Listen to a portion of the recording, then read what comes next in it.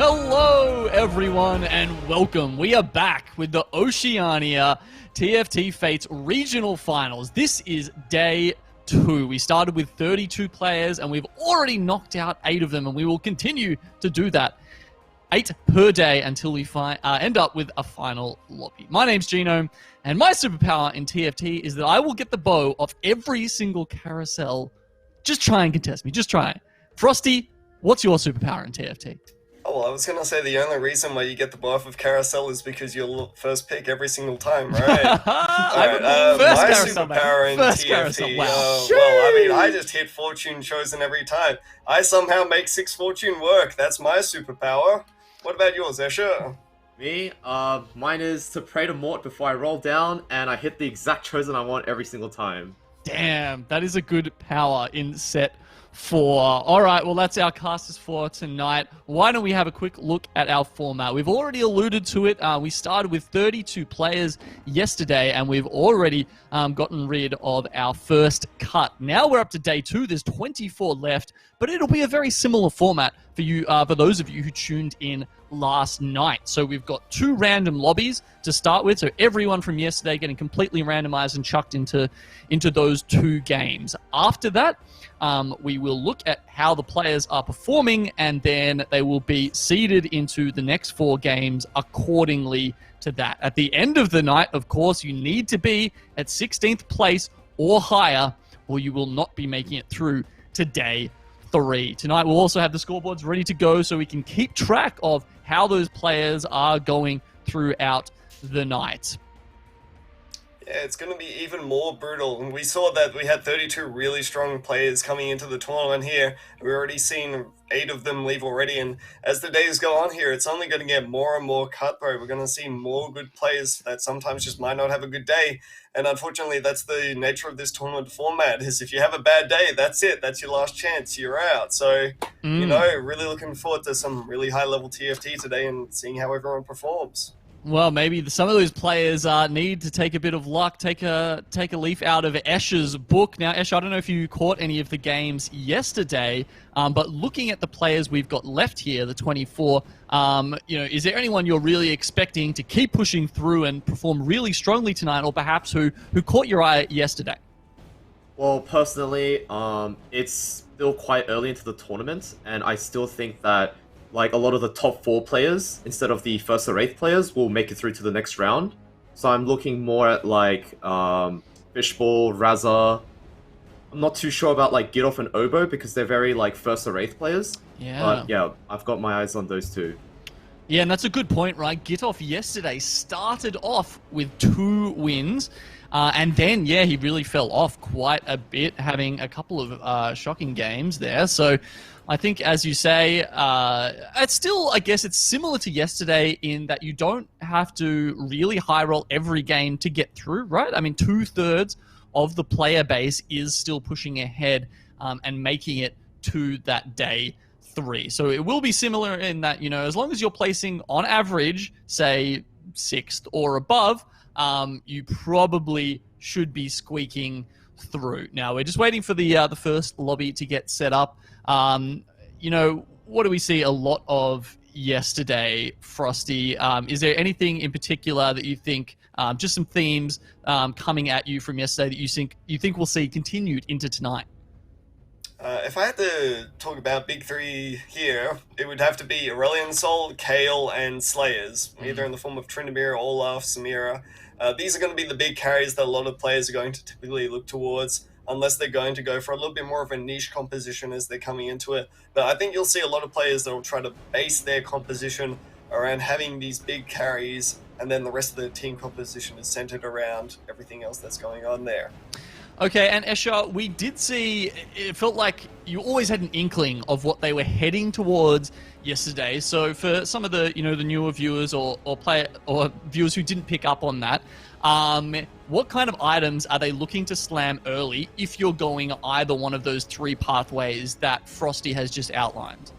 So basically, from the first carousel, most of these players are going to go for either a BF sword, a glove, or maybe a bow.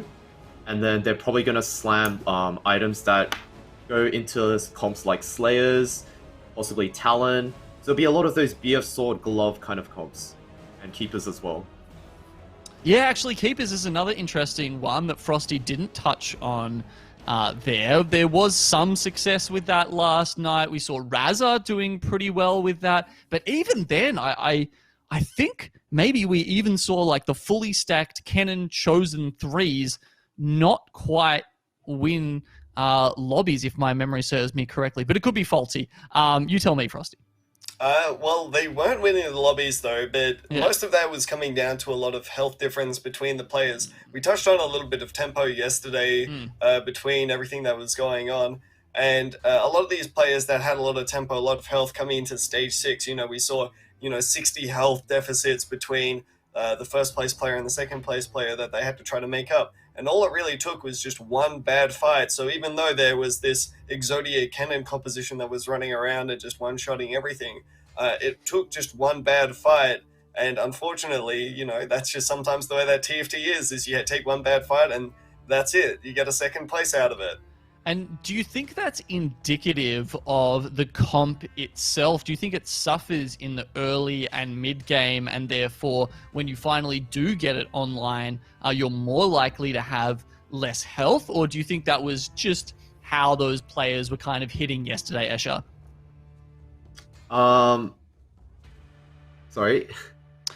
So when you're running a keeper comp, do you think that's one of the ones that suffers a little bit more in the early and mid game, and therefore when you are finally getting it online with that Kennen 3, with the GA, the Morellos, is it like it either just has to work or you're dead, or perhaps did we just see some slightly lower rolls yesterday, and the players suffering for other reasons in the early game? Yeah.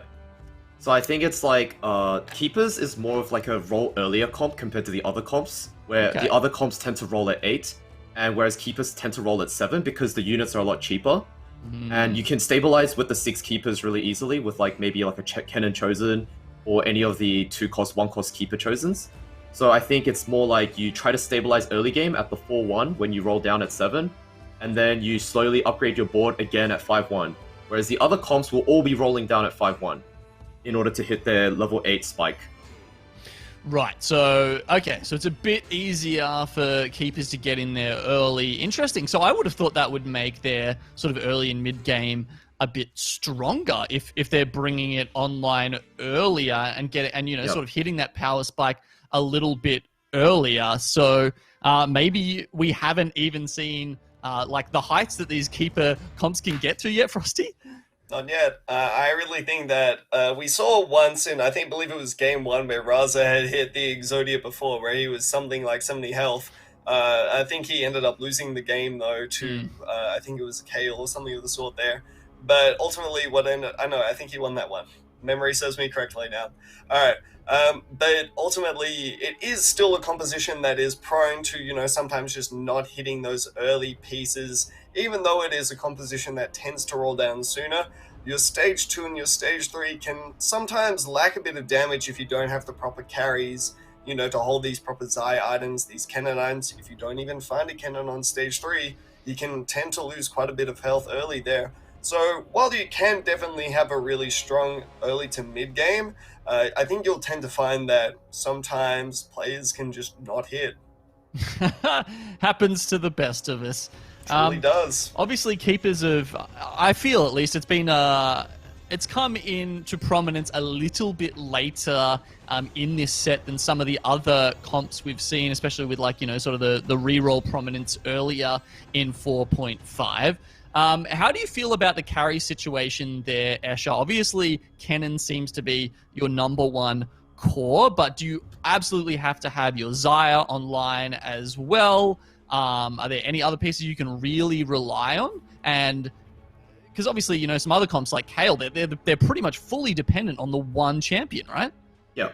So I think it's like keepers are more about like getting that CC from your vanguards, like Aatrox and Sejuani. They tend to like bunch all the units together, and then that allows your Kennen to ult, and then the Zaya gets to ult on top of all of those units. So I think it's like a bunch of everything, like a lot of CC that makes the comp.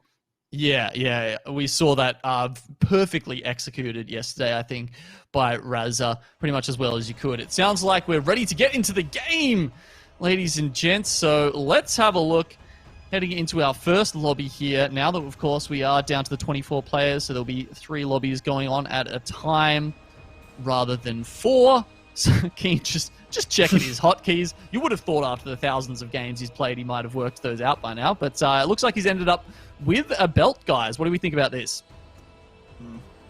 Not terribly impressed. Belt starts, I mean, they're not the worst. You can definitely get a nice Sunfire start off of it, but, I mean, you know, maybe hit a Zeke's in there as well, but it's not one of those offensive items that you're really looking to try to start dictating where your composition goes as such, so, yeah, not really got a ton of positive stuff to say about it. Well, I've got positive stuff to say about the fact that he's just hit the Brawler Chosen on 1-3. The earlier the better. It means you've got the chance to sort of start picking up those Maokai's and Tom Kench's immediately. This is a good pickup. Does that make the belt a little bit better, Escher, considering, you know, you can potentially put that on your... your Nunu or something like that, or your Shyvana, where they get some extra benefit from having, potentially a Warmogs or something of that nature? So pretty much here, he just got a BF sword from, he naturaled a BF sword. So I think in this Brawler comp, if he does commit to it, he probably wants to slam the Zeeks or the attack speed for Shyvana instead. Or he could go for the Sunfire Cape and put it on Tahm Kench, which would allow him to win streak, because Brawlers are a very early game focused comp. And it's really strong. So I think he probably will slam either a Sunfire if he gets a chain here, or he'll just slam the Zeeks to win streak. Okay, let's see what the third item component is, assuming he gets it. No, actually, just gonna pick up a bunch of options on his bench instead. But wow, look at this. He's getting close to the Kench 3 already, and he's happy to show that off to the rest of the lobby. Yeah, don't talk to me or my sons ever again, Escher says here. And I don't know if we're going to see the Zeke Slam right about now. Maybe we will. Honestly, I think it's pretty close. Honestly, Tahm Kench, not exactly the best benefactor of, 30% attack speed, considering he already attacks so slow, but whether it makes or breaks this next fight, I think Keen will have a look at the opponent's board and make a decision now. Chooses not to. He does have big auto attack damage at the very absolutely. least. But it looks like he just wanted to potentially give the Maokai an option to slow down the opponent's front line. So he's up against Chunga first. However, Chunga has leveled. Will that be enough? He's got the Chosen Tristana, as we talked about yesterday, one of the strongest, and it looks like it's a Chosen Sharpshooter, if I'm seeing that correctly, because there are some bounces going on. I mean, Tristana Chosen, it's the best Chosen in the game, like the level 1 Chosen. It's almost equivalent to like a 3-cost Chosen. It's just, yeah, it's definitely one of the best ones. He's definitely going to start win streaking with that. I mean, the real question is, how did that get through when all of the other 1-cost Chosens got nerfed? How is Tristana still so strong? Well, if you've watched The Incredibles, you know that everything is special, that means nothing is special. And it just so happens that Tristana just kind of got through the gaps there. So, we're just going to get to stick around and see if Big Papa Mortdog is going to keep it at its current state, or if it's going to take a bit of a cap towards the knees or something like that, just to, make sure that it falls in line with the rest of the 1-costs here. But honestly, I think that, for what it's worth, I think Tristana is in a somewhat fine state. I just think the reason that it's so strong is it just holds items so well, and that it's just an all-round just really good unit, whereas a lot of other Chosens are a little bit more specific, they have a little bit more of a niche role, Maokai's tanky, something like a Brand doesn't really hold AD items all too well. Yeah, he picks up that Nunu, bringing up the 4 Brawler, but yeah, I definitely get what you're saying there, Frosty. I mean, the other thing to think about, right, is that just because it's the strongest doesn't mean that it's OP. I mean, one of the 1-cost Chosens has to be the strongest, right? It doesn't necessarily mean it needs a tweak, but as you say, pretty damn good in this situation. Not only because it holds, it holds item well, but because of how prevalent the sort of the transitions are at the moment, and like very much kind of needing to go into those KO compositions or something like that to make your end game work. Okay, now that he's got the 4 brawler this early, I mean, we still haven't seen a slam. Escher, would that have been your choice up to this point? Basically, he pretty much saw that the guy had a Tristana chosen and he high rolled really hard in that first round. So I think he chose to just greed the item. But personally, when I play this comp, I tend to go for Hodge and Runans really early on that Shyvana. Oh, so Naze just took that bow. Shyvana with bow. So yeah, he probably chooses to take either the GA or the Sunfire. Not sure what he's going to slam. What do you think about taking the spat here, Frosty? Because I know, look, as we talked about yesterday, I play a bit of brawler, and I know that if you're looking to top one it, you know, if you want that kind of high roll, getting the Elderwood spat is extremely important, or it can at least it can make a big difference to certain the survivability of some of your units, or possibly even, I think as we saw yesterday, putting in a Dragon Soul spat sometimes as well to maximize the amount of traits that you can pull out late game. Yeah. I'd say Spatula is probably one of the more interesting items at the moment. It's no longer core like it was a few patches back, where if you saw a Spatula, you pretty much immediately raced towards it as quickly as you could, trying to get there before the other person did.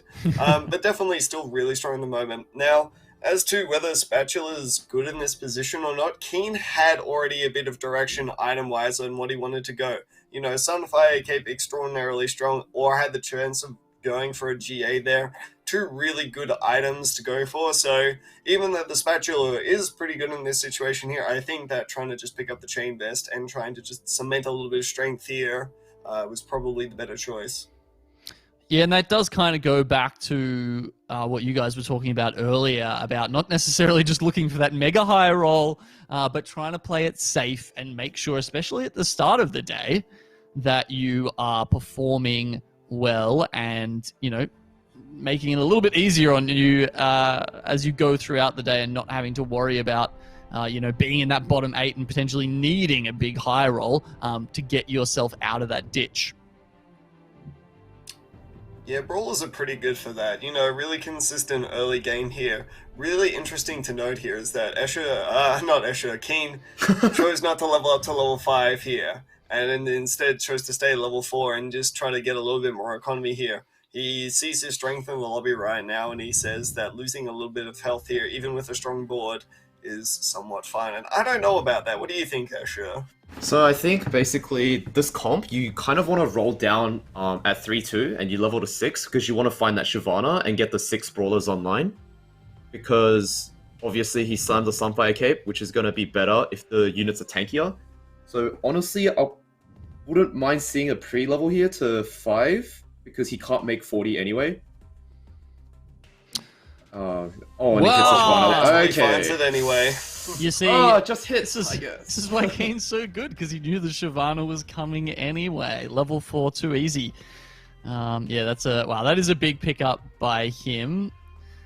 Obviously, he can't quite hit 6 brawlers yet. Well, he's not even level 5, so of course he can't. He will need that 1 extra brawler. Has he never? Oh no, he did have a Maokai, but he had to sell it because it had the belt on it. That's what I'm trying to look for. Had the Sunfire on it there, but he couldn't sell it off simply because it was his 4th brawler there.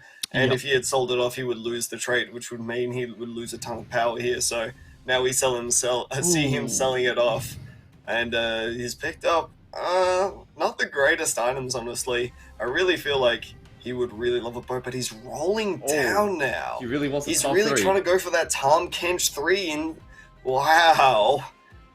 Okay, so he needs 1 more to make it. He's picking up some Dianas, which we can talk about in a second, but okay, he finds a Maokai. That'll help him out a little bit, but that seemed like a very bad option.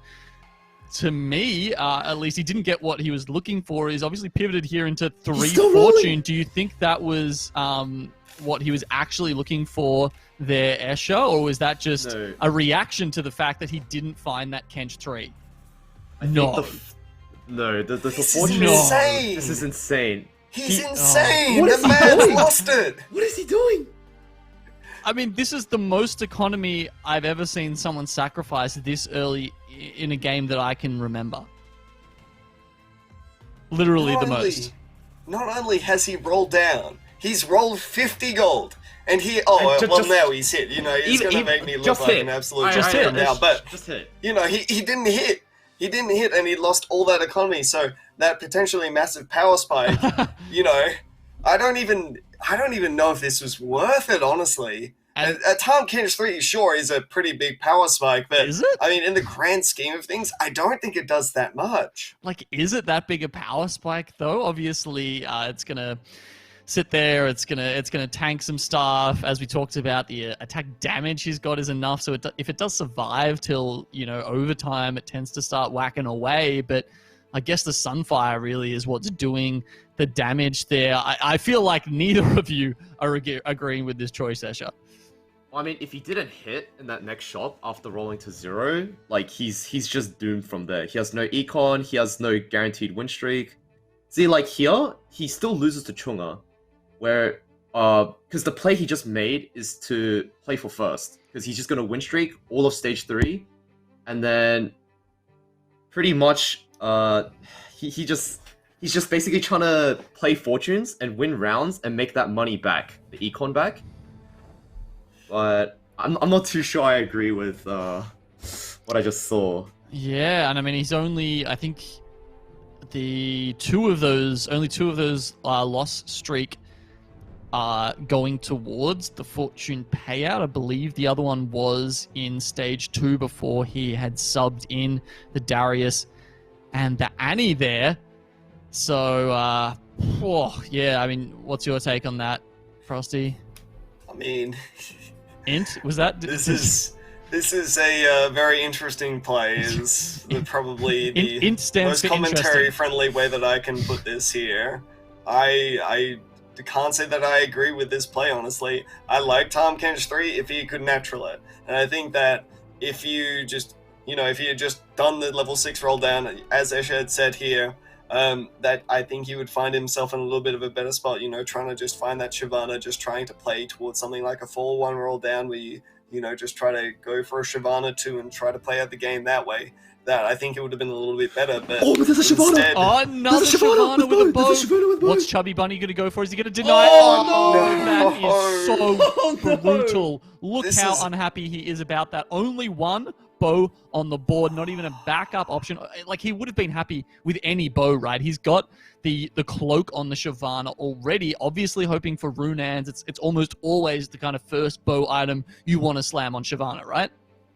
Yes, so basically Runans and probably a Hodge would be like the best items on the Shyvana, but Chubby Bunny just takes the bow. I'm not too sure what he needed it for.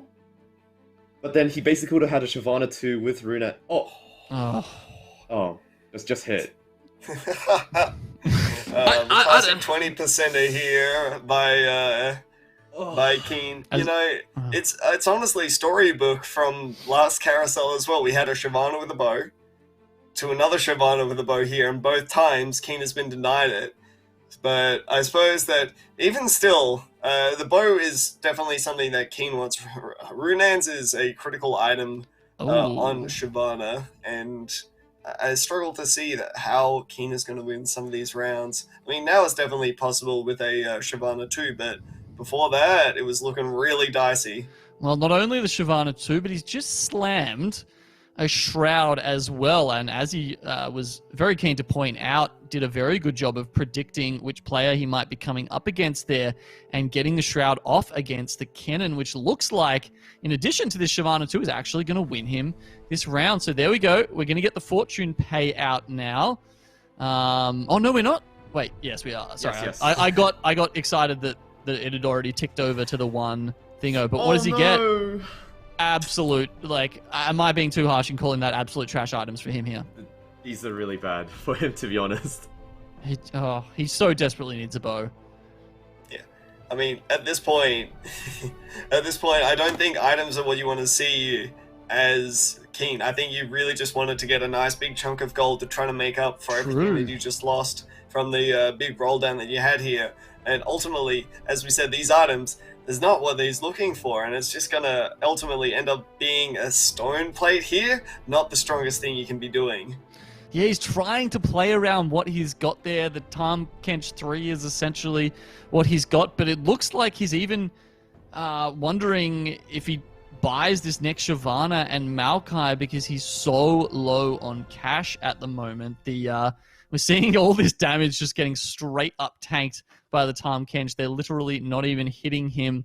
The damage is so low by them, but he will take it out. So do you think if he'd lost that round, he probably would have bought the extra brawlers? Yes, definitely. Because he's not going to make Econ anyway, and it's better that he just gets closer to Shyvana 3. Okay, and now that he hasn't, and also considering he's had that fortune payout, Escher, do you think, when is he going to switch these over? Just as soon as he finds that sort of Brawler 6? Yeah, I think it's probably when he finds the Brawler 6 or when he makes his Econ back. I think that's probably when he's going to take his fortunes out. Because he's probably looking to win streak here after he slammed these items on Tahm Kench. And he's most likely going to reforge these items on the Tahm Kench later. So he's just slamming to win streak through stage 4. Yeah, right. I hadn't even considered that. That's a very good point. So despite, having items that definitely don't suit his board all that well so far, at least as far as the carry goes, you wouldn't generally call a Tahm Kench a carry. He does have that option to reforge later. Look, he's just been hitting. I'm kind of expecting he's going to go on doing that, and that will keep him alive, even though he's a bit lower down. But why don't we also have a check-in with some of the other players on our board? Let's have a look at Chunga, who has seemingly just made a transition of his own. Did actually have the Gwinsus slammed, and is going to go for some, probably decidedly substandard, but still okay items for the Aurelian Soul. How good do you think a loadout this is, Frosty? It's an interesting loadout here. I think that I don't really like a Hand of Justice on Aurelian Soul. I don't think he's the best carrier for it. But this Ginsu's here is actually somewhat decent on it, especially when you put a Dragon Soul buff on it here. Yeah. So I'm just wondering what he's going to use with it at this point. Yeah, obviously. He might end up reforging it. He might end up just keeping it for what it's worth here. He might just be trying to transition into 7 Mage, which honestly wouldn't be bad either. But he's got a really nice 4 Vanguard frontline here. So ultimately, I think it's just down to whatever he wants to try to do. But looks like he's probably prioritizing 5 Mage for the meantime. And 5 Mage is a big power spike for the Mage comp as well. Instead, now you're really starting to hit those big spikes of damage with Aurelian Soul. So it's only going to be on the up and up for Chunga from this point on. Yeah, and sitting at 60 health, he's just chucked the Rage Blade on that chosen Lulu. What does that indicate to you, Escher? Pretty much it's just that Lulu is a pretty good holder of attack speed, like Rage Blade, because this allows Lulu to cost a lot. And I think it's just, this Lulu is just going to be like an item holder, and he's probably going to change his chosen later on, unless he's rolling for the Lulu 3. But I think it's probably just the best item holder he has right now, because the Vanguards can't take a Gwinsus, and there's no point really putting it on brand. Plus, Lulu is the chosen. So yeah. Yeah, just eking as much value as he can out of it, perhaps not staying on it forever though, especially when you consider, he's only got an Aurelian Soul 1 at the moment. And obviously if you haven't leveled it up to, if you've got a 2-star, then perhaps you're going to be a little bit more reluctant to try and look for that as a chosen once you get to level 8 and your odds of hitting that 4-cost chosen increase. He does still have a spatula. We talked a little bit about the Mage Swain yesterday. Frosty, do you think we might see that? What direction do you think is the best option for him at the moment? I love Mage Swain. I think that Mage Swain is one of the best win conditions in the game at the moment. It'll be interesting to see. It really depends on what he hits on Carousel here. I think that's going to really decide as to his direction here. I really like keeping the Vanguards around for a turn or two, just simply so that if you want to make, say, a 4 Vanguard spat here sort of dealio, then you've got the ability to do that if you miss a tier. Something interesting to note here is that he's might be staying at level 7 and putting in 7 mage, but as we see, there's more spats here. There's a ton of options that Chung has got. Okay, his second pick, Keen and take Pong Fawn. actually tied on that there. He obviously wants that mage spat first, and Keen sees that, and he's going to deny it. Interestingly, okay. Fawn? Hello? Now that's a really interesting. Talk to me about this one, Escher, because it seemed to me like he would prefer the Fawn if it was on a Veigar, or was it possibly that he was going to leave it on the Veigar, which gives him the option to upgrade that and potentially get a tier from Raptors, and which automatically removes the mage hat from the Veigar. So it's like, you don't really care about Vega in a mage comp, because Vega's just there as the mage buff. So you don't really mind if he's a tier 2 or not. Okay. It's more so right there. Definitely, I would have taken the Fawn, because that gives you more direction, and it gives you more ability to be more flexible. Whereas if you slam this mage spat, you're kind of hard locked into mages. So I'm not too sure I agree with taking a mage spat here. Okay, Frosty, do you think it's possibly because he doesn't have ideal items on the Aurelian Soul, and he thinks, well, how can I make this any better? Does the extra slot and potentially some traits that brings helps me, or do I really just need to get that, Mage Swain or something like the Mage Shyvana that we're seeing him give so many problems at the moment? Well, honestly, I think he's done it because he really does lack the direction here, and he's just trying to, stake a claim, if I can speak properly here, as to a direction that he wants to go. Aurelian Soul at level 7 doesn't really, or 7 Mage doesn't really need perfect items. He just kind of does his thing and one-shots wherever is in between him and, the end of his beam. So, honestly, I think that, Chung has identified that. He's probably just said, look, I can go 7 mages here. Mage Bat Swain is pretty darn good, so, we've got a pretty fine transition. But as Escher said here, I feel like it's a different playstyle between Escher and Chung here, where Escher really wants to prioritize having that flexibility, but Chung has just said, nah, I'm just going to try to go for the powerful thing here. And yeah, as we said, Mage Swain's pretty damn powerful. If you get him, I think at level 1, he's not too bad in sort of the 5th stage, and then beyond that, you do start wanting to see him 2-starred if you're really pushing for one of those top placements. At the moment, he's got enough life to deal with. It's Pong and it's Chubby Bunny that are really struggling at the moment. You will remember that Chubby Bunny, I believe, was number 1 yesterday. That's right, he was.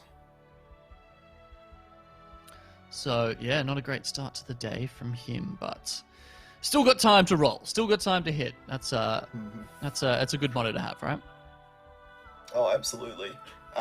Something to note, though, is that momentum definitely plays a huge part, and especially if you haven't got the strongest of mentals here, getting on a good roll early is definitely ideal, simply because, it helps you focus and helps you play well. I don't know how exactly based on mental a lot of these players are, but I will say that Sugar doesn't exactly have the best tournament streak, and I feel like he would definitely like to try to get a win to start off here. Okay, we have a double assassin spat as chosen level 3 Kennen assassin here. Just take me through this comp. What is even going on here? How do you even rate it? I can't say I've seen this before. Obviously, he's got the 6 assassin, 4 ninja here, Frosty. Well, I think I don't really need to do much talking when it comes to this. I'm going to let the screen talk for me here, where we literally just saw an entire team just get evaporated. I don't even know what just happened. I blinked and I missed it. It's almost like yesterday we were talking, or even today we were talking about how with the keeper comp usually, it's, you need the vanguards to bring the enemy team to cannon. All of a sudden, you've got an assassin cannon. Cannon goes to the enemy team, and yeah, that is a scary board. I was thinking, the 6 assassins weren't really rating them this patch, but maybe Pong is he's flipped the script and worked out how to make it work here. Escher, how far do you see this one going? So basically, every round he has to sweat his positioning by putting cannon exactly where it needs to be, because right here, there's a chance that it might not hit the KO. So if he doesn't position it perfectly every single round, he is going to lose, because that cannon needs to be on the right side every single round, or he will lose the round instantly, because his team right now is just cannon and Akali. That's it. So we're going to see a lot of scouting from Pong. So this should get better as the game goes on then, shouldn't it? Because at the moment, when you've still got the 8 players left in the lobby, it's a bit harder to predict who you're coming up against, if I remember how that works correctly. Yep. Well, ultimately, I feel like it would be a double-sided coin, right? Where a lot of these players, upon recognizing that there is a Kennen 3 with Assassin, will tend to then, if he is one of the last ones left, tend to spread out, so that the effectiveness of this Kennen 3 is going to be somewhat mitigated, right? We're going to start seeing a lot more Azirs, a lot more of these other units that will just have a lot more other units to try to come up against here, and will stop Kennen from getting his full effectiveness off. But if we're going to see plenty more clumped up compositions like the one that we're seeing from Chunga right now, then yeah, Kennen's going to have mad dirty work here. Right, but he didn't get the ASOL. We saw the ASOL was actually there. Kennen does get his GA popped, but not quite enough. Didn't stun the ASOL, but still good enough to win. We see the Swain actually coming out now from Chunga. I didn't actually catch who the mage cap was on currently. Oh, a free Dragon Soul spat on the Swain that you can place anywhere you want, and it looks like Dojo Mojo is going to take that option. Yeah, big fan of that, honestly. I feel like even just picking up a free Swain there is more than likely what Dojo was probably going for. But, I mean, to go back to the point here, is Kennen is a ninja, which means that Kennen gets an extra 140 AD, I believe. So his auto attacks are still going to be critting. They're still going to be hurting. So even if, say, you don't get one unit left after you've done roasting the entire team, Kennen can still auto attack that champion down and is going to hurt. Yeah, so if you've got the one left over, like the ASOL there, as you say, yeah, that's it's gonna make not only his ult but his auto attacks as well just do an incredible amount of damage. Okay, wondering where he should put the GA. What do you think about that position there on the pike? Is that more worth it than, say, making sure Katarina gets a cast off? So basically, you want the pikes basically on the sides, on the corners of the map, because that way you can make the most value out of his ulti, which will go across the entire map to the other side. So basically, Katarina is most likely not going to cast, whereas this pike will always cast. So like as you can see there, he just stunned his entire team. So you always want pike in either the left corner or the right corner. And this cannon. Just nuts, isn't it? Yeah, so it's pretty much... Not enough here, though. Not enough. Tanky brawlers. Yeah, 14k damage. Not quite good enough. And potentially that comes down to the fact that he doesn't have the Morellos there. You saw how low those extra, those last couple of brawlers were. I mean, I suppose he does have the crit glove there. Okay, here's a good technical question for you guys. If you've got a champion like Kennen that's doing damage per tick, does the jeweled gauntlet apply each tick, or does it just decide whether the entire spell is a crit or not? Escher, please help. So I'm pretty sure Escher, I don't trust my knowledge anymore. I'm pretty sure it'll tick for Kennen, because his ult's not just like a one ability. So I'm pretty sure it ticks. I'm not 100% sure, but I'm pretty sure that's how it works. So just like that. So there, did it happened way too fast for me to see. I didn't get to see if it. Yeah, I'm pretty sure that, I mean, I'm just going to chuck it out there, because I'm so knowledgeable. I'm pretty sure that's what I was going to say there as well, as that, yeah, I'm pretty sure that Kennen does just choose every single tick, but since his crit chance is probably near 100% at this point, if not 100%, it's going to be critting every single time anyway, so effectively going to be dealing 2 times the damage. Yeah, that's a very good point, right? Of course, with that 6 assassin buff, that is part of the trait. It pushes up your chance to crit. Getting an Akali, that's... oh, he says, no, that's not nice. I don't really care. I'm going to look for something else. I just prefer to have the eco for the moment. Okay, now he's got the JG. Where's that going? Is he going to keep stacking up the pike? Or does it make sense to chuck it elsewhere? Perhaps... It's probably going to go on the pike because he's already got 2 items on it. Yes. And no one else can really make use of it. He's done a good job of maxing out his traits there, as you can see. He's now got Enlightened Mystic and Keeper. Obviously, he had been waiting to find that Talon for quite some time, and now that he has, the comp is really coming together. Chunga, though, as well, you can see he's really stacked up on that Swain, who's got the Mage Cap, the Warmogs, which means the Mage Cap is doing even more than it was before. And once he's the only one left alive, the Gargoyle, I was about to say can sustain him, but not this time. I was gonna say that that Swain's looking awful scary over there from Chunga, but it turns out that doesn't matter if it's looking awful scary if it can't even cast a second time, as the Kennen literally just eviscerates its entire health total.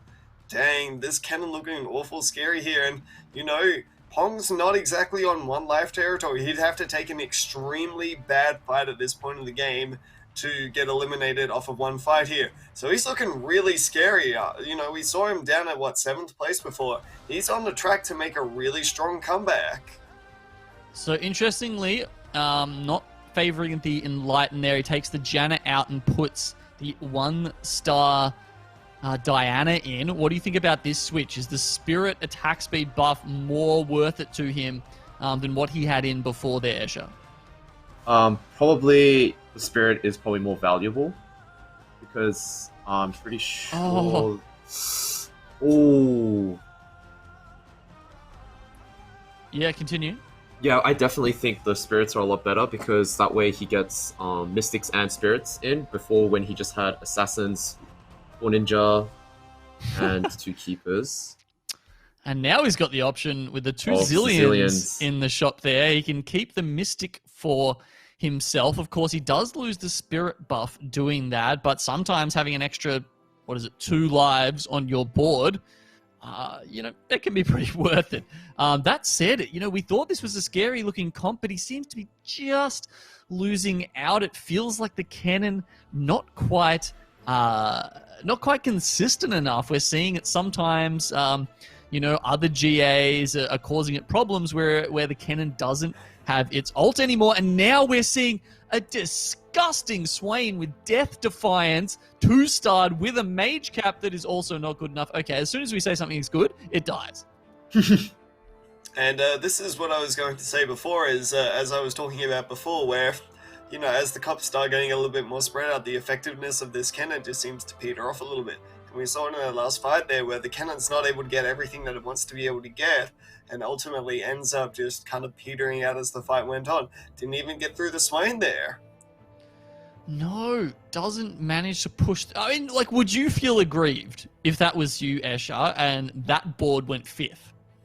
I'm pretty sure I'll be pretty happy with it because, to be honest, Kennen carry with Assassins, it's not the strongest comp, whereas all these other comps kind of counter the Kennen, like these brawlers, they're too tanky to melt, and there's the set as well that could grab the Kennen and then ult it into the entire team. So I would be pretty happy with a top 5, top 6 with that comp. Okay, so not really rating it. We're seeing a bit of an item redistribution here from Keen, one of the 4 players we've got left in here. 3 of them just about on 1 life. Maybe if Keen gets lucky, he can squeak out there. I like this Elderwood spat on the Shyvana. She's so tanky with that and the Titan's Resolve. And once you start getting to these late game situations, what I found is that sometimes you just need that Shyvana to be the one who tanks enough while your set is getting charged up. Of course, he does have the Tom Kench option for that as well. And you can see there, it's good enough to push out Nays.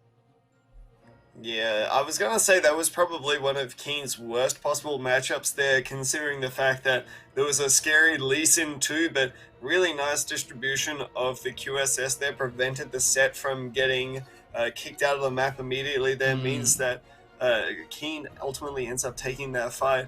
We got his two opponents, Dojo, still looking awfully scary. The double A Soul 2 Swain 2 with Mage Cap. This is going to be a monstrous board, and I don't know if anyone's got the tools to take him down quite yet. We're going to see Gages rocking 8 Olafs here. We'll see if he's got the firepower to be able to take down Keen. Well, Gages does have 32 health left, so he's got time to try and find that final Olaf and hit that very big win condition. At the moment, the Shyvana buying a little bit of time with the GA, but it's not quite enough for Set to get charged up and actually take so much damage. He's just going to be straight out in third place. So now we've got the 1v1 Gages versus Dojo Mojo. Considering, let's say they don't hit the Olaf 3 there, Escher, who do you think has the best shot at taking out our first game of the night here? I think it's most likely going to be Gages because he already has his entire board upgraded. He has the Samira 2 and the Set 2 at 8, which is quite ridiculous, knowing that they're legendaries. And I think his comp just does better into this ASOL Mage comp. Okay, so despite having that, I mean, these Ornn items are pretty damn good for Dojo Mojo, though, right? He's got the Eternal Winter sitting on the Sejuani, which means all of those units that start cracking onto that, especially the Olaf, right? Potentially going to get frozen for, I don't know even how long it is, but then also having that Death's Defiance on the Swain. And obviously, as we saw before, one of the only ways to beat a Swain of that caliber is to burst them down while they're not in dragon form, and Death's Defiance obviously a fantastic counter to that. Ultimately, I think this fight could end up going either way, honestly, because what can happen here is that there is a chance that, this big Sejuani just being able to be a massive nuisance on the entire enemy board, as we see literally everything melting here. But the Swain is gone here, and one of the big things I was going to say is that the Swain could get slammed by this set too. That ends up being that the strong board of Gages just able to take down that game. So excellent play by Gages. It seemed like the Olaf actually kind of dodged around the side there and somehow avoided getting Eternal Wintered at the start. Was that just good placement or luck? I don't know if you kind of caught exactly how that played out, Escher. So basically the set grabbed the Sejuani, and then the Sejuani died really early on, which is why the Olaf was allowed to ult. And then he came back in GA and then just pulverized the rest of his team. As we call it in the in the players conference here, it's a play diff. It's a play diff. It's a play diff, bro. Yeah. Well, I mean, yeah, it didn't feel like you could have really rolled any better with those items from the Ornn there to try and finish off that final board. So you got to give. Wait, was it Keen that took it out? Or Gages. Yeah, Gages. You got to give Gages the honors there for winning our first game here of the night. We will just go to a quick break now, guys. But as always, we've got plenty more TFT action coming up for you tonight.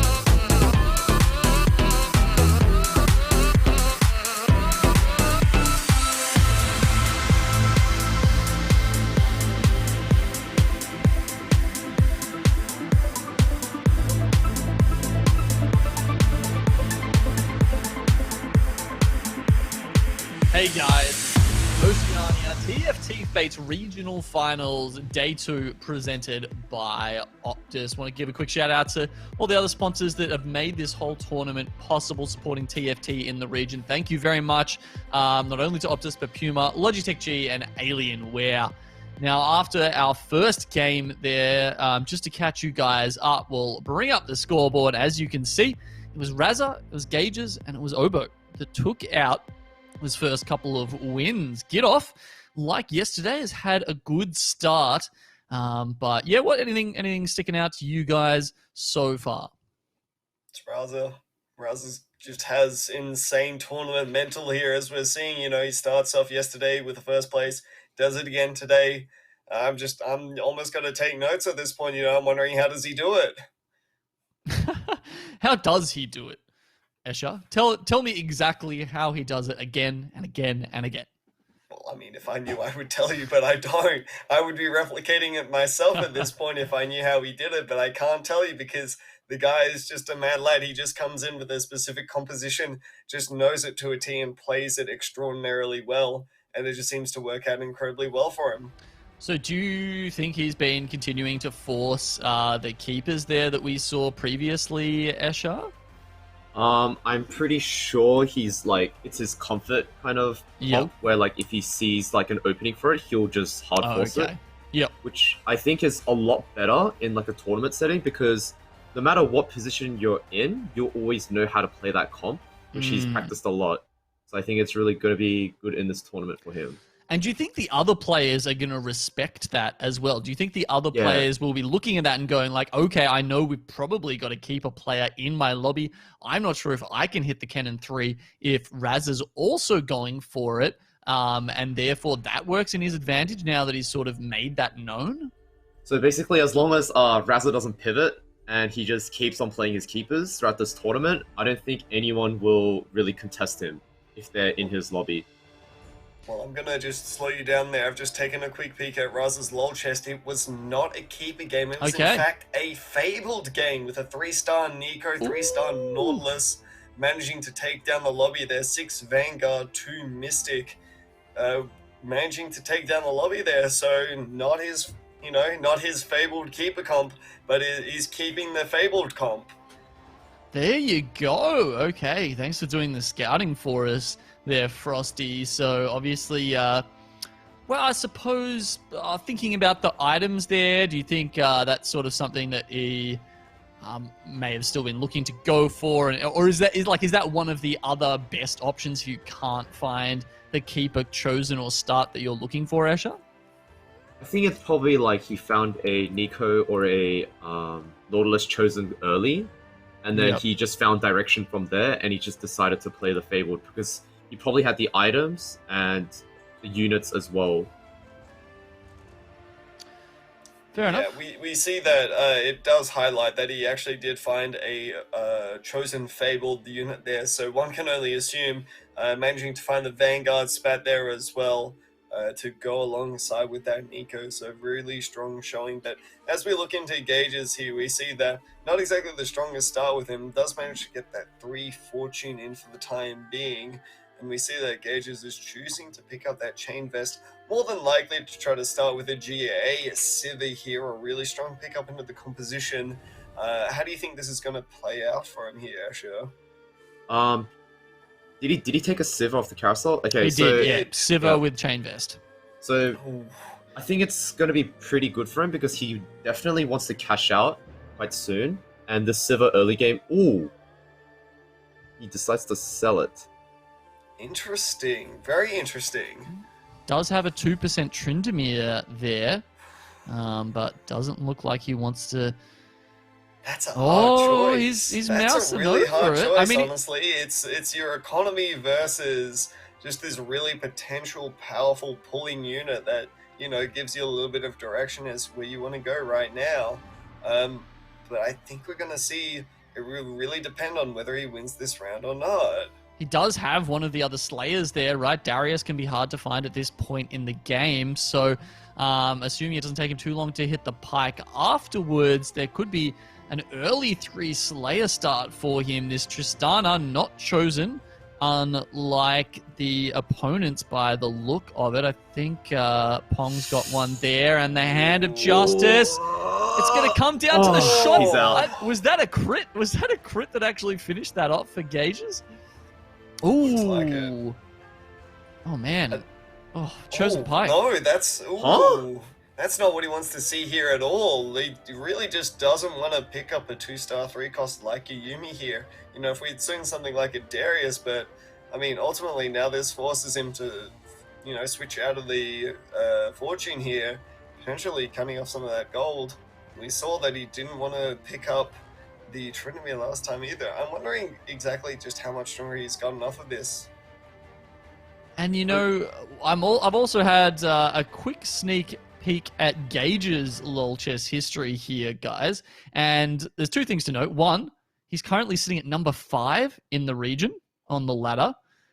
He's got a heck of a lot of MP. The other one is that he's very much been looking towards the Slayer compositions and putting Olaf, or putting his hopes on Olaf for most of these games, and generally looking at his history, doing pretty damn well with it as well. So, I mean, for me, that raises big questions here of why he didn't go with that very early Tryndamere. So basically, the Tryndamere costs 4 gold, and it's a lot of gold to hold early game because you want to make your econ checkpoints. So holding that Tryndamere is actually not too worth it because it's really expensive, and it's not going to be that strong in the early game with like his current state of his board. He doesn't have the Warlords, he doesn't have the Slayers, so it's not going to do as much as a Tristana 2 would in this situation. Okay. Yeah, absolutely. Playing a bit safe then, maybe hoping to get towards that later. I mean, he's got the GA. I mean, obviously you generally put that on Olaf. Would you also put that on Tryndamere if you were looking for a Tryndamere carry? Either one works, honestly. You know, Yeah. I feel like the items are interchangeable at this point. But a Brawler chosen Shyvana, oh, that's a really good pull here. Oh, now that is a beast. If you've ever seen one, he's going to replace the single Shyvana he has on the board. Now definitely got some thinking to do. Sells the other Shyvana, which says maybe this isn't a permanent change for him. Do you think that was looking at his items and saying, well, I don't have any bows yet? Obviously, it can be a little rough going Shyvana down that route without the bows, or is it just because it's already level 5 and he hasn't got the, you know, the Maokai, the Tom Kenches that you would generally start stocking up earlier if you hit a 1-cost Brawler chosen? I mean, to be honest, he doesn't really have to sell it here because it's not going to ruin his economy, or it doesn't really like change anything if he sells it or not. So I think most of the times he would have just kept it there on his bench, and then maybe here, if he could have made 40 to 50 gold, he would have definitely sold it. How do you feel about this roll down, Esha? I think he's definitely trying to roll for just a little bit of strength here. Interesting to note. I think it's not bad because he wants that 4 Brawler. Yeah. And he wants to just start win streaking from here with that Shyvana chosen, which is going to be really strong in the early game. Yeah, something also really interesting to note is while I may have been dissing on the Fly Girl Yuumi before, it does get a lot better when you are playing Brawlers because of the way that Yuumi works with max health and percentage health, right? Because that Yuumi doesn't work off of max health, she works off of percentage health. She's going to get big heals on these Brawlers. Yep, that's a good thing to note there. Obviously, they've got no... picking up another 2 potential 6 Brawler spike here. Could take out the Dragon Soul if you were feeling so inclined. Going to sell the level 2 Yuumi as well. Okay, still got those pikes in there. Looks like he's trying to consider now, will they fit into any kind of future he sees for this composition? But wow, that's I feel like he's gotten pretty lucky there ever since picking up that Brawler Shyvana. Well, You talk about him loving his Slayer Chosens and all sorts here in his Slayer compositions, and that just really builds into his game plan here, you know, holding onto those pikes, guaranteeing that you're going to have a pike 2 ready for that big transition point. Because as we see here, he's not prioritizing picking up other Shyvanas, you know, Shyvana 3 is not on his radar, so ultimately it's going to be a transition out. It's just that, you know, it's all going to be down to timing and when he's going to do it.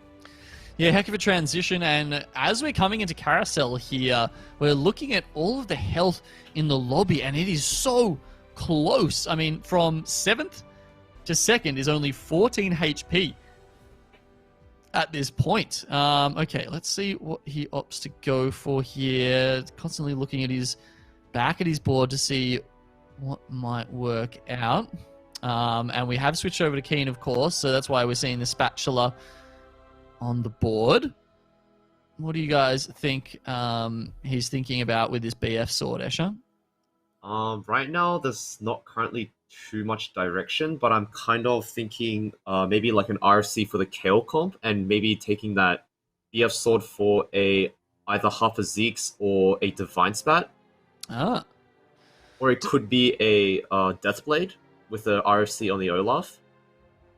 Could it ever end up being keepers from this position? We see him prioritizing still having an Elise on the board here.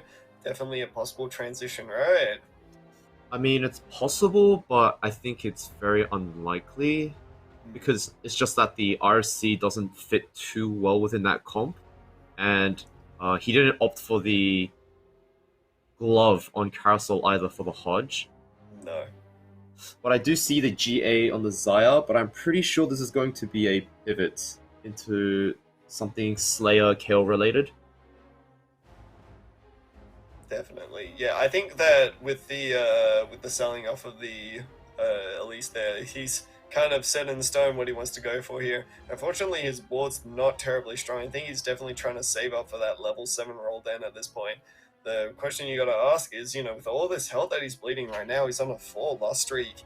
If he takes another bad loss, you know, he's going to be down in the 40 health territory, and, you know, that's starting to get a little bit scary, especially if you just don't hit. Yeah, it'd be a good time to roll down. Obviously, lose streaking in the 4th round is what really starts to hurt you. It really starts to put you down in that danger territory. You can see him holding a Talon at the moment. And yeah, I mean, honestly, I'm definitely having some trouble making sense of the board he's got right now. I guess it's just, is this really just, you know, trying to play strongest board and hasn't found much of that so far, Escher? Yeah, so I think right here, he's just playing strong units that will kill units and save him some HP, so that he can transition his entire board at 4-1 for his level 7 roll down. Yep, and it looks like they might have been a little bit too strong, actually. I mean, sure, he'll save a little bit of health. You always do wonder if that's the best option going into getting a 5 loss streak into the creep round, where that would have gained you an extra, 6 gold there. So, that said, he's got his economy is still, you know, somewhat healthy, and it feels like he will have the chance to get to level 7 and start hitting that roll down. Definitely a bittersweet feeling coming into Wolves, especially when you're on a low health total here. You want to keep up your loss streak because you really want to make sure that the advantages that you've been accruing over the stage, you know, of this big loss streak, are going to fully pay off when Wolves comes around here. But unfortunately, it seems like it's not going to be the case. And honestly, that might be a big deal for Keen. You know, he 6 less gold on the roll down here really might affect him. You might just not find what he's looking for here. And the items that he's got as well, not exactly the greatest here. Okay, 2 stars, the Annie. The Warlord chosen at this point, probably not that great. The Keeper chosen, potential with that, considering he's already got the Xayah and the Rakan, but doesn't opt for it. 20 gold left to make something happen here. The ever-present Sedgetrox frontline has arrived, and he's going to double the Xayah there. So, right, where do you see, now that we've seen the roll down, What are his options here? Doesn't seem to have hit any kind of chosen that he was keen to find. So I think it's like more of a stabilize at level 7 kind of board, and he wants to really roll down at 8, which is why I think he's just taking these strong units without much direction. Yeah, but honestly, in this position here, you're in a bit of a weird spot because I'm eyeing this Irelia, and while I mean it's not exactly the best chosen, I mean it's still something, and you kind of do still want something while playing on these boards, especially if you're trying to make sure that you don't lose too much health. So honestly, not that I don't hate it, this board is in fact really strong. 2-star Zaya, you got Siphoners in a Sejuani too. This will definitely carry you even without a chosen. Yeah, I mean, he had the option to go Mage Swain. We did see the 2-star Annie there at some point. He could even slam the Morellos onto the Siphoner lady that I'm forgetting the name of. Morgana. Yeah, we'll just call her Siphoner lady from now on. Siphoner lady. Yep. Does the Siphoner. Morgana. Yep, that's the one. Yep, nailed it. Yeah, so not opting to go for that either. Really just relying on this Zaya right now, who's putting in work, but oof. Okay, can she get the next cast off before the Siva blades come in? Might be able to jump over this. She does. Oh, she does. But it's not enough. Oh. Wow. Feathers do in fact be flying here, but just not in the correct amount for her, unfortunately. And you know, that's the problem with Zaya, is a lot of her damage is really bursty. Sort of, you know, we found there that while it's easy to try to, you know, get through an entire team in one go, if you don't get through that entire team in that one go, it can struggle a little bit with rapidly trying to just get anything done that she could there. And as we switch over to Chungi here, we find him in last place, 6 Dragon Soul, rocking that Shyvana too. He's in a bit of a problem spot here. Yeah, obviously with the 6 Dragon Soul, he at least gets a couple of those Dragon Soul buffs, but considering it's 4-3, he's still holding on to a Tristana too to help him out there. It feels like he is going to continue suffering a little bit longer. What does he need to hit to get him out of this predicament, Escher? He probably needs to hit that Kale Chosen at probably level 8. He might have to all in very soon, otherwise he will bleed out a lot. So I think it's going to probably be a sell the Shyvana Chosen into a level 8, roll down at 4-5 for a Kale Chosen. I don't think he can continue to keep on playing the game the way that he's been playing it here, even though a lot of his units from 2-star here, it's just not the strongest board that you can be playing. You know, a lot of these units don't really have a lot of that carry potential. The biggest carry we see on his board right now is a Tristana 2. And at this stage of the game, while we say Tristana is one of the strongest one-cost units in the game right now, it's typically falling off at this stage of the game here. So as we see the roll downs happen, Chosen sold. Ooh. You see a Zaya there, but he's just going for it. All right, well, he's had several potential options so far. Slayer Darius isn't going to be it. Somehow, on the last piece of gold he has, his absolute last shekel will hit the Kale Chosen. He's got the RFC for it. I'm sure we'll see the Zeeks go down on the Kindred next to him also. So that's 2 out of the 3 Kale items we need to see. Raptors are yet to come. He just needs this to carry him through to Raptors and see what else he can get to put on the back of this. I think he'll be fine. My professional opinion here, I think he will be just fine. Just hit, bro. Just hit. Gaze has just also hit a Olaf Chosen. Yeah. Oof. Holy moly, this lobby is starting to get a bit spicy here as we really get into the interesting stage of the game now. The part where everyone is getting a bit bloodthirsty. And we see here that, yeah, Chunga just manages to hit at the very last moment there. I feel like if he just doesn't hit there, that's it. That's his game over for him. But funnily enough, just manages to, you know, squeak it out for just maybe a few more rounds here. Yep, Chosens. Yep. Quality mechanic. Wouldn't say anything bad about them myself. Absolutely not. Mordog is a wonderful person. I mean, we would never ever do that. It certainly brought a different flavor to set 4. Another Kale chosen there on Chubby's board as well. Yeah, but doesn't have the items for it. Currently just got a glove. The only option really for him is the Thieves' Gloves there, and that's definitely not going to be good enough. Of course, Kale having to move around just is too much of a hindrance there, and Chunga will easily come out on top. Now he's very happy. He's maintained that 21 health, which is barely the 2 lives he needs to move forward into round 5, and at least allows him to potentially look at finding something better for this spatula. That's it. He's still got the Reforger, right?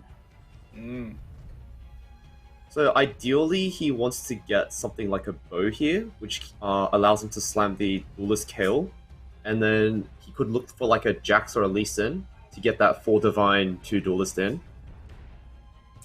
And there's the bow. That's it. Escher, when did you become a prophet? How did you know it was going to happen? You're too good. I mean, he hit the chosen Kale with exactly like 12 gold left. So, I mean, I knew he was just going to hit. You know, it's the 8th place. It's the 8th place buff. True, too true. Chunga only seems worried about just moving up a couple of places in the lobby at the moment. Actually going to choose to use the Reforger on the... What was that? An Ionic Spark and a component. He'll get the Frozen Heart back, which is, what would you say, probably a little bit less, but at the very least, he's happy he got that Duelist Spat. He hasn't activated it yet, which of course is a big problem because it's taking up that slot on the Kale. And as you can see, the Chosen Olaf is coming in here strong with a double Another Hodge. Chosen Olaf. Oh, this is a different one. Yeah, this is a different one. Oh my. But it just goes to show you how the Kale into Olaf matchup kind of looks like, especially when the Kale has really good items here, is that the Olaf can really struggle. But as we mentioned there, the Lee Sin comes into the shop here, and this is massive for Chunga. We were talking about before how Chunga was in a lot of trouble, but honestly now, Chunga doesn't have a lot of upgrades that he needs to hit left on this board. Chunga might just reasonably try to think about trying to go up to level 9 at this point, and I wouldn't blame him because I don't really see a lot of players on other boards here that would be able to match his strength. Wow, really? So the Chosen Kale that strong? Strong. The next really big buff you could see. What kind of kick was that? That was like a backwards, like... Yeah, so basically, shunt. the Lee Sin kicked the Tryndamere, and then the Tryndamere spun towards the Kale, and he got kicked out of the map. I want a mechanics check on that. How on earth does that work?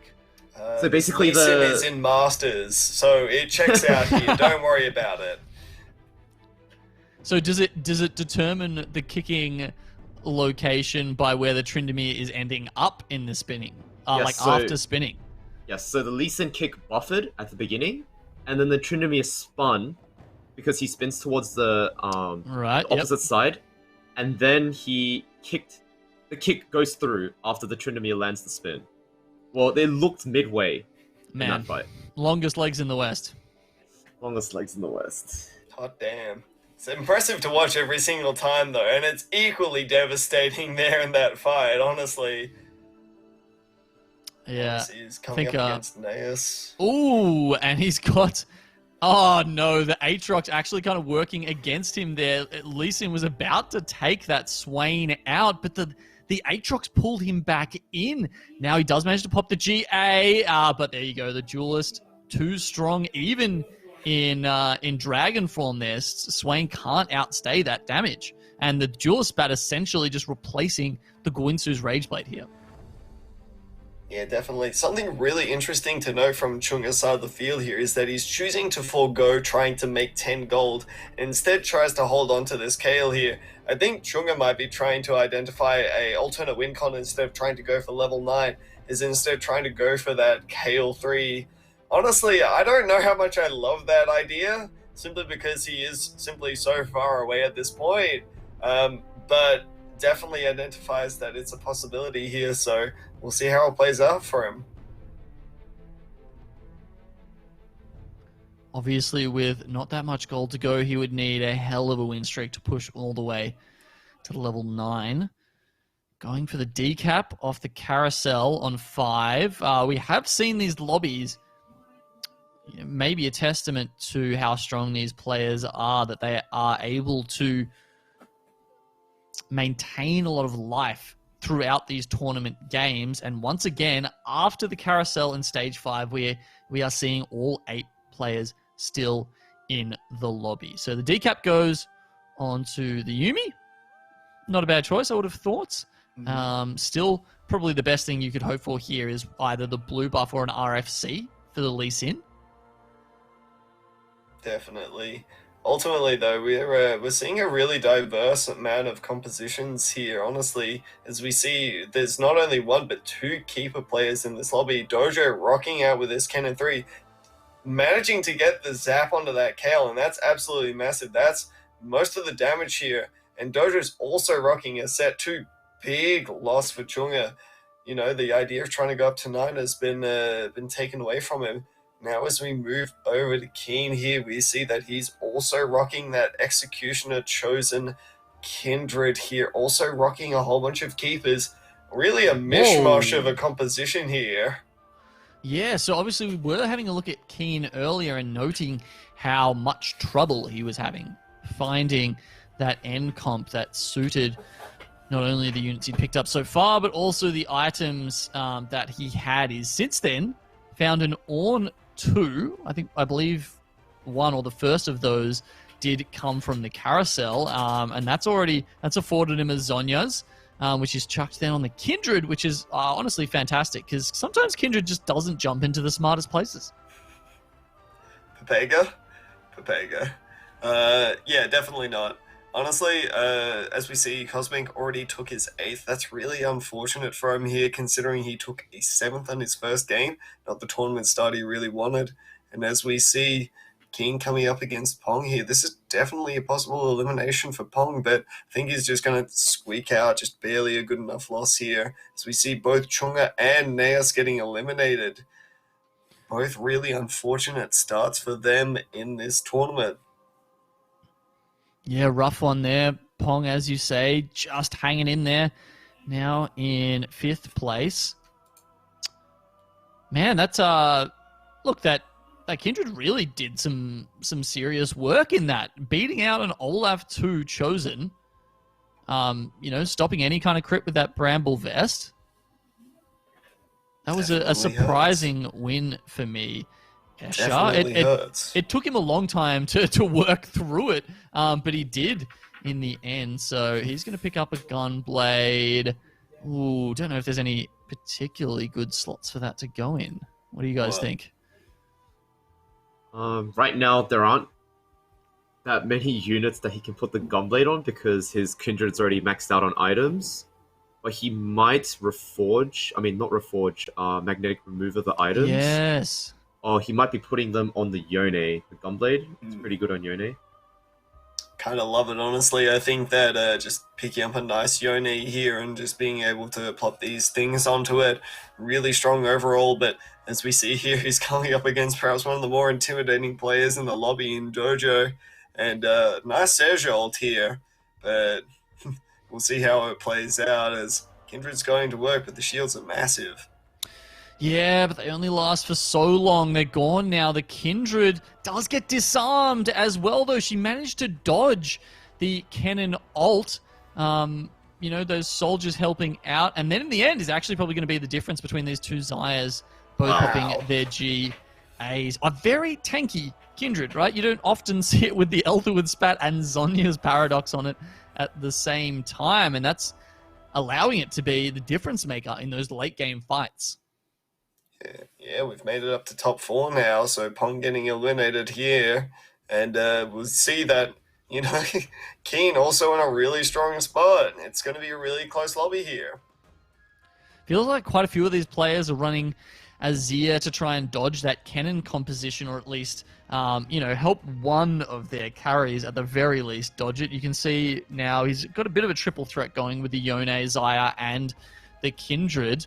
But it does mean it's kind of tough for these guys to pick up the Azir too, because so many of them have been looking at that as a kind of delaying tactic. Basically, these Azir soldiers are mainly used to counter the Aatrox, because the Aatrox counters the Aatrox targets the furthest units from him, so which is why Keen's placed them in the left and bottom right corner, so that his Kindred wouldn't get hooked by the Aatrox, and it also acts as bait for the Talons to jump onto. Yeah, and enough of that in the lobby going on that it's going to work out. You can see as he scouts there are, I think that was a level 2 Talon. Yep, with some Talons. decent items on him as well. Randuin's on the Sejuani there for gauges. Okay, well, we're getting down to it, guys. It's the 6th stage. It will end here, you would imagine. Let's see. Who do we think can come out on top? Whose board are you reading as the strongest right now? Probably the Olaf board? I don't know. King's board is looking extraordinarily strong. These Kindred items, really scary, but also the Samira just absolutely tearing through King's board here. Ooh. Might see him get eliminated off of this. Yes, Both? managing to take exact damage, and also both players getting eliminated there. So, dang. Great work from Gauges there. Also managing to secure another first place, managing to take down the first and second lobby. Great stuff for today. Yeah, you'd think Gauges is pretty much in the box seat there to possibly take out the... Well, he could take out a first, but more likely is just almost definitely going to make it through to day 3. Now, it was a fantastic game 2 there. We've got plenty more for you guys here tonight. We'll just jump to a break quickly now, make sure we're back in the action before long.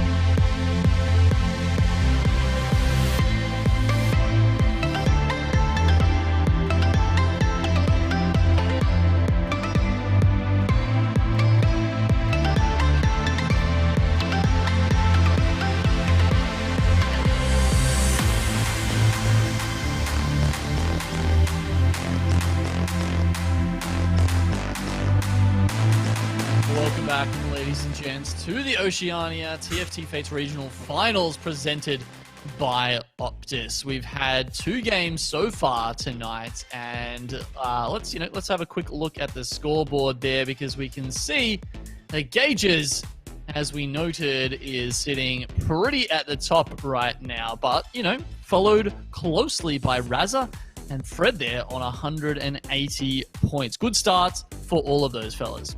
Yeah, really impressive showing by all of them to start off with today. We can see everyone else is somewhat more clumped up here. A lot of players in the 100 range, but also a lot of players that are clumped up down near the 50s and 30s. Not exactly the best start from, Admiration, Chunga, even old VG down there as well. So really looking to see if they can try to pick it up throughout the next few games.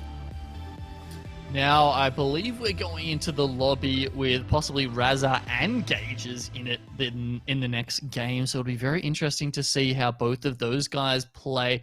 That's obviously a pretty high quality lobby. Do you think there's any kind of differences we'll see with all of those top players in the same one Escher? We were talking a little bit before about how some of these players might think about opting for one composition or the other, depending on who else they're up against.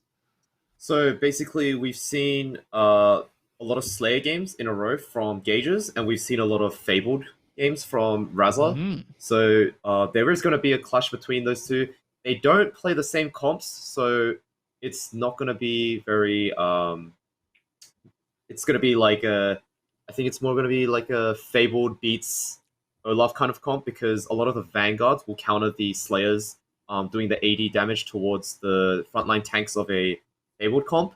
But we'll have to see how their early game looks out, and how their transitions look at 4-1 or 5-1. Yeah, and of course there was that change. It was a little while ago now, but I believe Vanguard started only giving armor to the Vanguards, but now also gives some magic resist as well. But you're saying that's not quite enough to deal with a composition that's very heavy on the magic damage like Nico is. Yep. So pretty much what is going to happen in these matchups between the two are going to be the Olaf Slayers will probably slam Lost Whisper to try to counter the Vanguards as well. And probably he's going to tech in some Mystics to counter that Nico damage from the Fabled comp. And yeah, I think that's what the matchup's going to look like. How much does that hurt your composition, Frosty? If you're having to chuck in the Mystics there just to deal with something like a really tough Nico, does that mean you're going to be leaving yourself vulnerable to other compositions in the lobby that aren't necessarily hurting you in that way? Well, I actually think that it's a really interesting thing that goes on, because a lot of the Mystics are actually quite good units. You see units like Shen, Yumi, Zillion, all very strong units on their lonesome here, but a lot of people are referred to Mystic as sort of a fake trade at this point, because it just simply doesn't really do all too much. So honestly, I don't really feel like having the Mystics in themselves is too much of a weight on the team, but I think that overall, there are perhaps some stronger units that you can be putting in. Maybe you want to try to go towards 6 Slayer so that you can try to beat out some of these other matchups, rather than just trying to focus on trying to beat your Nikos, your Kales, because as you can already see, you already struggle with these matchups quite a bit. And as Escher mentioned, you might be taking in a Last Whisper against them, but if we're getting up towards, the 6 and 8 Vanguards, 80% of, 500 is still 120. And you're still going to be getting 60% damage reduction on 120 armor there. So ultimately, the effectiveness of it isn't going to be the, what you're going to be looking towards here. So ultimately, if it does come down to Nico versus Olaf, I got to say that Nico is more than likely going to win unless a good Aatrox pull happens. Okay, and obviously you can get that real high roll with the Vanguards, as you say, up to 1,000 armor if you're hitting that. Oh, actually, wait, did it go down to 800 with the latest changes? Yes, it went down. 800 if you're hitting that 8 Vanguards. Look, here's a game developer question for you, because obviously both of you guys are very versed in that kind of area. Why don't we have the 8 Mystic high roll? Where's my 800 magic resist? Why does that not exist in the game? Because there aren't 8 mystics. Yeah. Okay. All right. So there's only 6, but it's I don't know. I think like 6. As in, why doesn't that exist as an option? I mean, there were issues in the past with the Mystics being too strong. Because I remember when Set 4 came out at the very beginning, there were a lot of the comps that relied on having six Mystics being too strong. So they had to like tone it down a bit. And I think 8 Mystics, it's too many units to have as Mystics. As in, you'll be playing a lot of like bad units. So I just think, as a game developer, No, Frosty just said they were great, mate. I mean, like some of them. Some of them are good, but then some of them are like they're vegetables. Like you don't want to put them in your comp at all. So, like vegetables are also good at you. I'm really not understanding these arguments. You know what? Some vegetables are good for you.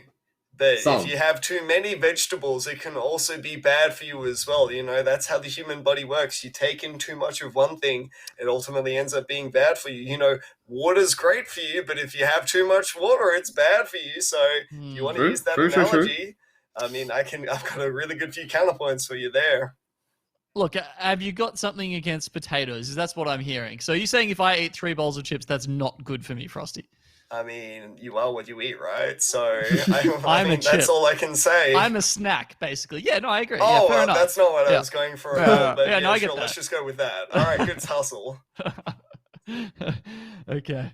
Looks like we've got the game coming up soon. Considering we're talking all this, all this talk about Vanguards and Last Whisper as well. One of the other things I wanted to hit on was the break points with Last Whisper there. So you're saying at 8 Vanguards, Last Whisper really isn't actually doing that much anymore. But what if you're still on the way there? You're trying to transition and find that at 4 and 6 Vanguards. Is that enough armor to sort of not have to worry about that? Or do you think Last Whisper is still doing its job at that point? Well, the Last Whisper is definitely good because it takes a long time for units like Olaf to kill the frontline Aatrox Sejuani combo that a lot of comps will be running. It could be even 2 Vanguards, but it's still worth it. Because there are other comps like Elderwoods, which could be teched into the Keeper comps, which also shred the Elderwood armor. So it's very useful to have.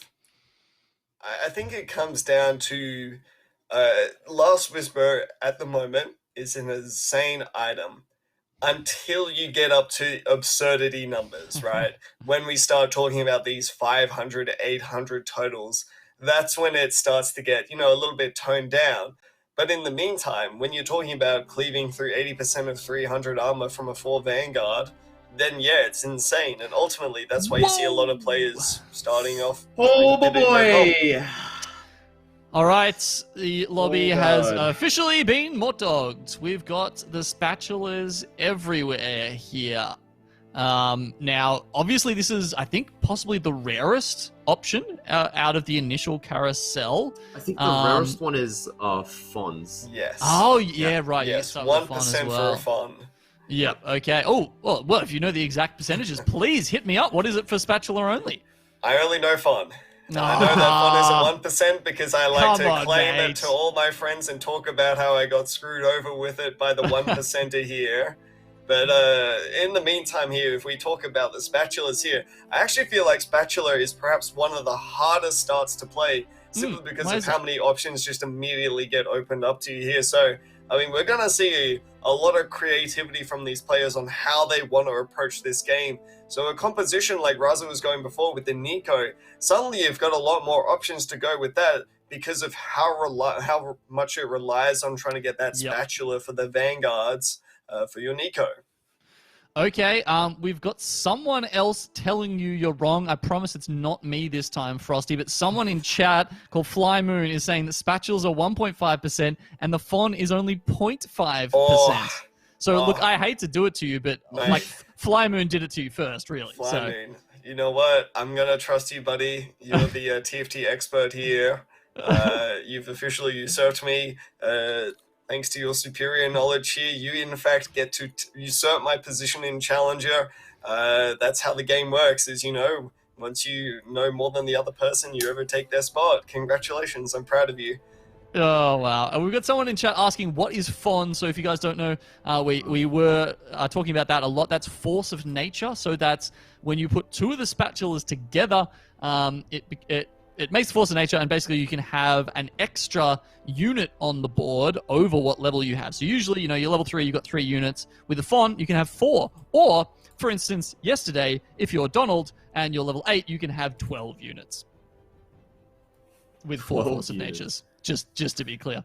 All right. So, Escher, obviously this is a bit of a weird situation here. Why don't we talk about the fact that when you start off with this spatula, we've touched a little bit on the fact that you can sort of maybe hard force something a bit earlier because you have that option available to you where you don't always.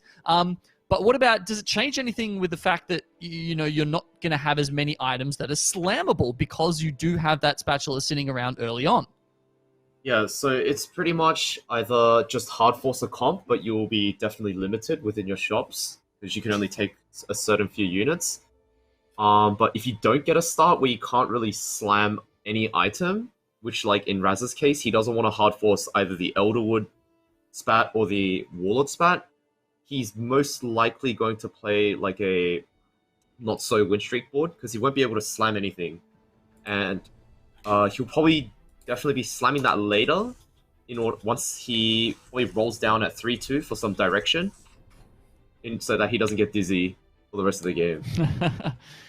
Yeah, getting dizzy is a real problem here. The Nico comes up now.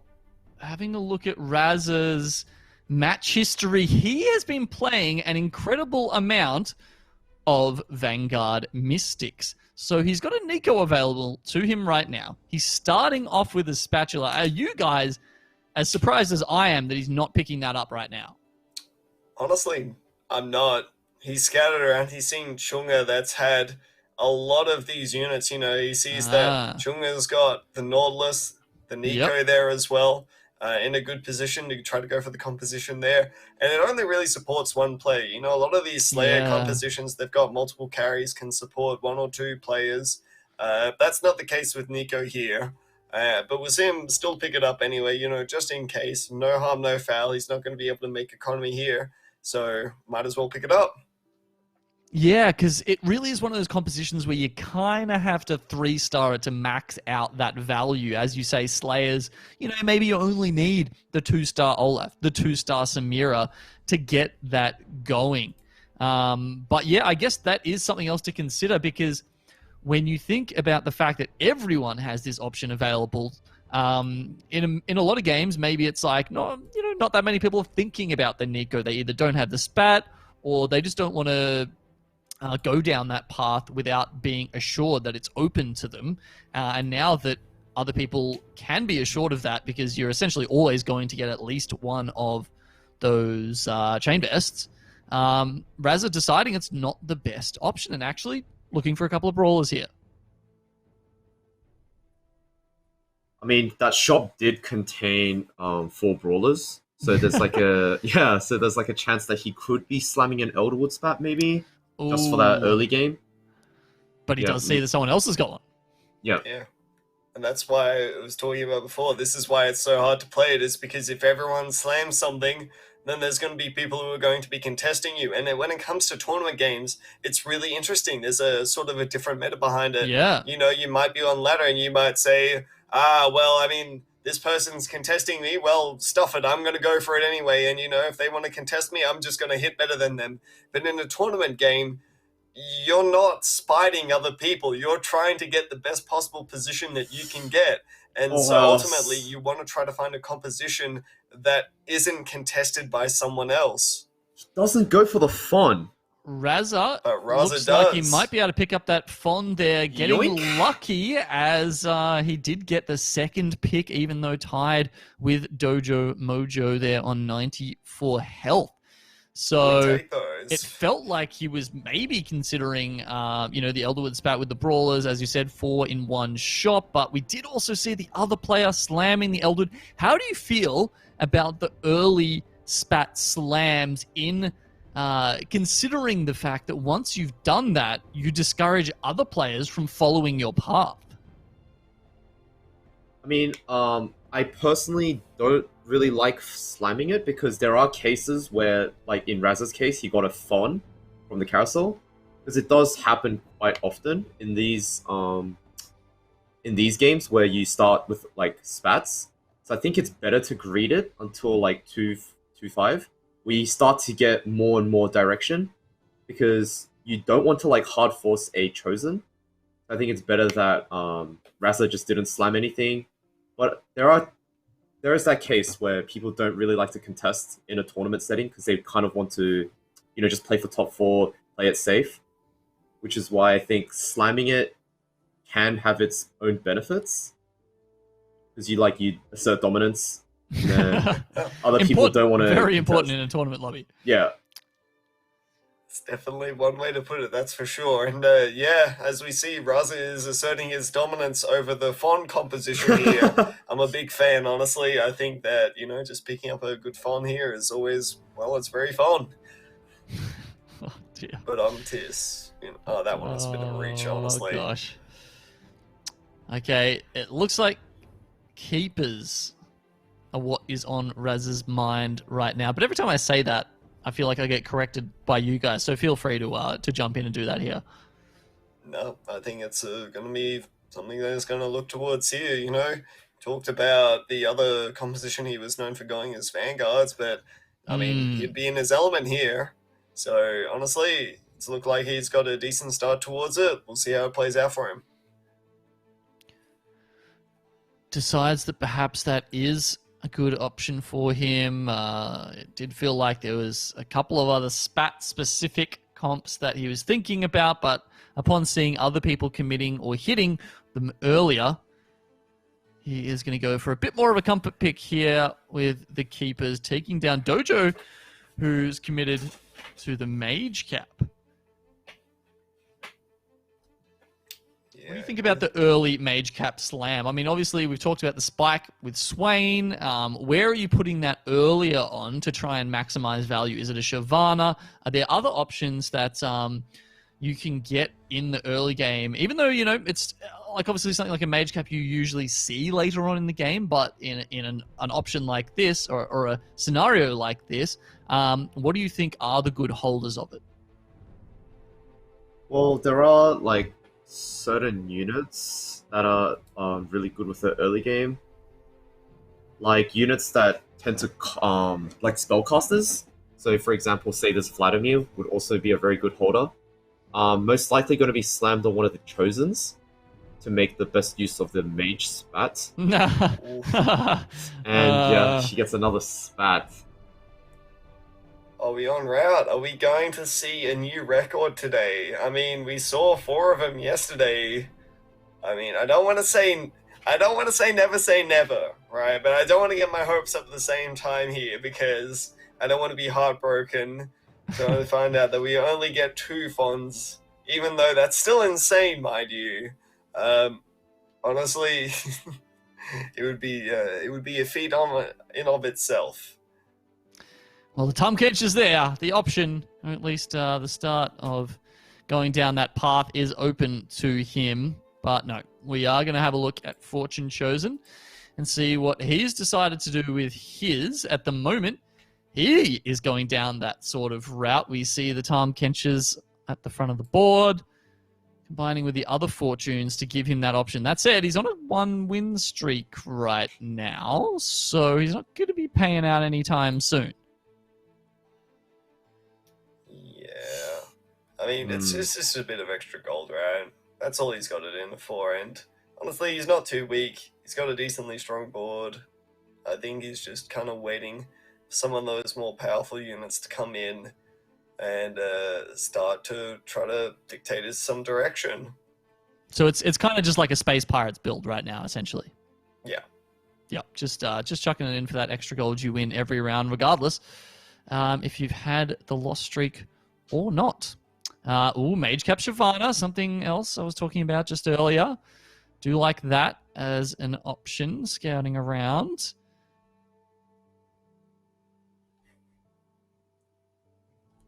Okay, he's been going up against it as well. A lot of players really trying to opt towards some of these mage builds here. a lot of units being slammed, and I mean, this is one of the things is why you have to level up, especially in a lobby like this, which is really going to reward a lot of these high roll situations. Is that Fortune Chosen's is really going to take a bad loss on this fight. You know, this Mage Cap Shyvana hurts. Yeah, more than that, he's got that Veigar chosen, and at the moment he's got the mana item on it. I guess, you know, you can still pivot that to the ASOL. I think you were saying yesterday that you didn't really expect many people to be sitting on the Veigar as a carry option for the rest of the game, pretty much always switching over to the ASOL. Do you think that's going to be the case here? Does a mage spat potentially change that, Escher? It's just, I think he's just slammed the mage spat so he can hold that Vega chosen to like a mid-game roll down. I think the only way you can really play the Vega to endgame is Vega 3, because the Vega 2 is not enough to, doesn't do enough damage to actually kill units, which is why he's definitely just holding that Vega early game, and I'm pretty sure he will play a mage comp, but it'll be those Vega items onto an ASOL later on when he hits it. Yep. Okay. So pretty much agreeing with Frosty's take from yesterday there. He's on a 2-loss streak now, so the fortune potentially going to be paying off a little bit harder soon. Now we're moving into carousel. What are you guys hoping for as a pickup here? Honestly, it's hard to say. He hasn't really decided any direction yet. I mean, he definitely could pick up this Kale, even though it's not exactly the best item for it. Honestly, he might look towards something like a, well, I think he's playing ASOL from here. Yeah. So I think something that we could see from this board is like he took the rod for an ASOL item, maybe like a Gunblade, and then he could slam that Elderwood spat onto the Tom Kench, and he'll probably play Elderwood mages. Yeah. Okay. Now, yeah, actually, that's not something I've had a lot of experience in. Tell me how that composition plays out, Escher. So the comp plays out really well because you have the Elderwood spat on the ASOL and the Gunblade as well. So basically, the ASOL will ramp up a lot of Elderwood stacks. Oh, doesn't opt for that. Plays the Katarina instead. Interesting choice here. Yeah. Wonder what this exactly leads into. I suppose he's trying to keep his spat choice open here as to whether he wants to try to go for a mage or something of sort, but he just sawed off his Lulu here. Is he? It's a Warlord spat, I think. Okay. Interesting. And he's just going to play the Katarina carry. Wow, and at 3-5, he's only got he's got 2 Katarinas, but he's coming up against a Kale with a Jeweler spat. That's certainly going to be pretty tough to deal with. So we're expecting... So the Warlord spat, there's, as far as I understand it, maybe 2 options that are good for that. You're either looking at maybe the set, but preferably the Samira? Most likely going to be on the Samira. Depending on the lobby, if there are a lot of Brawler players, you might be putting on the set, but most cases it'll be on the Samira. And is that... So when you say if it is a Brawler lobby you're putting on the set, is that just to try and deny them? It's because set does max health damage.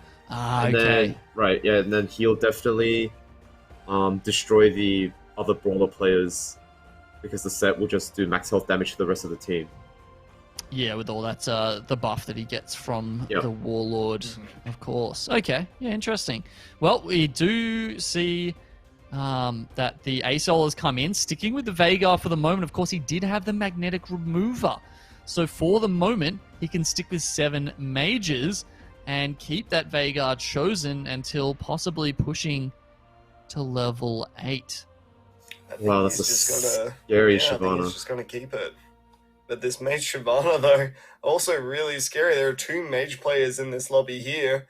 And honestly, I have to really question Mr. Chosen's choice in trying to go for Warlords here, especially without a decent ramp-up time here. I think he's going to really struggle in this lobby. I mean, I think Fortune Chosen's not in the best spot right now because ideally he wants that Warlord chosen so that he can actually slam the Warlord spat and end up going into like a 9 Warlords endgame comp.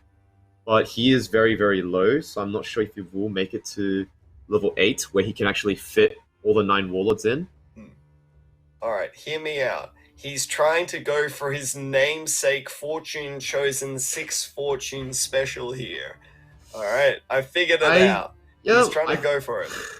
I definitely think it's doable, and then he just plays first or 8th here. Oh, those are big! Oh, doesn't solve. Oh wow, just okay. Well, I mean, the option is there, and he goes past it. He's actually going for the Fortune Chosen. Insane! Right.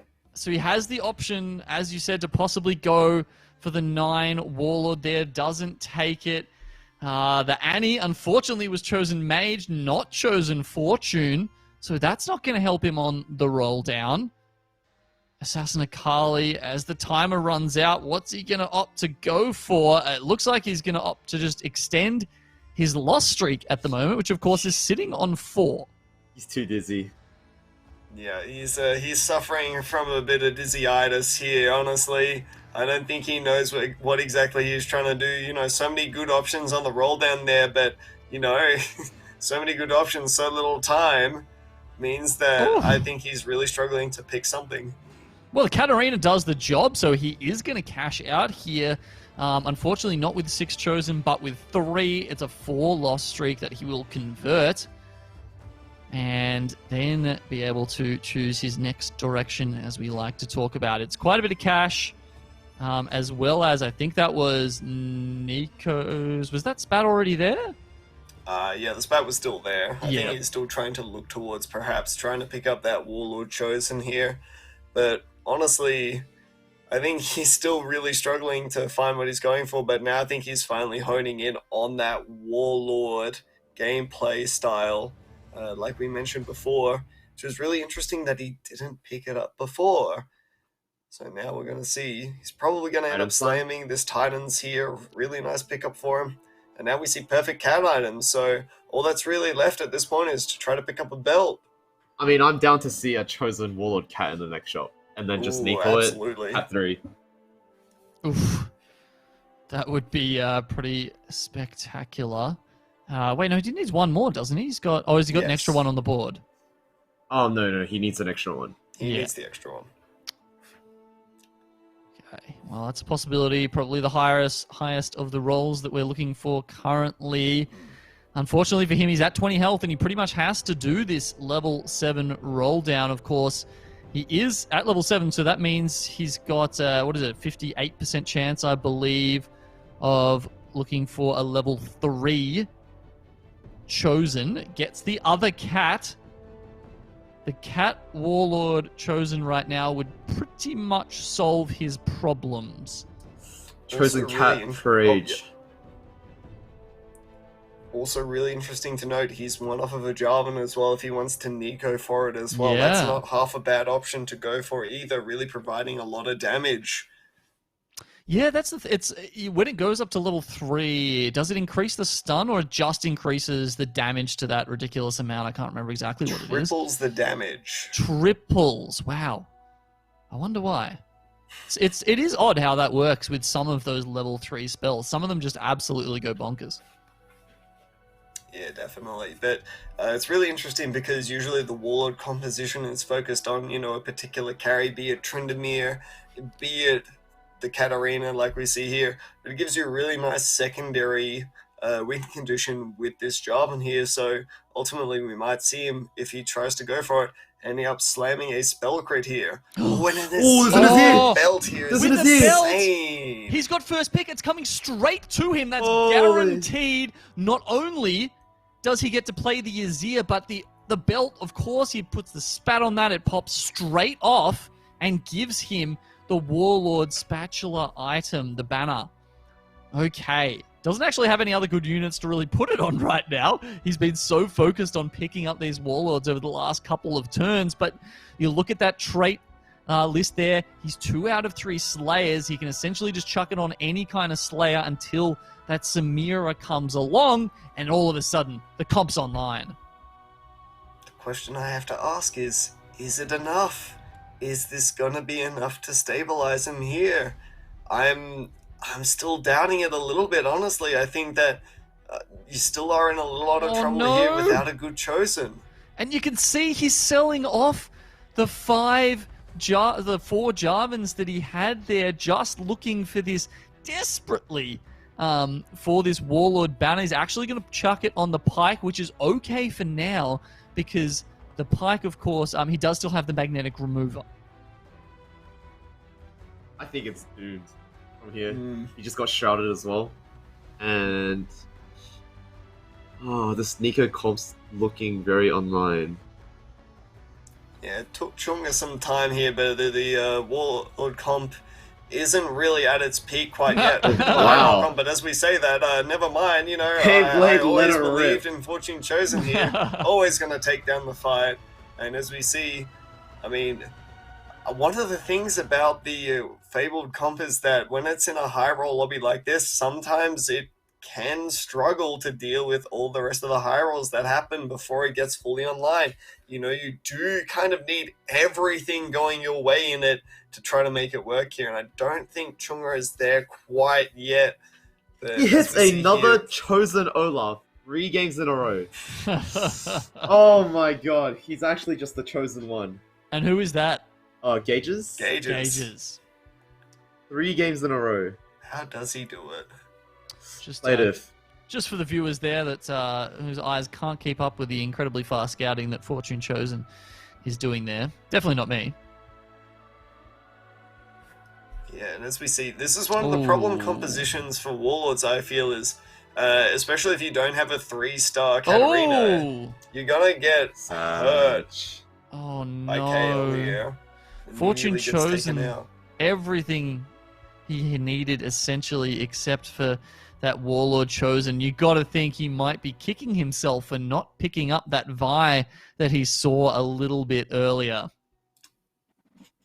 In all honesty, I don't even think it would have been enough for him. I think that if you're coming in with this stage of the game at such a weak point like he was, I really feel like trying to go for that Warlords I don't feel like it was the play, honestly. I think that there were better things that you could have gone for. You know, he was hitting a lot of Olafs on the roll down there. I really would have liked to have seen him try to make something work with that. Okay, fairly gross items here for Admiration. Not a player we've had a chance to look at much yet in the Oceania TFT Regional Finals presented by Optus. He's got, as we talked about, the Kale essentially is the single carry of this composition. And you can see how he has geared all of his items, like literally all of his items, until he places those next couple there towards the Kale. He's got the Zeeks next to it, as well as the RFC Duelist and the Hand of Justice on the Kale. He's also going to take the Shen out with Adept as well, which is, I mean, I don't know about you guys, I would have thought the best option if you're getting a chosen Shen. Yep, definitely. In this case, because he has the Yone as well, so it makes 4 Adepts, which makes it a lot better compared to 3.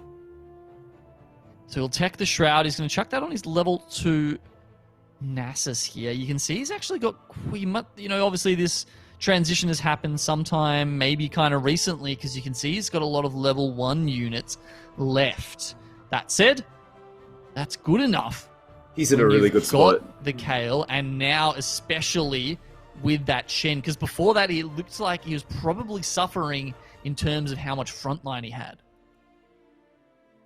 Definitely. It really comes down to with the Kale composition, whether you're supporting units are strong enough. We see that Kale's online here. We see everything possibly going their way.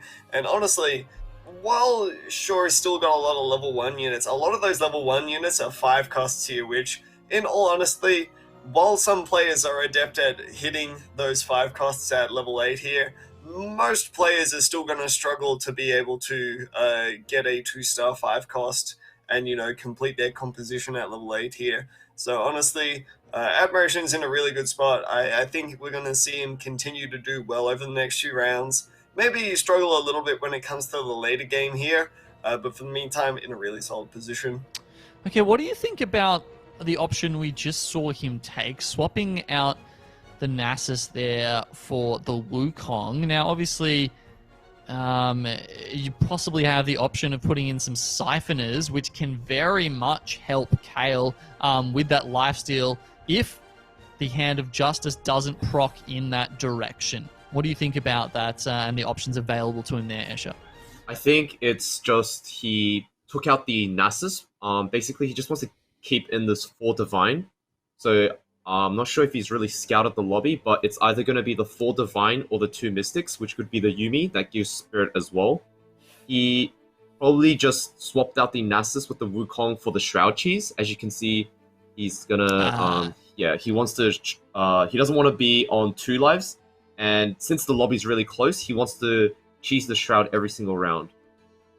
Okay, so he's probably just going to keep swapping out units to try and make that happen. Well, this time he's going to put it on the Jax. Now, of course, the Jax is level 1. He's got one there waiting on the bench. That's an easy swap out for him, but he's up against a level 3 Mage Savannah that disappears like fairy floss under the weight of that Kale's attacks, but still doesn't do enough. Set hurts. Set hurts with those items. You know, we saw the big slam. I'm pretty sure that crit the Kale as well. Ultimately just chunking it down halfway. And yeah, Admiration's got a really interesting choice here. We see him probably, just picking up that second Shroud here. It's going to provide a lot to the team. Is that an Azir 2 at this point for him? No, not yet. I think Only has the 1, 2 Yones sitting on the bench. Fortune Chosen from the graveyard, looking along sadly as he sees another Warlord banner come along. Unfortunately, not there to use it. Oh, I liked that board I just saw. Is an 8 Brawler. Yeah, Elderwood with that set. Was that the one that just defeated him, actually? I believe so. Yeah. Yeah. Okay, so now with the double Shroud. Yeah. This is big. This is really big here. It's going to provide a lot of disruption coming into these fights, and what's really going to be interesting to see is with the prioritization here. You could try to put this Lee Sin in over the Jax, but it's not going to provide, well, I mean, it's going to provide a different type of utility, right? Yeah. Of course, it's not going to be much use against Olaf if he gets his ult off. With the double shrouds, Olaf will be shrouded and actually will pop the GA pretty much before he gets the ult off. Within a matter of seconds, though, coming back up to full health with the help of both the Hodge and, of course, that Slayer heal, but the Kale 2 on the sidelines, way too much, and now just a poor Braum taking his time getting taken out there.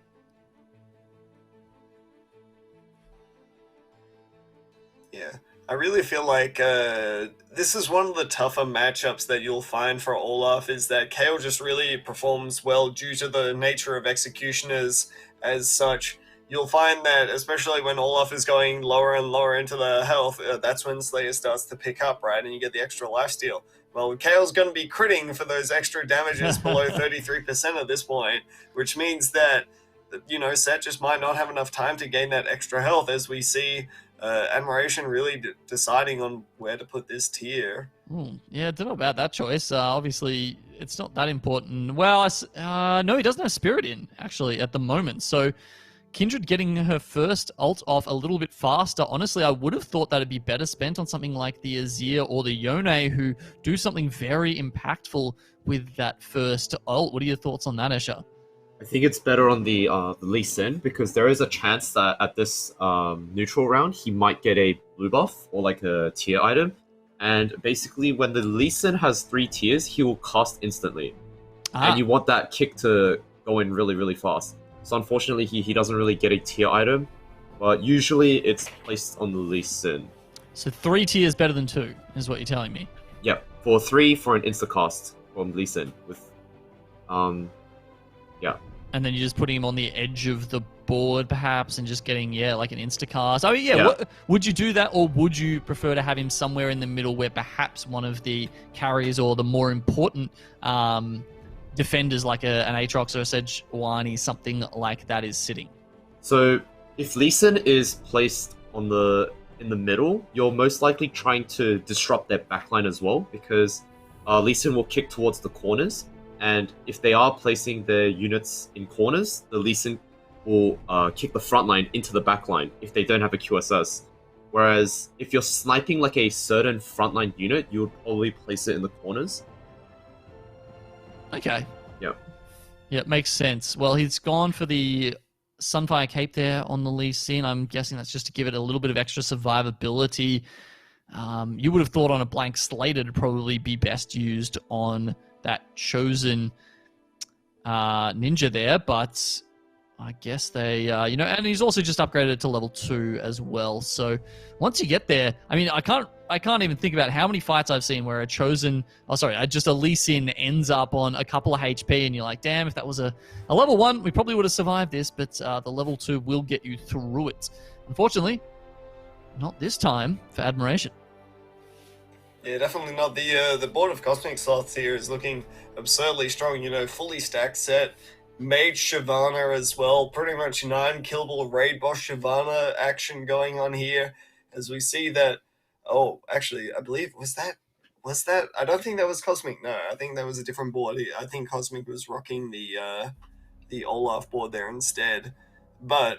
honestly, I think that it's a lot of these players have just got these absurd boards, and this is what this Spatula start really leads to, is a lot of these optimized compositions here, whereas we see that in a normal lobby, you might tend to struggle with a board like this, like dealing with this Kale, that in a lobby like this, it almost just feels like somewhat normal. Well, we're seeing the Samira with the Executioner. Oh man, it's like she's just walked into El Dorado there. Coins pouring out everywhere, and Admiration, unfortunately, will go down. I think just one play I don't really agree with there is probably he had a Yone pair and then a Zia pair, and he had Shrouds on both of them. I think since he's on 1 life, he could have maybe sold both of them and then cheese the Shrouds after the round starts, maybe to squeeze in that top 4. Yeah, obviously at that point when you're sitting in the bottom 4, you're, not maybe sure that you can get through the rest of the game, but just trying to eke out those extra points throughout the game. Hey, could be the difference between sitting in that bottom 8 and not making it through to the next day. I mean, if we go and look at the sheet at the moment, Admiration was sitting in 13th. Actually, no, I need to refresh. He's sitting down at 19th right now. 19th, so... even worse, because he finished 8th in game 2, and now with a 6th, that's not going to do any good for his chances of making it through to day 3, the penultimate day of our regional finals. Oh my god. Set wars, baby. Play diff. Play a diff. Yep, that's just what we'll call it from now on. Alright, play a diff. Good hustle, gentlemen. But as we were talking about before, we talk about all these small little differences. Like Asher was mentioning, being able to get that Shroud Cheese might have won a fight here. And you talk about the caliber of players that we've got. And, these small little differences can make or break a top 4. And ultimately, if you want to try to be one of the best players, you got to make these tough decisions. And it's not easy trying to make this tough decision on, you're so close to one of the most powerful spikes that you can get. Getting a 2-star 5 cost is one of the biggest spikes you can get in TFT. And being able to, make the decision that this item has a more of an impact than trying to get this 2-star 5 cost is one of the tougher ones here. And unfortunately, Admiration just doesn't see the line. Okay, well, we're sitting up at 6-5 now. The endgame is upon us. Razza, on top of the lobby with 19 health, has found several of those 2-cost Chosens you're talking about. One of them is stacked to the hilt. Look at that Swain. He's got a Vanguard Curious on him, as well as the Dragon's Claw and the Sunfire Cloak. That means that Shyvana, you would have thought, is mincemeat as long as he gets out of the stun, and he does just before the set picks him up and brings him down. Only 7 health left. The Shiv 3, too strong. I think Razza, in order for Razza to win this lobby, he's definitely going to need to take in that set, because the set does counter Cosmic Sloth's board with the tanky brawlers. Okay, well, he sells it. Yeah, he finds one there. I mean, there was always the opportunity to chuck that next to the Morgana and have that extra spell power on it as well. But I suppose his determination is that the 2 costs The 2-star 5-cost units are a little bit stronger for the moment. And here we go. Is this the same board again? Was he playing the Ghost Army, I guess, last time? He's changed his positioning a little bit, and it looks like the Samira does a phenomenally better job than she did last time, and now it's only that level 1 set. He will crit, I think. Wow. But look, 3 of those units about on 1 health We're actually left. seeing Gauges versus Razor in the top 2 again. This is insane, and a 3-star Silver as well. What is going on here? You're looking at that, right, thinking, he's holding onto this expensive 2-star Sivir on the board, but I guess he's just recognizing that as a potential difference maker there as he takes on Gauges. I mean, obviously these 2 guys right at the top. Gauges on 200 points with 2 wins to his name. Raza 180 with a first and a second now. He will pick up the GA. Have we seen which item Gage has got yet? Because that's going to make a big difference in who comes out on top in this next fight, which will determine it. It's going to be the Morellos, I think. And he's got a Sejuani. And he's got a slot to put it on. Oh, surely that's not too bad. It's not too bad, honestly, considering the Slayer board of Raza here. But, I mean, honestly, is it going to be the big difference maker? Potentially. There's Siphoner on there as well, honestly. Yeah, because it's not just the damage, right? It's the fact that it affects the healing. And when you've got a Swain there and a Samira who both rely on that to push into the end of fights, it's going to be tough. Okay, this is it. 7 health for Raza and 6 for Gauges. 1 unit player damage will determine this fight either way. The oil was just too much. You see the massive cleaves there in the final fight. It was just too much for him. Raza having a quick look at the score sheet there just to see what that is going to mean. A big end to the fight there. Both of them, I'm just going to take a quick guess here and say that's probably going to be your number 1 and number 2 on the standings after this game. Of course, we will take a look at the scoreboard when we come back from the break. That was a fantastic finish. What do you guys think about the Executioner on the Samira there? Because I guess that's an item that, as we saw, it gets her a lot of gold, but not necessarily the power, the full power of Samira closing out those endgame fights. The Executioner is actually probably one of Samira's best items because she does do a lot of damage, and that Execute just allows her to just clean up the entire fight by herself. So I do think the Executioner probably does win in that mirror matchup, whereas Raz's items were kind of subpar with the BT and the Duelist Spat. Not going to do too much for the Samira. Yes, thank you for reminding me that there's actually a second part to that item, which is I think it executes any item, any champion below 10% health, which is, I guess, where the name comes from. So, yep, good on me for remembering that. Frosty, what about you? What did you think the difference was in that last fight? Samira didn't go as Mr. Escher put it so eloquently himself. Honestly, we saw that due to the clump up there, the Olaf just was dealing absurd amounts of damage. Swain didn't cast, Samira didn't cast there, and ultimately, if your units are getting CC'd in these fights first, it doesn't really matter if you've got all of these absurdly powerful units. You just can't do anything, and the Olaf just clears them all down there. So ultimately, I really feel like that was the big difference maker. Perhaps a little bit of a positioning diff there would have made a big difference for Raza. Yeah, perhaps, but that's an alternate reality which we will not see today. So 3 games into this. Let's go to a break and be back with that 4th game real soon, guys.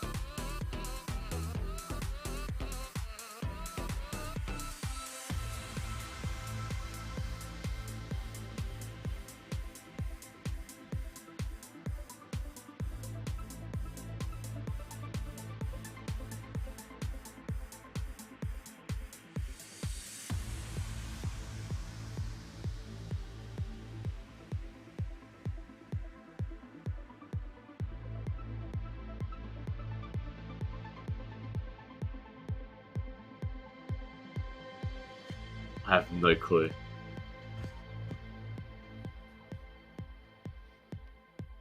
Hey guys, we are back. Big shout out to our DJ, keeping you guys fresh and, you know, just allowing you to enjoy those breaks while we all go grab some water. I'm sure you guys have picked up some snacks there, ready for the second half of this night as we head in and see that Gauges is undefeated so far. That's pretty spectacular for a tournament lobby.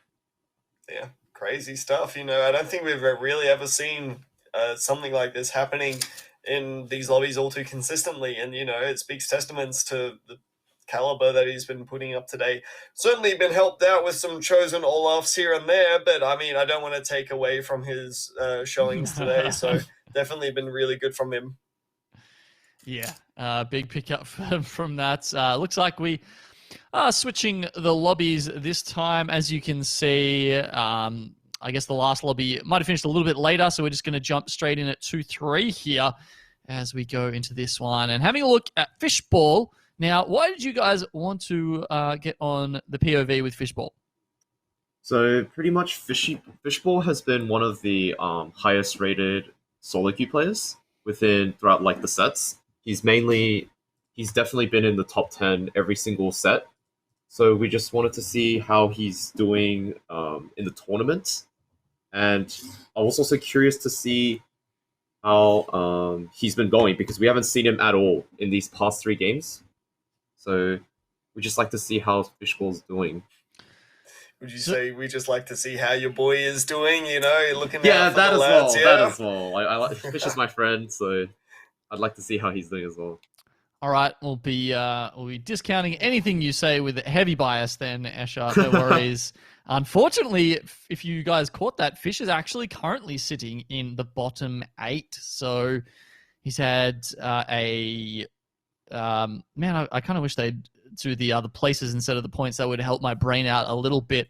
But I believe that's a 7th, a 3rd, and a 6th tonight.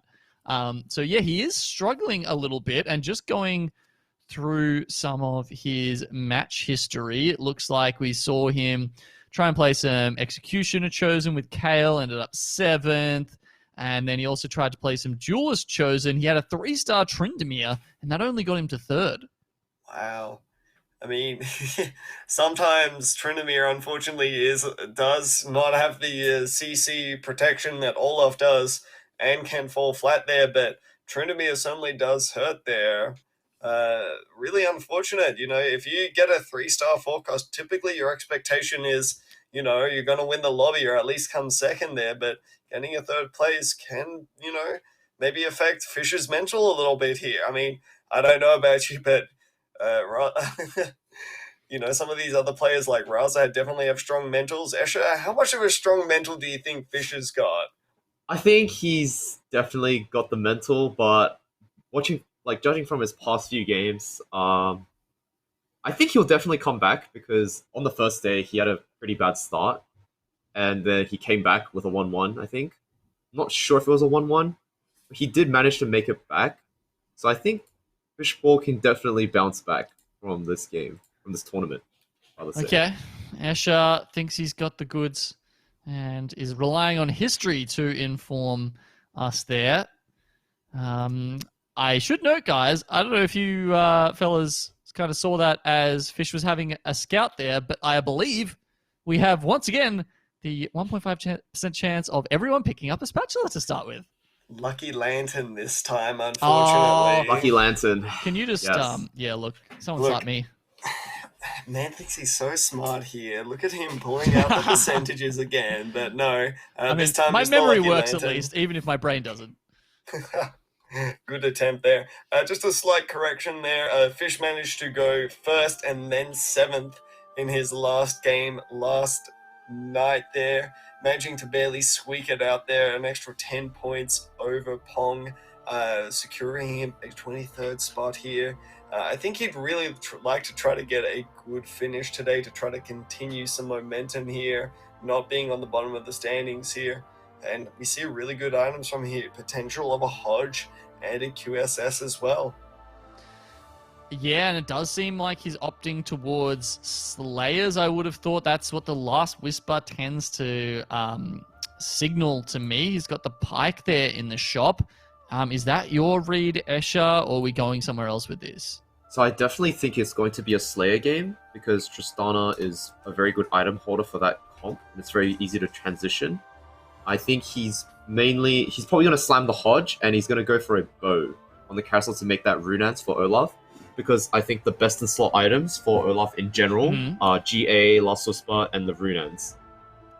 Interesting. So, what do you think the Hodge is going to be used? Do you think we're going to see it on, say, a Tryndamere or a potential Samira as well? Because Samira doesn't exactly make the best use of it. It's not exactly the greatest item for her. It doesn't give her extra AD, but it's overall kind of strong still, honestly.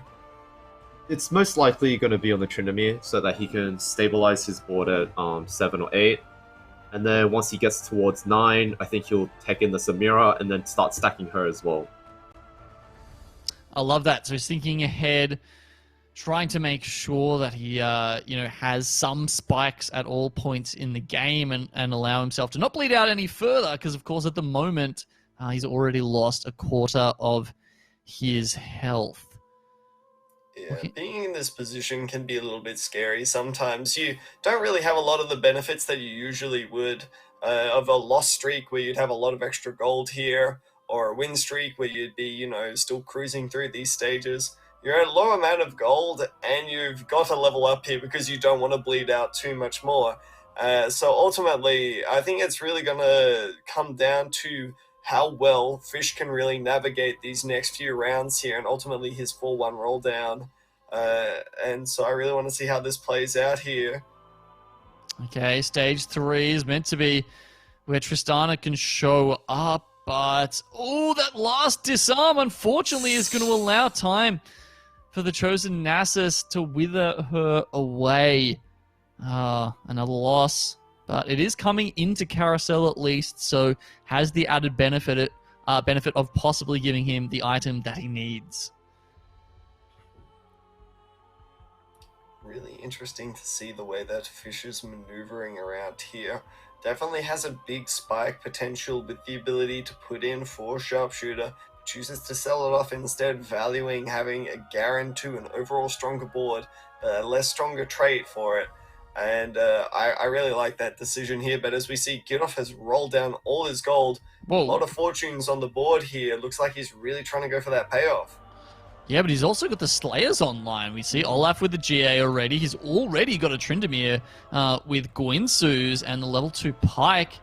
And is that strong enough? No, not quite. I wonder, do we have any vision on Gidoff about where he is on that loss streak? Maybe, hopefully, Fishbowl scouts him or something at some point. But I'd love to know, because it feels like that's one of those boards where you can easily get out of the Fortune jail. I think Gidoff just needs probably like a unit that can just support that Olaf and the Tryndamere. I don't think he has a Chosen right now, if I recall. I think he had a Chosen Pike. A Chosen Pike. So I think he's gonna definitely need more damage. Probably like a damage item on that Olaf, or an extra one on the Tryndamere in order to cash out. Or maybe just randomly hit. But very unlikely at level 6. Very hard to push into those 4-cost carries, as you say, at level 6. As you can see on your screen there, it's only a 5% chance per slot that comes up in the shop. Yeah. Some more choices for Fishbowl there, yes? Yeah, really interesting choice here to try to pick up the belt here over anything else. I really like this choice. You've already kind of maxed out on your damage items. You've already got a Hodge, your GA. Your Olaf is essentially set at this point. If you don't pick up anything else, you wouldn't be too unhappy, right? Sure, there are better items, like Escher mentioned before, where you'd really want something like that Last Whisper, Runance, GA style of play, but honestly, picking up a 4 Vanguard here, a really nice Aatrox, is going to do wonders for your composition, so an excellent choice by Fish. You'll love to see it. Man, those level 1 Teemos, Such a pain in the ass. Yeah, Oh, absolutely. actual rat. Glad we've got some agreement on that. Just as bad as he is on Summoner's Rift. Stole the words right out of my mouth every single time. You know, it's if you're playing. It's the thing is, if you're playing something like a Yasuo composition and you don't have QSS, you're gonna see a Teemo in every single lobby there, just waiting to ruin your day. And honestly, it's one of those champions that sometimes it just feels so infuriating to play against that you just want to just wish that the unit didn't exist. Well, that's of course why I've got my BMO skin ready to go, just to make sure it annoys you as much as possible, Frosty. How dare you? How dare you, good sir? Now we're going to switch over to Itchy here. And you can see that he's unfortunately only got the level 1 Shyvana. We've even got a Sunfire over there on the Nunu, and the Brand just bringing up the rear, rounding out that Dragon Soul. But at the moment, we've got a Mage Olaf. Oh, is he going to cash out? Oh, this would be huge. He cashed out. He cashed Yes! out. Off. Oh, Okay, God. hopefully we can get some vision of this. We're not exactly sure how many, what the loss streak was from Gitoff there. I'm assuming that if Gitoff's at this low of a health total I think here, he's pinging it. I think he's pinging it on the map. Yes. Okay. Yeah, what I was think that? Gitoff was definitely at say an 8 or a 9 at that point, Well- considering just how low he was. Oh, but he only got, what was that? I think we saw it was some a- gold, a couple of items, and 2 Nikos. Yep. So he got a lot of forecasts. I think he got an Olaf from that as well, which is going to be Right. very good. So what does that Sejuani's indicate as to well. you in terms of what kind of loss streak he was at that point? He was probably at around 8. Oh, think- okay. I'd say 8. I think he got around 30, probably around 30, 40 gold. Oh, wow, he gets the Oh. chosen by Brawler. Just hit. Just hit. I mean, sometimes it really do be like that, right? You know, you're playing a composition, you're on a fairly high health total, and you know, Mordog has in fact blessed you with the perfect chosen. Yeah, puts the blue buff on the Vi. He's up to 5 Vis, and as we talked a little bit about yesterday when we saw a chosen Vi, if you get her up to level 3, a 3-star, she can start doing a heck of a bunch of damage, and especially with that blue buff when she's just proccing it so often. One of the units that has the lowest mana cost in this whole set. Definitely. I think it's just a really solid choice. You don't really get too many blue buff holders in this composition here, so it's just a natural fit for it, honestly, which is really good for Itchy here. And so, you know, I mean, it's going to be a really powerful option over these next few turns. Yeah, I don't mind it too much on the Nunu, but at that point you're probably hoping he's got a Gunblade on him as well, just to make extra use of that. Because as we all know, Nunu is the real carry of Brawlers. I think Oh, of Gitoff's, course. going for the Sejuani 3, which is why I think he's keeping that Sejuani on the bench. And with the double Nico, he's one off. Really? Yeah, Okay. but I'm not too sure if he's going to double Nico the Sejuani. And you know, Let's get that's, off. it's really hard with Sejuani to get her to level 3. Obviously, you've got the 12 in the pool, and because so many people in so many different compositions will opt for that Sedgetrox frontline, it can be tough to pick up that Sejuani 3, but I think that's also why it has one of the most ridiculous spikes in the whole game, right? Like, you jump from 2 to 2.5 to, I believe it's, when they nerfed her level 1 and level 2 stun, they actually increased the level 3 stun to 8 seconds. I think it's around 10 seconds now. Around there, yeah. No, it's Yeah. yeah. I think they moved it up from 6 up to 8. Right. Yeah, which is just like, it's just incredible, right? Like, unless you're basically dead unless you've got a Quicksilver on your Kale or something like that that can dodge and basically make up for the rest of your team just sitting there and dying. I've got to be honest though, I don't know why they buffed it up, because honestly I don't feel the difference whenever a Sage 2 stuns my team. It feels like 8 seconds already, so honestly, yeah, a bit of an unneeded buff if you're asking me. That was a joke, by the way. Sage 3 was a bit underpowered, so yeah, the buff was nuts. Yeah, you're hoping once you hit that 3-star 4-cost unit that it's really going to carry you home. At the moment, we've got an Olaf doing that pretty well, and he's only 1-star, just sitting there with, and I believe, did you say that was your best in-slot combination there, Escher? Yes, I'd say that's my best in slot. Not the Mage Hat Titan's Resolve. I mean, the Mage Hat's not bad because it doubles the Olaf's attack speed, Yeah. but it's definitely... I mean, Gidolf had... They all started with a spat, so I think Gidolf just decided to slam it in order to cash out.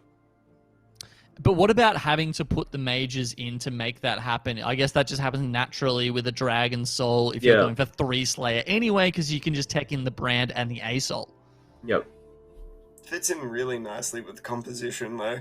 I really feel like Itchy and Dawnglade are at a really nice health total right about now to just continue to win streak and just play out for the rest of the lobby. A nice big health gap between, 40 to the magical number, if I do refer to it as a very nice number. With Itchy is on right now. Yep, he's finding the 2-star Cho'Gath.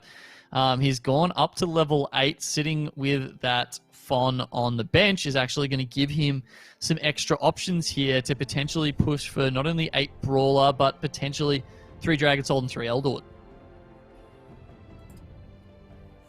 He was probably rolling for the set, like the chance that he could hit a set there, because I think that definitely helps him win streak. While everyone's about to get really strong at 5-1, especially because of a lot of Slayer players. Because I remember Fish had the Slayer set up, Dawnglade had the Slayer set up, Gidolf as well. Gidolf has the Slayer set up. I think there are a lot of players going for the Slayers. And do you think that it'll be okay that you've got that many players opting for it? I suppose 1 or 2 of them are bound to hit, right? Even if it makes it harder for the other ones to get the 2-star units. We have seen quite a few 1-star Olafs flitting around. Yep, so this just mainly comes down to like who rolls first. Because when you're contested, if you take them out of the pool, there's a very low chance that they'll hit a chosen Olaf on their roll down. So I think it's pretty much up to who hits first. I'm pretty sure Gidolf had the Olaf 2 already, and Dawnglade just sitting on 1 Olaf right now. Yeah, it's pretty tough for Dawnglade, but he's probably not too worried. He's got 70 health, and he can just wait until some of the other players perhaps are out of the lobby and then grab the Olafs when they're gone. Oh, that A-Soul going down very early, and this is what we talked about last time. We've got that level 3 Keeper Jarvan. But level 3 Keeper Jarvan turns out with 50% of his health gone is no more. And Itchy finds himself losing out to it. Really feel like Banter's in that strong spot. We were talking about the roll down timings of all these compositions here, and you see that Banter is essentially 0 gold level 7 because he's just trying to find these final power spikes, trying to find that Rakan 3 as well, going up from a 3 to a 4-second disarm, I believe. Yeah, see, that's one of those ones where I just don't understand it. Sejuani's going up to 8 seconds. Rakan only gets a 4-second disarm. I guess that just the difference between how impactful disarm versus stun is. Like, it's a weaker version of it, essentially. Well, I mean, one's a 4-cost and one's a a 2-cost here. So I mean, there's got to be some way to balance it out, right? Yep, bring up a very good point there. It does make sense, and Itchy continuing to roll, just looking for that set for the moment. He's got the option to grab an Aatrox 2 and put that in while he waits for the rest of the composition to come online. Or do you think, well, I mean, obviously he'd want to set over any of the other brawlers regardless. And yeah, but I guess he'll probably stick on this kind of trait allocation for the rest of the game, would you say? Yeah, I'd say that this is what he's looking at this point. I honestly wouldn't have minded the Aatrox 2 there. The Shyvana is yeeted off the map. This is insane. Destruction all around here as Gidolf. I mean, that big fortune spike that he had before is really starting to pay off now, as I don't think he's lost a single round since then. He's just tearing through the brawler team of Itchy. He is, and we saw what he got, right? It was a couple of those 4-cost units, and that's allowed him to start stacking up that Olaf, and we can see with the Mage Cap, really putting in some work there. Now that it's up to level 2, Gidoff starting to move up the lobby. We see Naze and Fishball now falling below him, while Gidoff is on the win streak.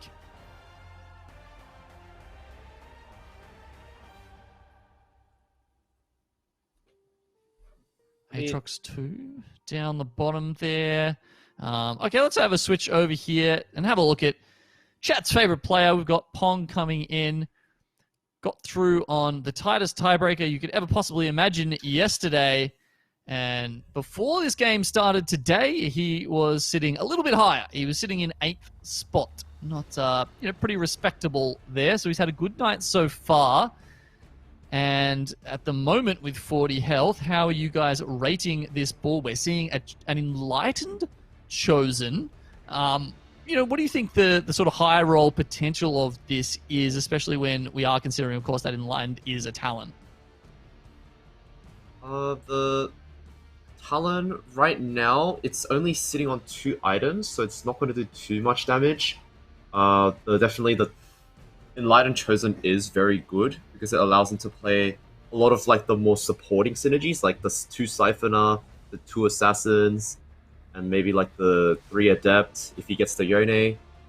It definitely does spike a lot more when he gets a 3rd item on the Talon.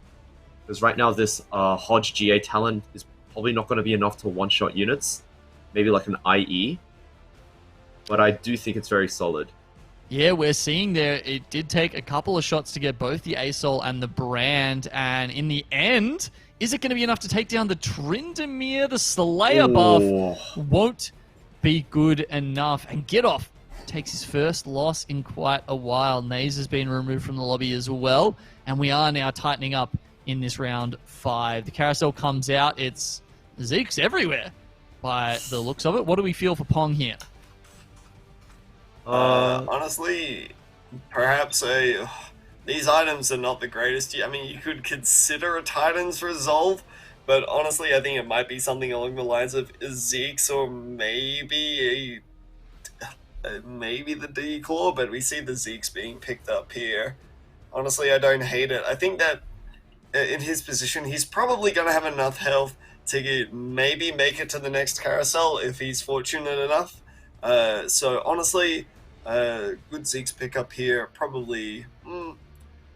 Asher, would you plop this on the Talon itself, or would you try to hold out for a better item?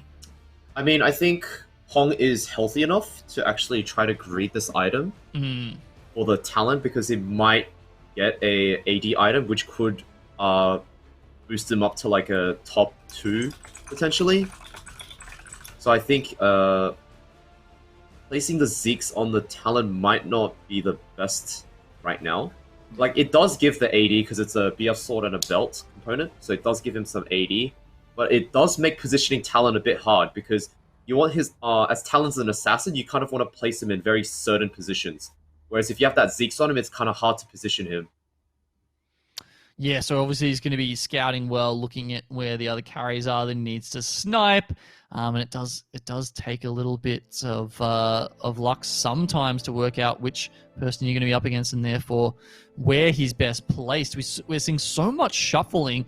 This comp honestly seems pretty big brain in terms of how many different units you're shuffling to try and maximize all of these traits. You can see continuing to do it there. He sold the Jax recently and now is shuffling in the Lee Sin.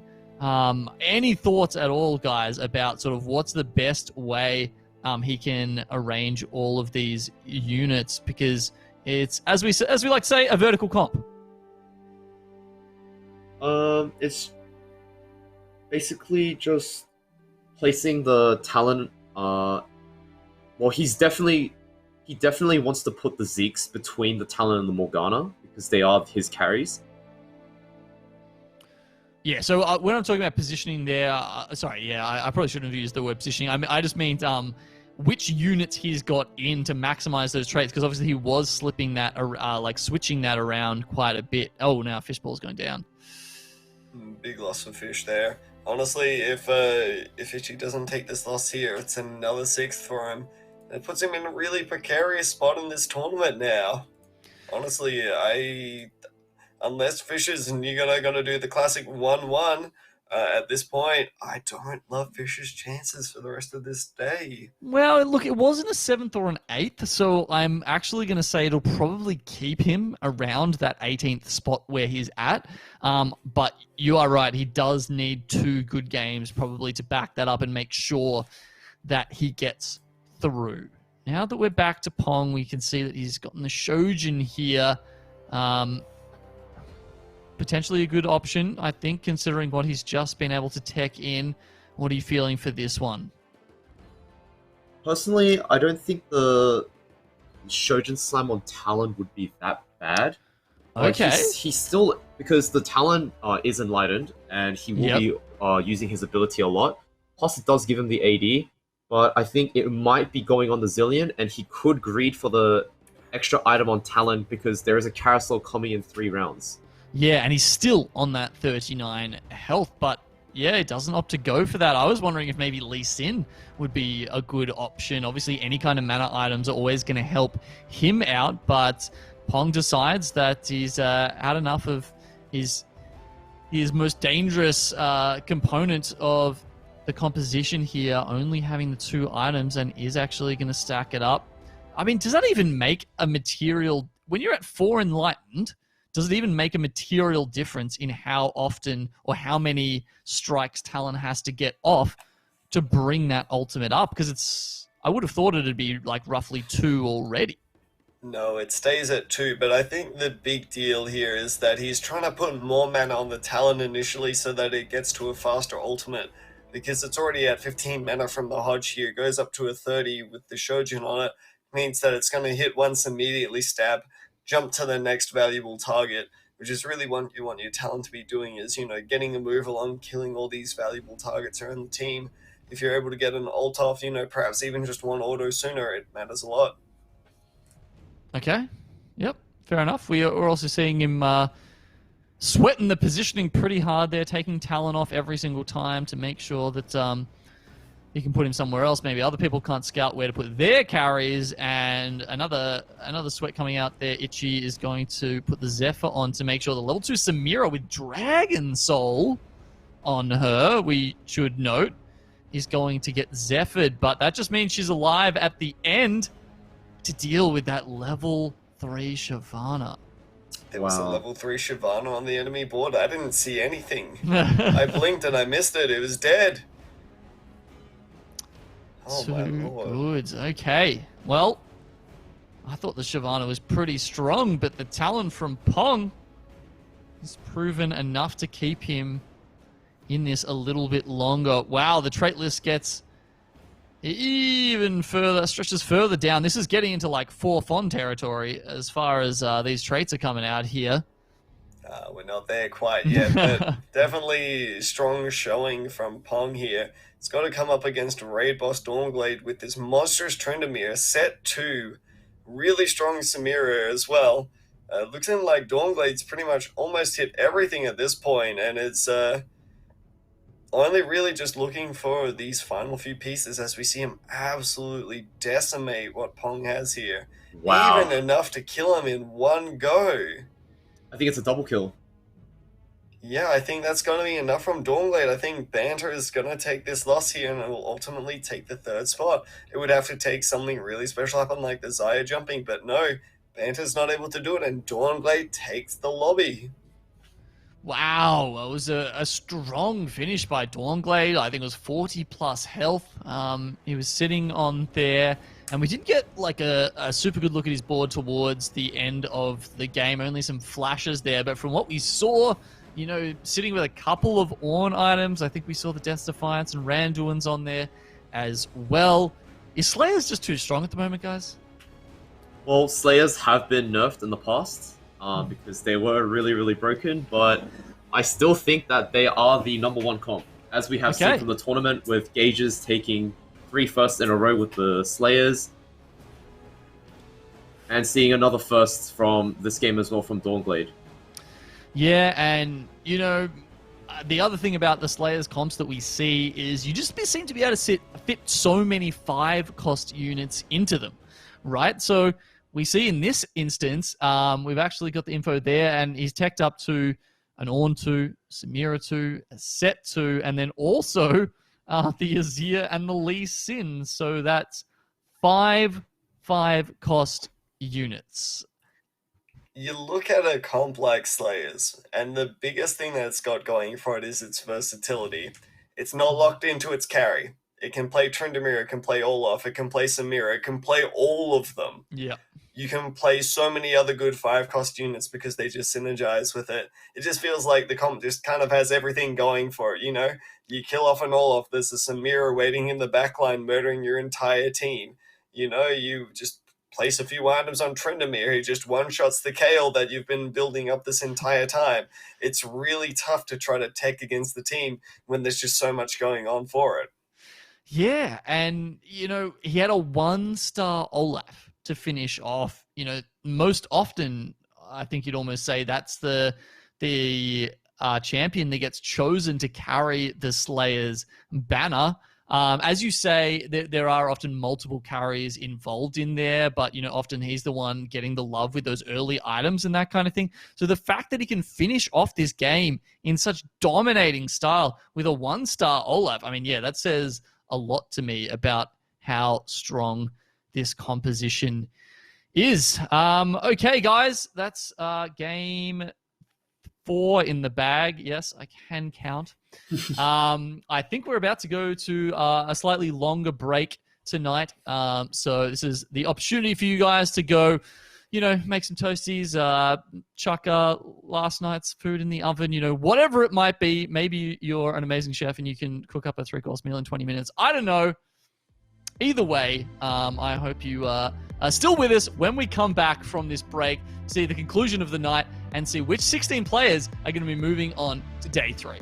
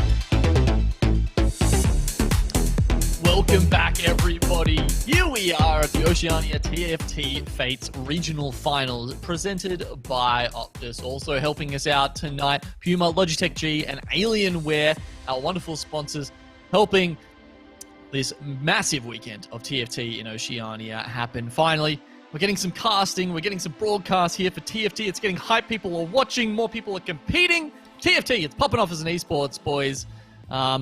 What do you think about the format we've got here over the weekend? I hear like one of the big topics in TFT esports can sometimes be how hard it is to find the best player in a game like this, which where somewhat it's decided by chance. So talk me through this format.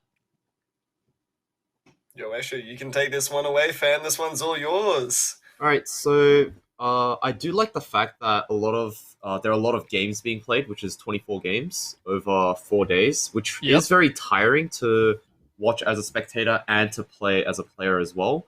But it is required to see who really is the best player. A lot of there's variance in the game, so you've got to like spread it out over a few days as well, because there's no way you're going to play 24 games in one day. It's physically impossible. You'll fall asleep halfway through. I mean, personally, I can't even do that myself, 24 games. But I do like the way that they've also seeded the lobbies by strength as well, so that the stronger players will be facing up against the stronger players, and the weaker players will have a chance to knock out some of the weaker players into the so that they can actually make it to the next day. Okay. Yeah.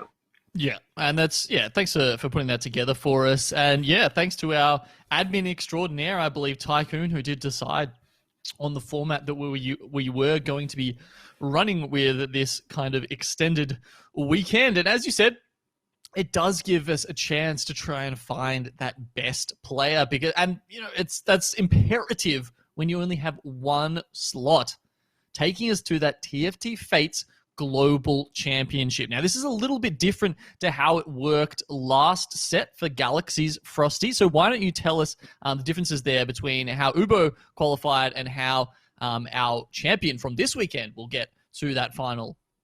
You're really testing my knowledge here. Okay, I'll see how it is.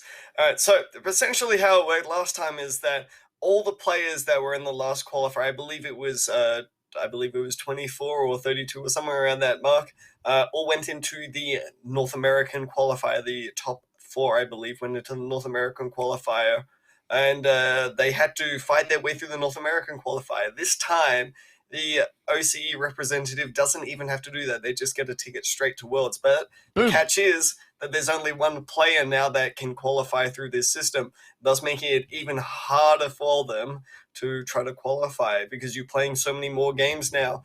You can't just high roll Olaf every single game. You're going to have some games where, it might not be so easy, and you might have to pick a subpar chosen. Though we haven't really seen that from Gages yet. I mean, it's potentially there. I mean, all I'm taking away from that really is the fact that Mortdog is so scared that OCE is just going to roll in and take out all of the NA players and take away all of their slots, that they've had to make a compromise. And that's basically just saying, okay, we'll give you a direct slot as long as you promise that you don't eliminate all of our far inferior NA players from the competition. Does that sound about right to you, Escher? Yeah, definitely. At last year's NA versus OC tournament, our boy Obo stood up to the plate and actually knocked everyone out, and I know no one was expecting it, and he was probably one of the dark horses. Yep. Well, not really a dark horse, but like one of the underdogs in the tournament. I'm sure all the NA guys thought that. Yeah, a lot of the NA guys thought that as well.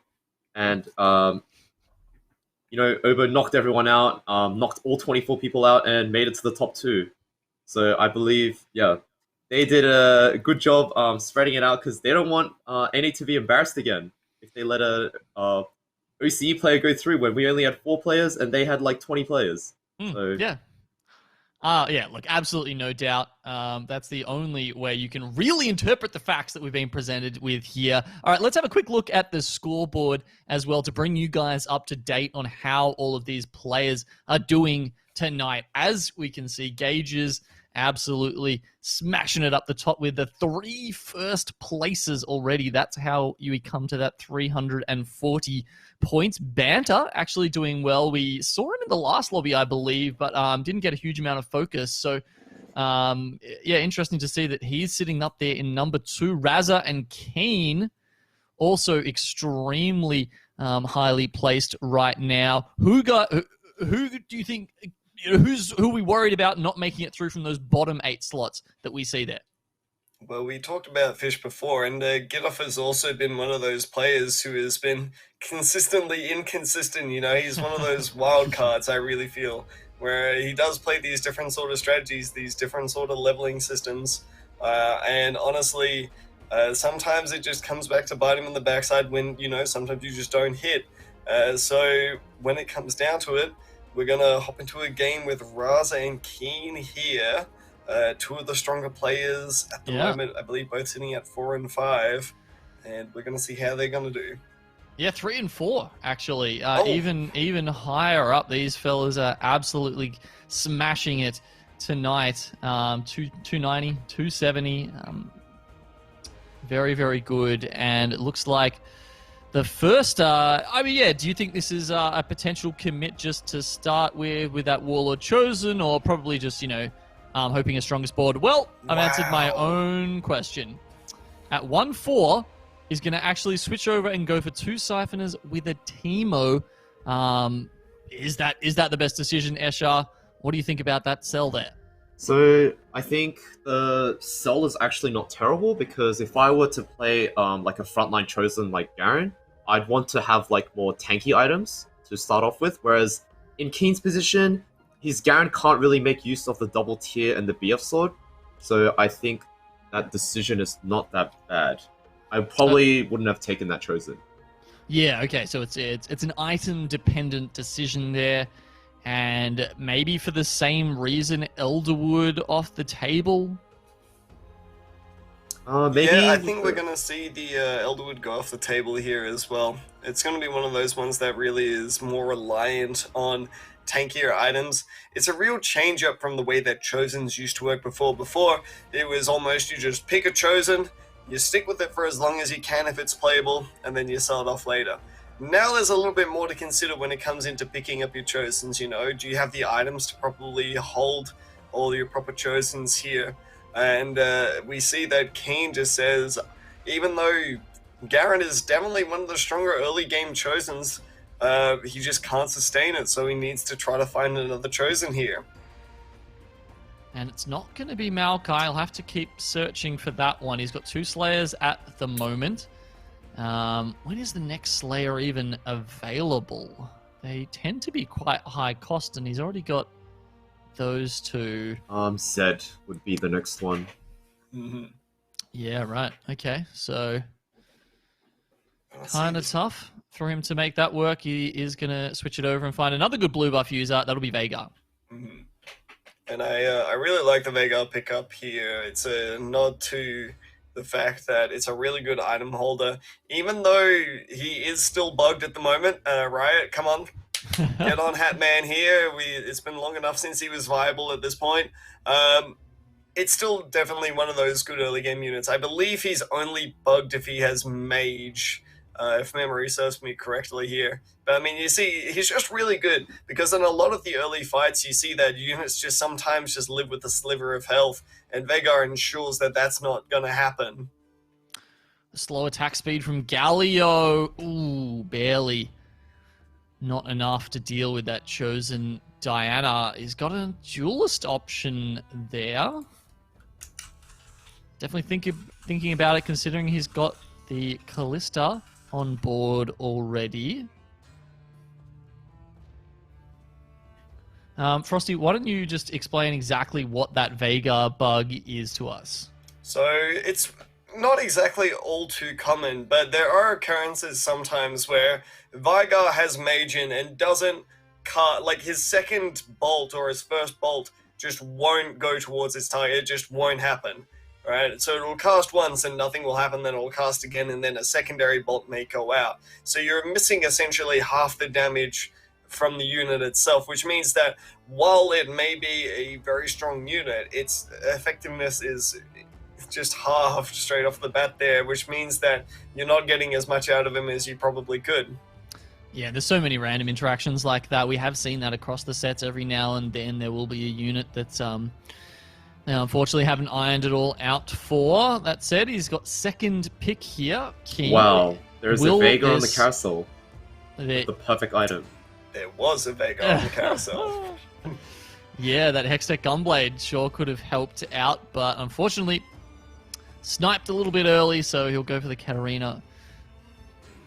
And I guess that's a potential GA there.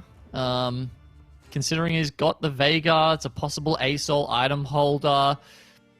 Do you think that's where his line of thinking is going? It definitely could be, because the GA does flex into almost any comp.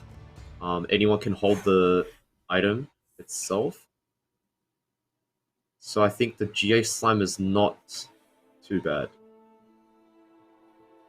Very versatile item. Certainly going to help Vega. He's got the Slayer option. It does feel like, I think Zed got hit a couple, at some point in the last couple of patches. Mm. Yes. And it doesn't feel like people have been opting to go that way. At some point, when Slayers were good, a 3-star Zed was kind of what you wanted to see with the RFC on your team, but no longer. However, does that not mean you could pick up the Zed and then opt to swap it out for perhaps the Tryndamere or the Olaf going forward? Or is the item combinations he's made so far, does that mean that option is not really any longer open to him? It seems like to me like Zed just doesn't walk the same way that he used to. You know, his kneecaps look a little bit funny after Mortdog took the bat to them. So I think that Zed is pretty much off the table for the time being until Papa Mort decides to, give him a bandage or two.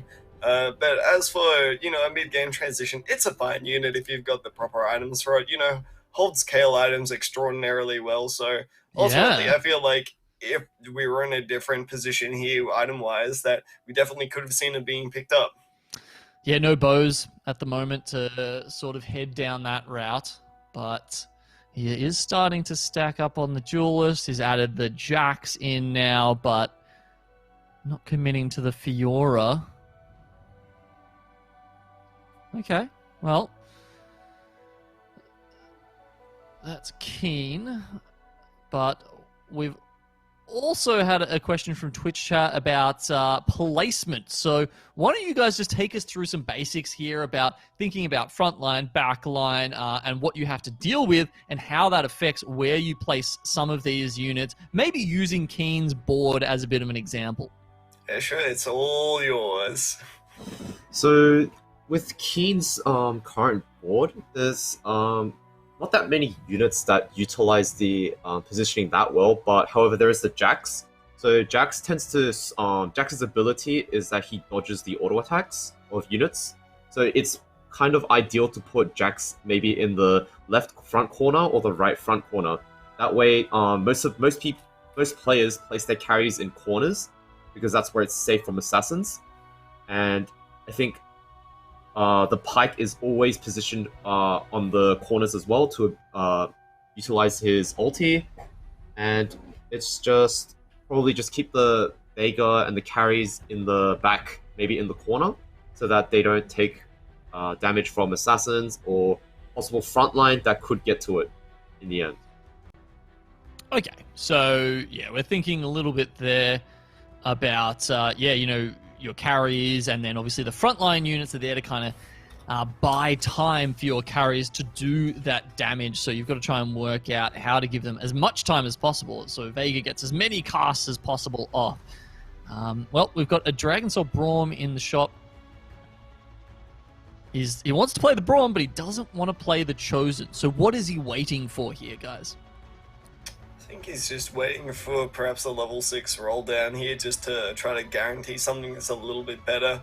I mean, it's not that Dragon Soul isn't, Braum isn't bad here, but it's not great, right? Like, it doesn't really fit into what he's trying to do later on here or anything like that. And as we see, Vigar still just trying to pop off here. I think that in Kane's position, he's looking for something that's just a little bit more directional based here, rather than just going for a Braum. Yeah, and the 2-star Veigar there, without the mage buff on it, really doesn't do what you want it to do. Single target damage, not so great. He is going to pick up a Brawler Chosen, and it's a Nunu. Come on, please, make my dreams come true, Keen. I want to see the Chosen Nunu carry.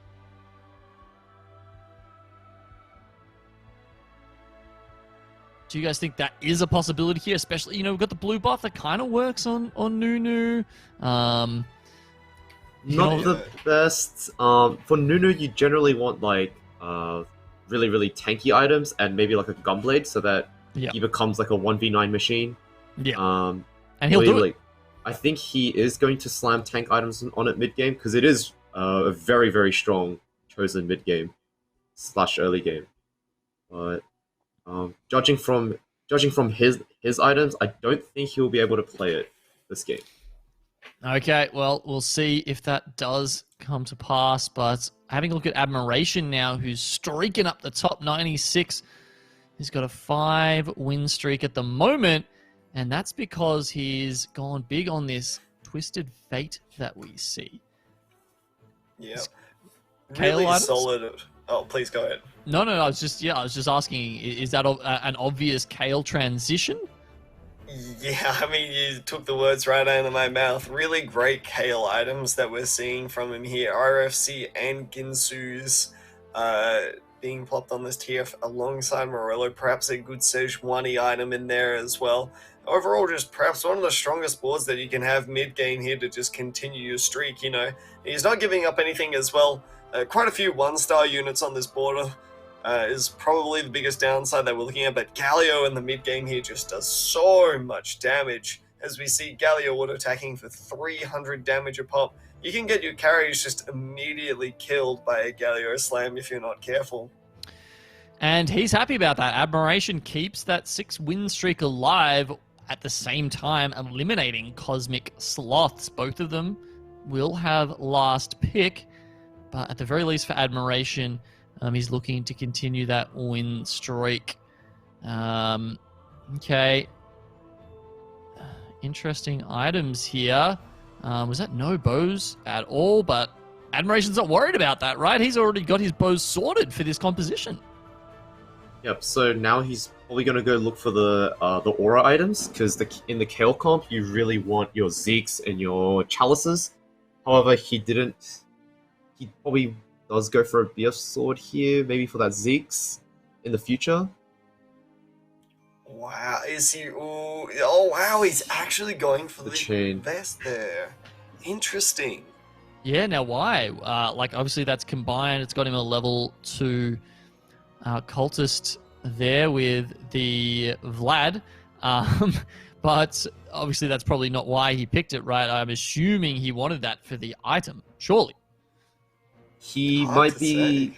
I think he's probably thinking that he's lacking in frontline items, because right now he's got 3 items slammed that are all backline items. Like the Morello, it probably is going to go on the frontline, or maybe like maybe a Morgana. And he's got the Kale item set up with the RFC and the Quinsus. So maybe he was opting for a Locket. Ah, yes. Okay. Because obviously, as we saw last game, often you can just dedicate entirely your item resources to buffing the Kale, to giving the Kale the items, to putting those aura items, as Frosty was talking about, on them. So what do you think the value is in getting, say, the BF sword and then using that for a Zeeks versus one of those frontline items?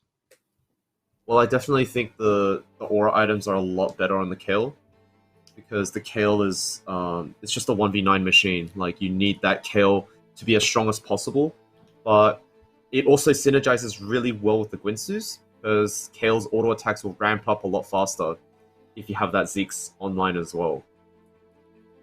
So I do definitely think that the aura items are a lot better than the frontline items in this comp.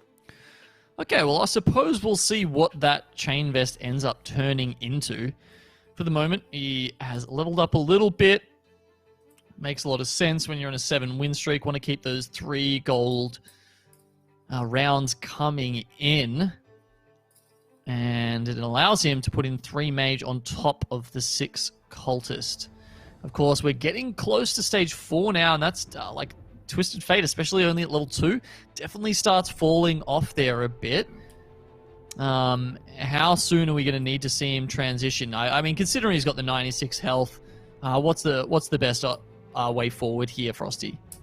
I'm gonna say that Aberration is probably going to look at his board and probably is going to say that he's going to be strong enough to try to go for a 4-5 roll down here as such. I don't think he's got an inherent need to roll down quite yet.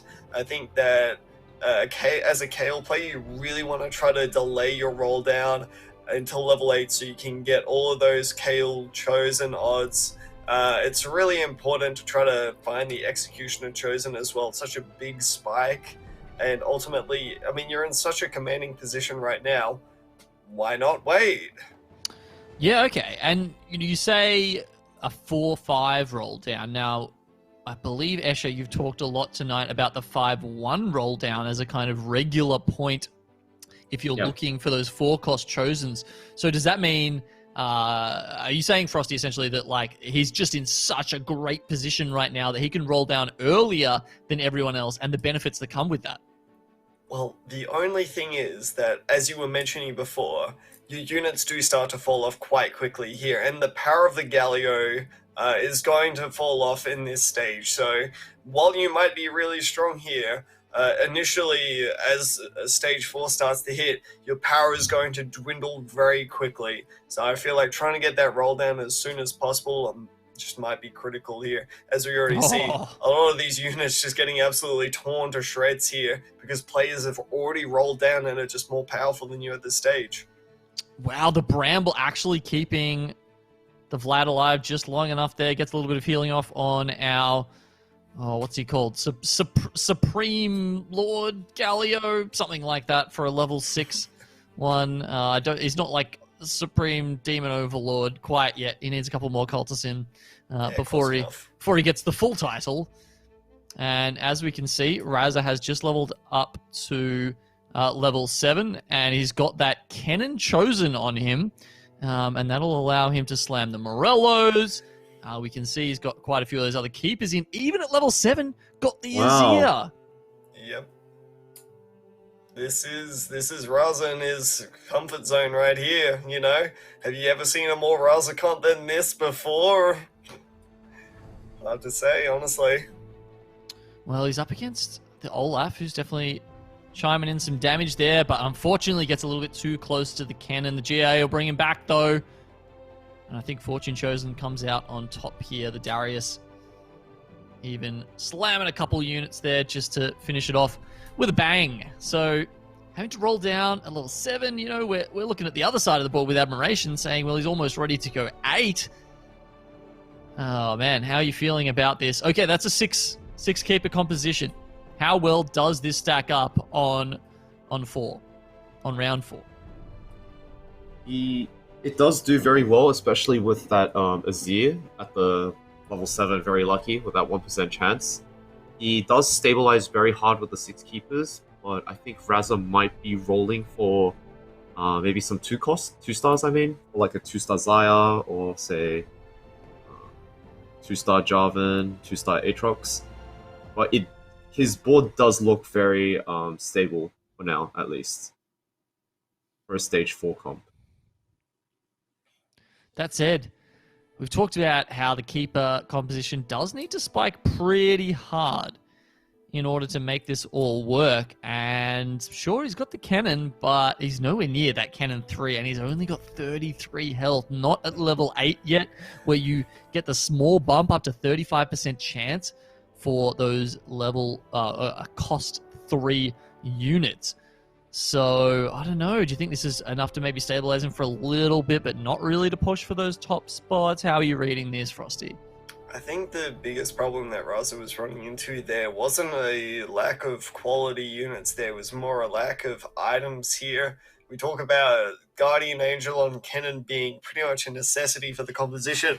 Only just finds it now. So I think Raza, while he's being contested by Pong here, is really trying to look for that GA Kennen. Wow, there's 3 players in keepers here. That this doesn't spell positivity out for Raza. I think he's going to have to really work hard to try to get a good placement in this game. Okay, so essentially there's no chance he goes Kennen 3 then, and No. unless he somehow makes it super late game and picks it off. Yeah, so what else can you do then? He's got a loaded die and a Reforger. The game has given you some options to try and make something happen here. How do you utilize those to their full value there?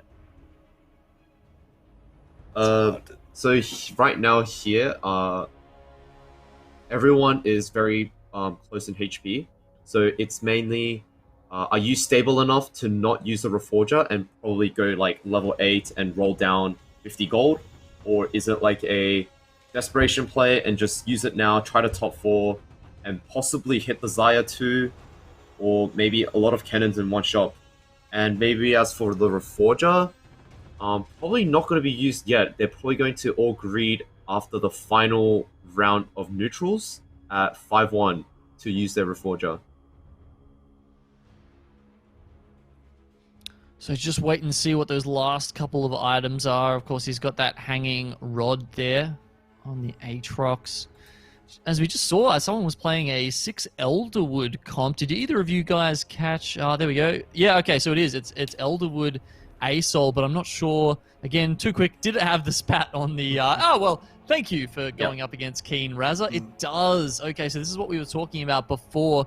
How do you think this generally matches up against keepers? It's a bit of an interesting one. I think ASOL has a half-decent matchup if it doesn't get hooked here. I mean, the sheer damage of ASOL can't be underestimated. As we see, ASOL just absolutely stunned and blast through the team here. But, I mean, still Keen is just struggling against the sheer shields that Keepers managed to put up. I think with an ASOL too, he's got a lot more of a chance there, but, I mean, Keepers 6 is just a hell of a spike. I think one of the other problems there was that it was only an ASOL 1. So Keen sitting on 34 health. Do you think you use the loaded dice now? Or how would you feel about either, rolling down or well, just using your gold? Actually, as we can see, he's got 61, so there's a fair bit in the bank if he wanted to push towards 8. Looks like he might be doing that after the creep round and then using the loaded dry to try and spike that ASOL. Seems like it, yeah. I think that the biggest thing here is Keen's just trying to keep it a little bit flexible for the time being. He's got the ability to Reforger here, so I wouldn't be surprised. Well, come on, fourth keeper cannon for the... Wow, just hits. Wow, that's big. Yeah, okay. The loaded dice does in fact work. He gets offered another keeper cannon. It's kind of just left us speechless here. It's like the shock blast is like, damn, that's a heck of a hit right there. It's gonna reforge the Sunfire. It gets a Thieves' Gloves as well. Not so bad. That's crazy. Meanwhile, he's got the secondary carry there in the Veigar, stacked with the blue buff, the crit glove, and that Guardian Angel. Do you think if he even hits a single Veigar, would he be looking to remake that and put one of those items, at the very least, on the ASOL? Yep, so he's probably going to look for either the GA or the JG, on the Dual Gauntlet onto the ASOL, and possibly the GA onto like a Frontline, or maybe like another Elderwood that he might be playing, most likely an Ornn or a Xayah to get that 6 Elderwood power spike. Yes, obviously he's switched something up there. I think it was the Annie he put in, which has given him a bit of an odd... Oh, there it is. There's the Veigar. Okay, does it. Yep, instantly he's going to remake that. Oh, okay. Okay. What? Please, someone tell me what's going on. I don't understand. I think we're struggling to comprehend it here as well, as we're kind of just sitting here going, oh my gosh, what is going on here? But we're going to see that this Yone is going to get absolutely jacked here, and is going to start to tear through entire teams, immediately just cleaving through half the team as Roland Soldier starts to pick up the slack. Yeah, big damage out from that ASOL. The Slayer just trying to get in that extra healing from Olaf. And no, the second cast will bring him down. Whoa, did you guys see that? There was 6k in magic damage there from the Aatrox. Yeah. Yeah, okay. All those silent buffs, all those silent buffs from Mordog really wanting him to be a proper carry. Well, you know what? Turns out you don't really need Essential as a comp around him. He's just going to tear through a team by himself if left unchecked. Okay, you can see there, Admiration has just picked up the Chosen Adept Shen. And oh my, chat's actually telling us that Pong just hit the 3-star cannon despite the heavy contest in the lobby. And having a look here at Zuzubird, still... No, actually, wait, that was a different player that was playing Twisted Fate, wasn't it? Mm-hmm. Wow, Pong has just gone out, and this is after... Oh no, I was hard start Cannon 1. Okay, all right, come on, chat. Stop lying to us, please. Someone telling us that it was a 3-star cannon, but the man himself, Pong, telling us it was actually only a 1-star, and it's Chubby on the top who's taking out all of those. Ah, okay, yeah, right. It's Chubby that has the 3-star cannon. Getting us a little mixed up there, but not to worry. That's right, the rich get richer, as we always say here, and, Chubby, while in a very commanding position, has got that Cannon 3. I'm really interested to see where the rest of this composition goes with Keen as well. I'm not exactly sure as to, how exactly Keen is going to put everything together here. What do you think of the final units that Keen's going to try to put in his comp? Well, can I just offer one suggestion? I mean, the fact that he threw them on the Yone so quickly... Oh, wow. Okay. This is a very strong Yone. Because I was just thinking that he was actually going to look at, as they do sometimes, to pick up a second 2-star ASOL and then put all of those items on that ASOL and have sort of like a tank ASOL and a damage ASOL. That would definitely work.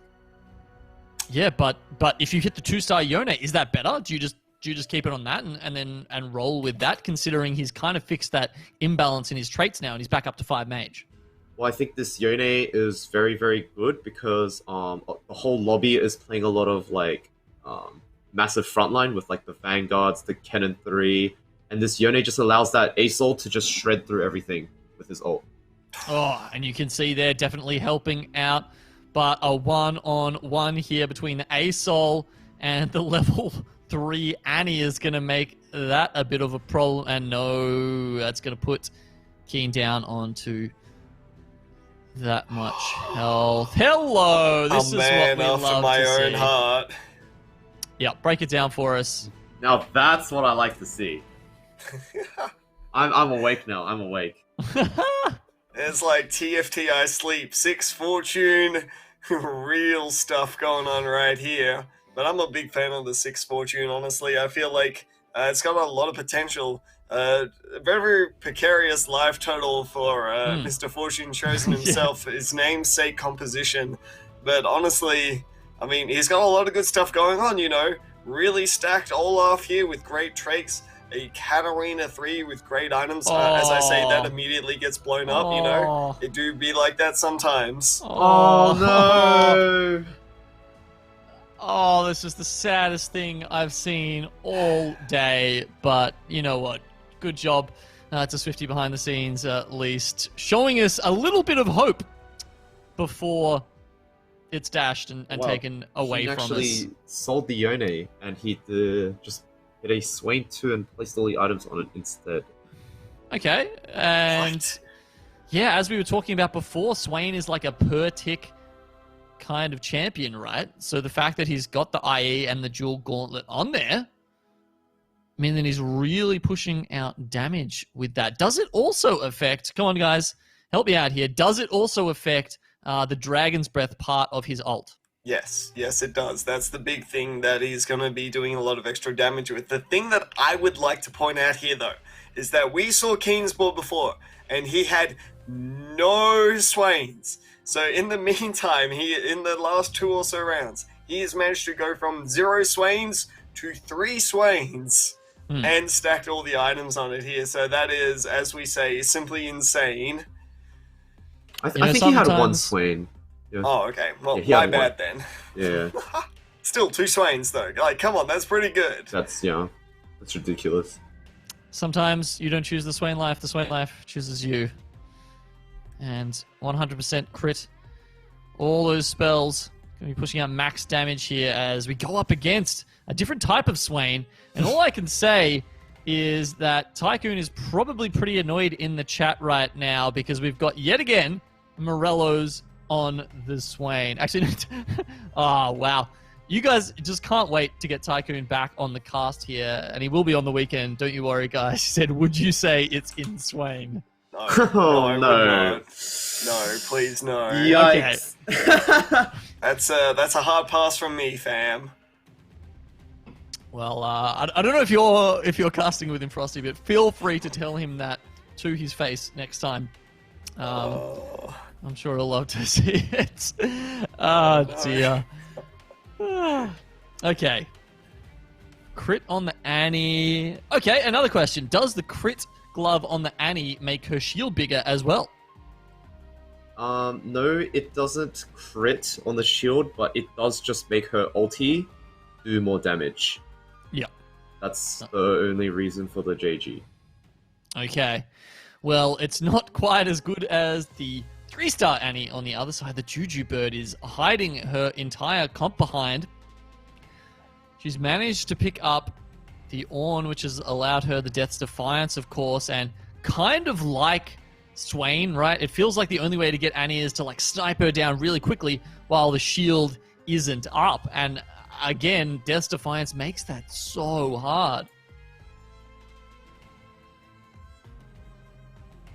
And with that, that's, only 3 left now. So we've got Chubby Bunny, Cosmic Slots, and Zuzu Bird.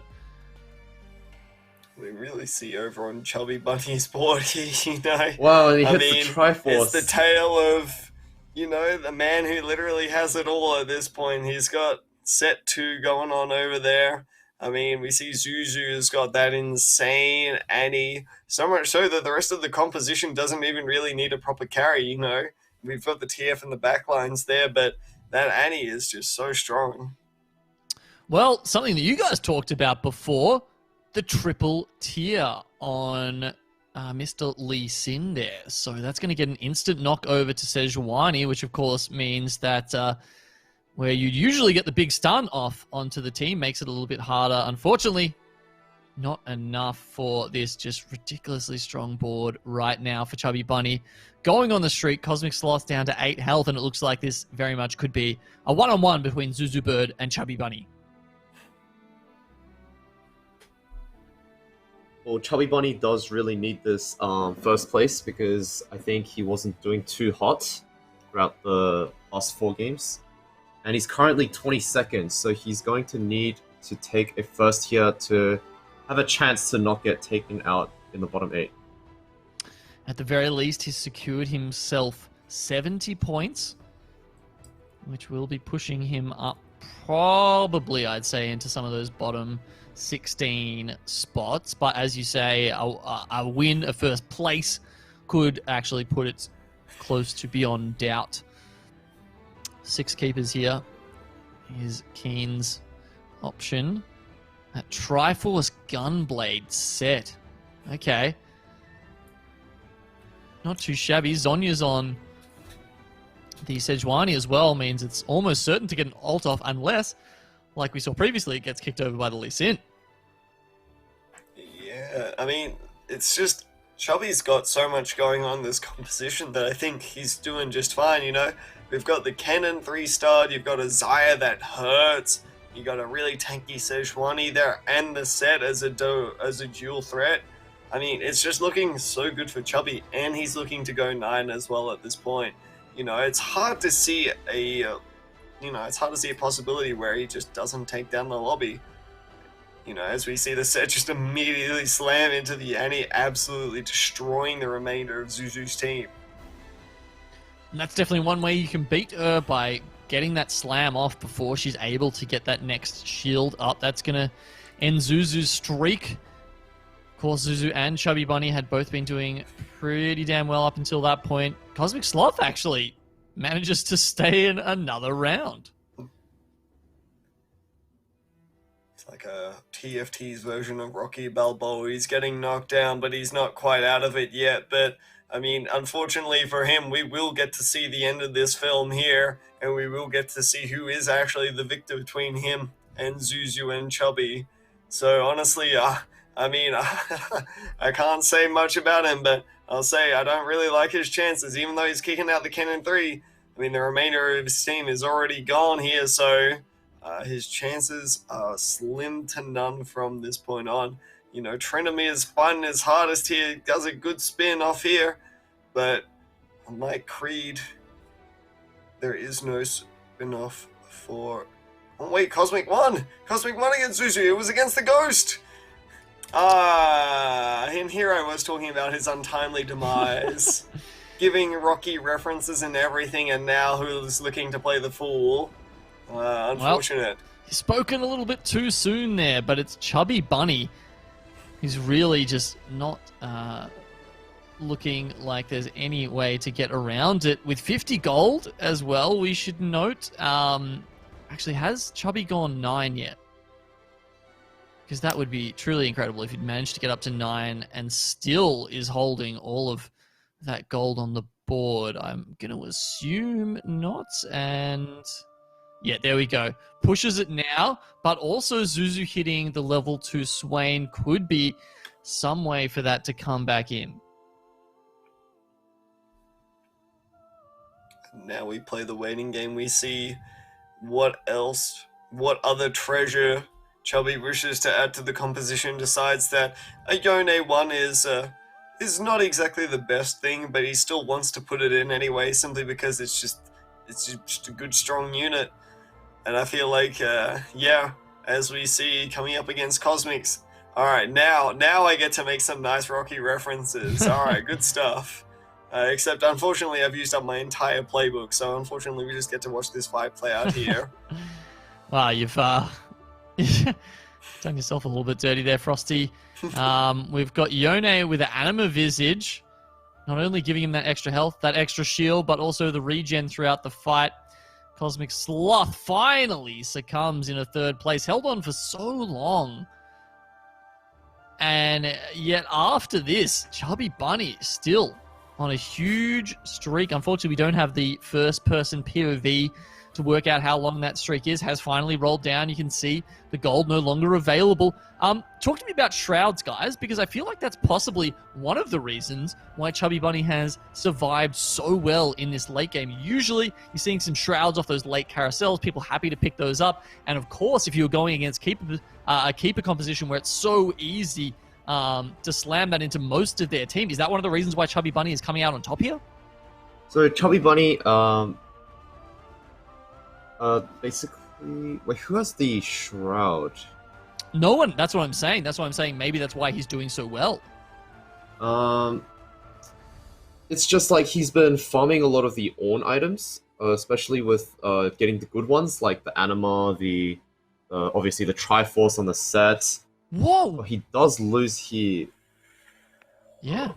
I definitely think if one of them does get a Shroud, the fights will be game-changing, because as you can see on Zuzu Bird's board, he has the Chalice, which is buffing the TF and the ASOL, and if the Shroud just hits that lane of units, then his units will never cast.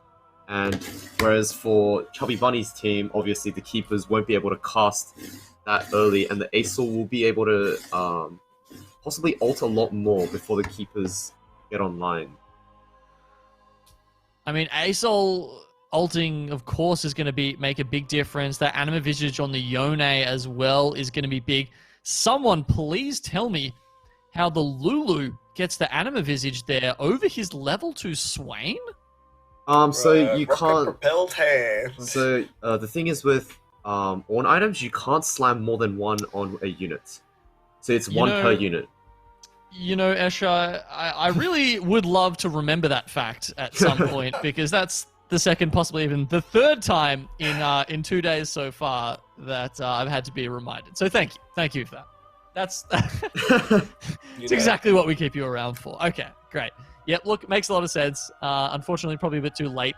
Damn, I mean, what about putting the rocket-propelled fist on the Swain 2 in the first place then, I guess is my follow-up question to save myself. Well, I mean, gotta put on something, right? And you really want this Swain to cast as soon as possible, which is pretty much what Zuzu is thinking here, I would assume.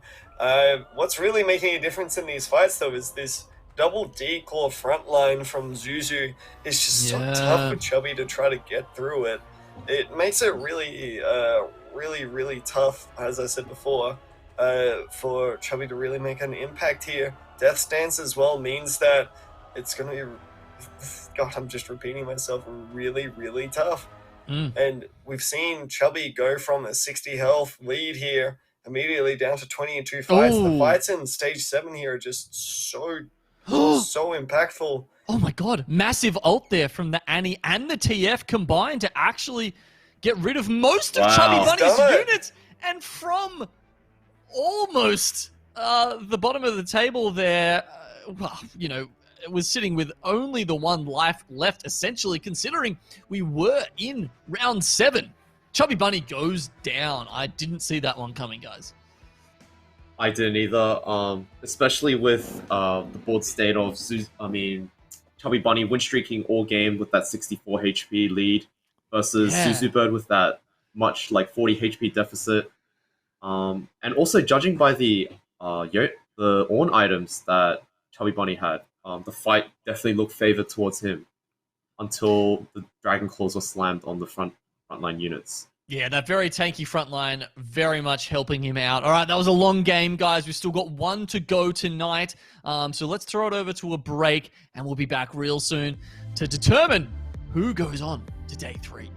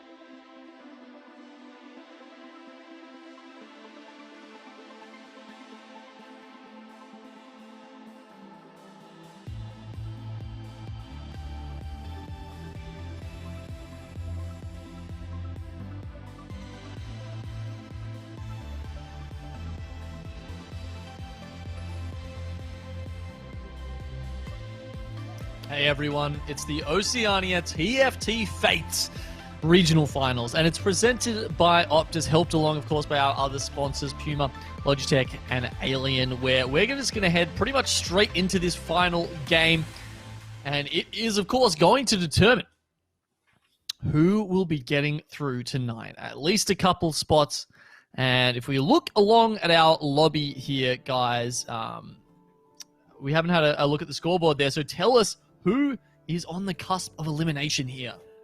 Alright, so we're going down the list here. In this lobby, we've got rank 2, who's just barely on the cusp here at 15th at the moment here. So really fighting for a good position. And we've got Obu down in 20th. So Obu is really looking for a good placement here to make sure that he can try to continue his streak from last championships there, where he managed to qualify through NA and managed to go to Worlds there. So if he wants to continue that streak, he's got to place well in this game. So really looking to see if he can pull it out on this one. Man, talking about streaks, Gages has won 4 out of his 5 games tonight. That's insane. That's not just hitting, guys. Come on. Especially in like a tournament setting. I think, well, obviously we've only seen 5 games, but still that consistency coming out. He's definitely playing his strong early games. His transitions are really clean. And yeah, I think he deserves his first place in this tournament. Yeah, and it's very close to guaranteed, actually. He's currently 80 points ahead of slot 2, so I think it'd literally have to be it would have to be a first for Banter and an 8th for Gages to even change that around. Possibly they could tie. But yeah. Okay, well, moving back to the lobby that we're currently looking at. Of course, Gages is probably dominating a different one. We've got, so as you said, yeah, Obo, our representative, the man who changed Mort Dog's mind, as I like to call him. And then, of course, we've got Alt VG, who's currently sitting in 15th spot. He is also struggling, 20 points ahead of the cutoff at the moment. And then we've got Mina just below him as well, 10 points above the cutoff. So who knows? It could even be between Alt VG and Mina at some point as to who can take out one of these slots. Garen 3, almost completed for Itchy. Oh boy, this is looking to be, it's one of those games. Sometimes you just hit, and this is looking to be one of those really interesting games here where he's committed. He's going to slam the jeweled gauntlet on that Garen, truly spinning to win at this point. And we're going to see the two swords clash here, the battle of the Titans, but one of those Titans doesn't have a jeweled gauntlet. And ultimately, I think that I really like Obu's positioning here. I think he's got the better positioning with his Garen, which means that I think he's going to come out on top. Yeah, the double Garens for Itchy, not quite as good. Of course, there were more units surrounding Obo's Garen, which means he gets his spin off first. It also means that he's doing a bit of damage unperturbed by the magic resist that Garen gets when he is in his ultimate form there. So, yeah, wow. Obo actually gonna take that one out. But that said, it's only one away until he can get that 3-star. I guess the other thing was, did Obo have Warlord activated, where obviously Itchy didn't? Don't think it mattered too much, honestly. I think that either way that you look at it, that fight was not going to be going the way of Itchy. It is literally just a positioning difference when it comes down to some of these early game Garen fights. And it goes to show the importance of early game positioning here. Well, Itchy getting shown how to do it. And now disarmed. But going up against a strong sharpshooter board, actually. You can see he's already got, I'm assuming it's a 4 sharpshooter there with Nidalee, Tristana, and Teemo already in. So, we're looking at Itchy's board and saying, wow, it's got potential. But it's certainly not helping him out right now. But at least he got the 4 loss streak going into Krugs. I think Itchy's actually in a really, really good spot because he's going to have that Garen 3 super, super tanky. He's on 78 HP with a 4 loss streak. And and his gold is not looking too bad for someone who's been playing like a kind of not so lose much HP kind of board. Yeah, still sitting on 30, and as you say, with that loss streak, do you think he'll be leveling up here, or might he even roll to try and just get that last Garen now, especially considering, he committed the dual gauntlet? You could possibly put the Morellos on that as well. Oh, dang, out of Warlord's map for him. But honestly, I mean, I wouldn't mind rolling just a little bit to see if you can get it, and that's exactly what you're looking for. Bang, that's a big power spike. Didn't have to roll too much gold for it. And I'd say that Itchy, while he was in a bit of a precarious spot beforehand, now I'd say he's in a fairly commanding one now. This Garen 3 spike is absolutely massive. And not only that, and yeah, sure, he didn't get the Warlord spat, even though he had the belt sitting there, but he did get the Tryndamere out of it, a very early addition, which can not only point him in the direction of Slayers, but also help out his Warlord board. So it kind of, it's a bit of a double whammy there. There we see that Donnie coming up against Itchy here. Big spins going all around, and GA gets popped. Kennen doesn't do enough damage, and the tankiness of the Garen here, more than the damage itself, is going to play a big part into Itchy turning around these fights now. Finally going to start stacking up some of those Warlord stacks. Very critical for this composition. He did have a Z there available to him. Do you think that would have been a good pickup? Looking towards level 6, you could get not only the Ninja, but also start activating that Slayer, Escher? Probably not, because he was already on that 4 Warlords, and he wants to get that 6 Warlord Power Spike ASAP, because his Garen 3, as you saw in that fight, just chopped everyone up. And I think that's going to happen throughout all of Stage 3. So he wants that 6 Warlord Power Spike as soon as possible, and then he can win streak with the Warlords. And then he'll have a very strong, solid board going into level 8. Yeah, ultimately, I think it comes down to the prioritization of the traits, right? Whereas the Slayers might not be doing so much for Itchy in those situations there, but I can guarantee you that Vanguards and 6 Warlord is something that he is definitely looking towards. So ultimately, when it comes down to it, trying to go for something like the Slayers there, probably not the best choice for him. Yeah, fair enough. Obviously, quite the endgame composition, but as you guys say, maybe not as good on the way through, with some of those power spikes coming from 6 Warlords, or in this case, as we're seeing here with Donnie, 6 Cultist.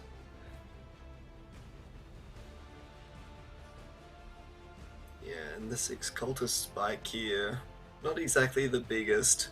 It's definitely quite strong, don't get me wrong, but really 6 Cultist benefits a lot from getting those extra 2-star units in, Galio scaling with those star levels here. So it's not to discredit it, but it's definitely very strong. But as you can see here, not the strongest thing that you can be doing right now. Does buy him enough time to get the win over Ubo. Ubo? Ubo. Sorry, I'll just go back and take my woodwind classes again. Whichever one you want, it's fine. Then we see Donnie here. Got a few interesting choices on terms of carousel choice. What do you think he's going to try to go for here, Escher? Most likely like an offensive item, because his he doesn't have too much direction, but I guess they're all gone and he's left with 3 belts and a cloak. He's got the aura item, the GA, so he's probably looking into like a Kale or like a Olaf build. But we're not too sure what we're going to see with that spatula as well in this belt. Most likely going to be a Zeke's. How do you think that does fit in best into the Slayer builds that you see most often? The belt? No, the spatula.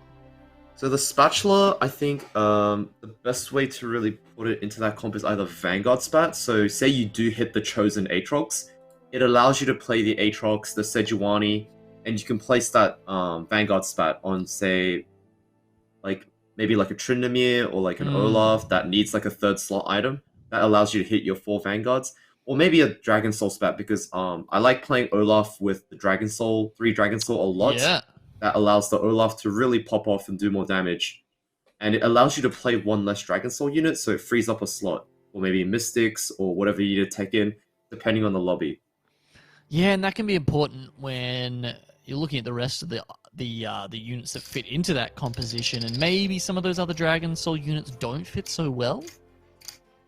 Yeah, maybe. Probably the only ones that you could really play are either the Swain or the Tristana, because the Tristana gives you Sharpshooters and Dragon Soul for Samira, and the Samira really likes to use that Sharpshooter to do that damage. Yeah. And the Swain, obviously, it's the best Dragon Soul unit, and it also can give you Siphoners. And you want to make use of that Swain ulti with the anti-heal debuff. Yeah, because of course you are very often coming up against these other Slayer compositions in the late game, and being able to hurt their ability to get back into the game. Definitely useful. The 1-star cannon struggling to push through these massive units we're seeing on Alt VG's side here.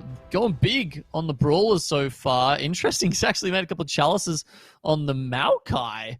I don't see that in Brawlers so often, but I suppose it can work out if you're helping out your set in the end game. I'm not sure how that really tracks as an early to mid game item. What do you guys think about that? It's pretty interesting, honestly. I really like the makeup of Alt BG's comp there. You know, I think the ability for the chalices to potentially affect some of those carries, like the set, like the Tom Kench there. I mean, what was really interesting to me is that we really saw almost a King Kong versus Godzilla moments going on there, where the Galio was coming up against these other big brawlers who just so happened to be just a little bit bigger than him, honestly. And yeah, I mean, it was interesting to see how that panned out. You know, the Cannon trying to tickle down the Tom Kench there, just not really working out in his favor. Yeah, tickle's probably a good way to put it at level 1. Doesn't really do the required damage. Just hit. Okay. Oh my god. Level 7. Now, of course, we can't see the chosen odds. You can down the bottom left. Of course, is the odds of hitting a unit in the shop. Someone tell me what that chosen odd is at level 7 getting a level 4. So it's 2%. 2%. Yep. Okay. Well, you know what Mort said? He didn't want people having it happen too often in their games anymore. So, I mean, they still wanted to keep it around, but we still got it at 2% here. But as we see over on DNN's board, rocking that Spirit Tristana build, you know, one of the latest builds from Solus, really showing up in the NA qualifiers there. Yeah. And absolutely tearing through Donnie's board here.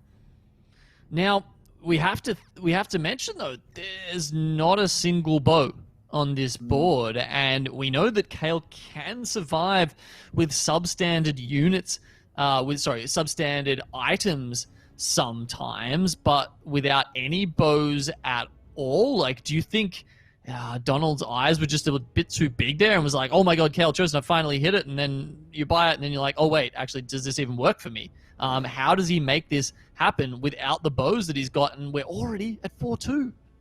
So, the bow is very needed, but there are cases where you have to play probably like a bowless Kale, which is where you can slam like a Ziggs maybe, which allows your Kale to get some attack speed from somewhere.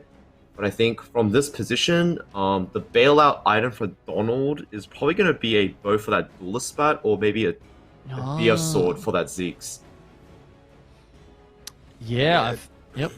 I'm obviously definitely leaning towards the Duelist spat here. Already got the Jacks on the board here, so it's just a natural fit in at this point.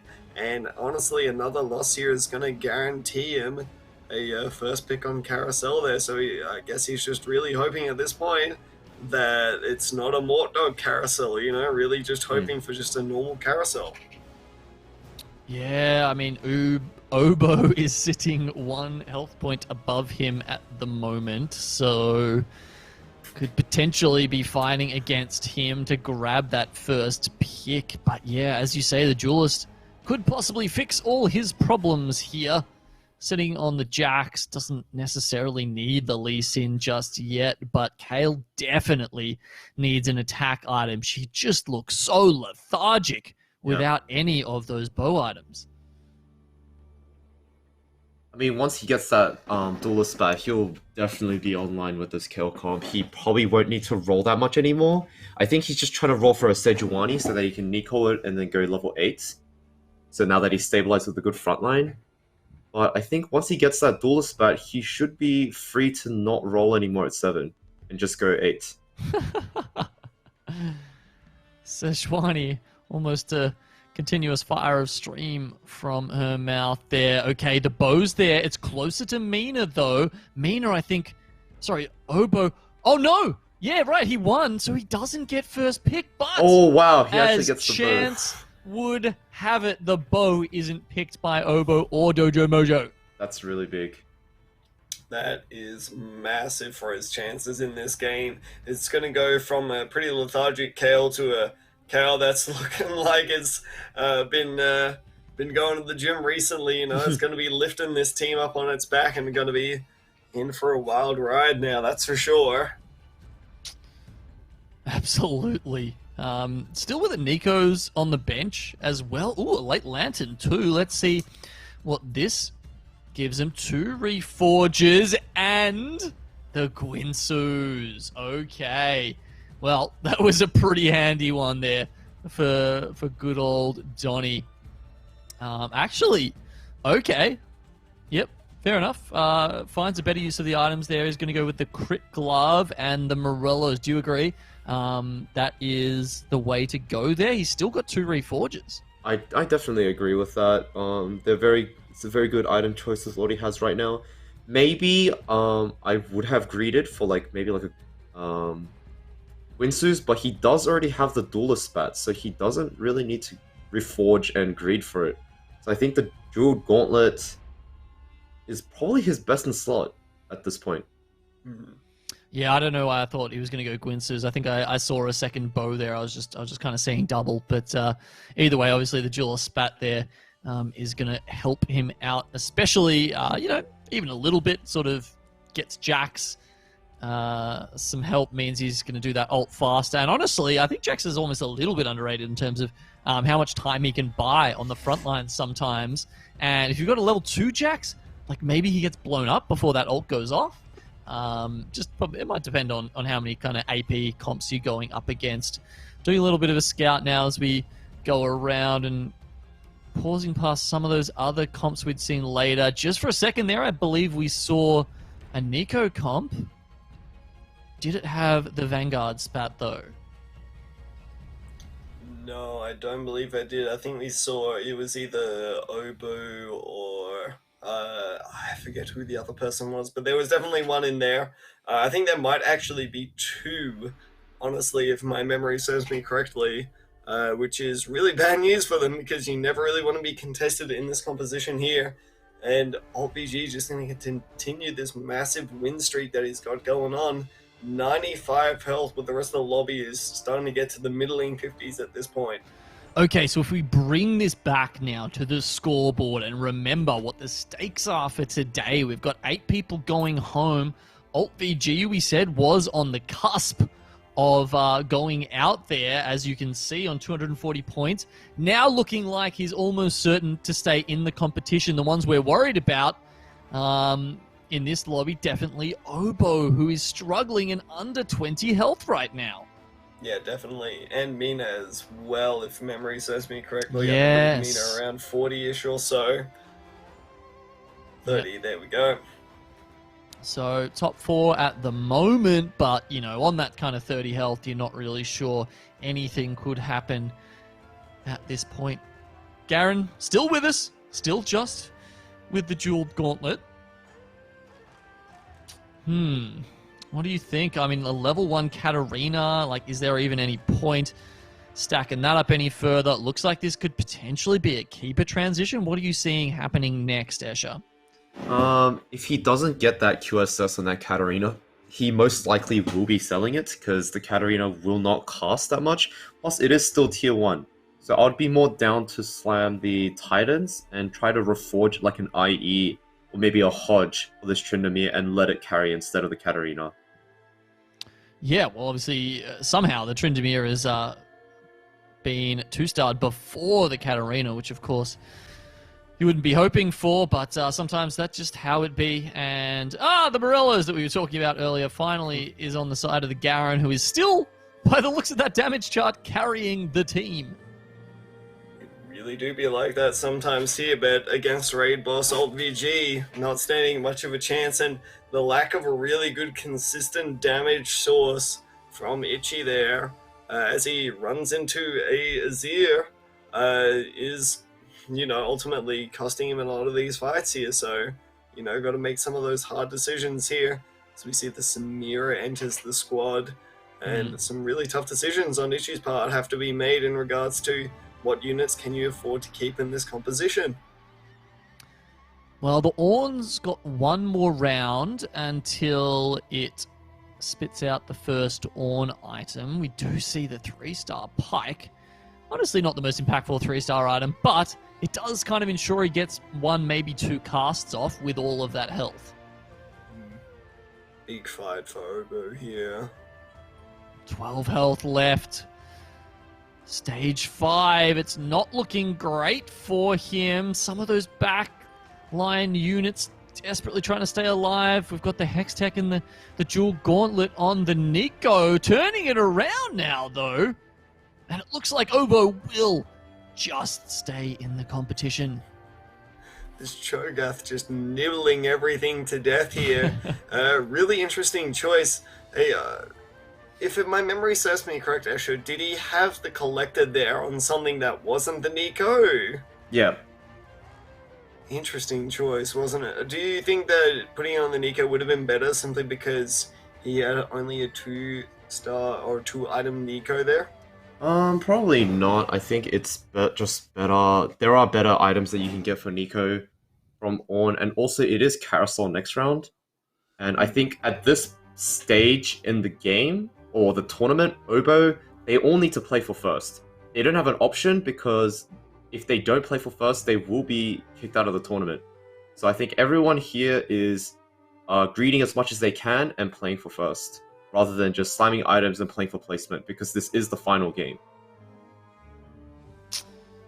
Of course, you don't have to get a first to win, though. And to be fair, a second, a third might be enough points to push you through.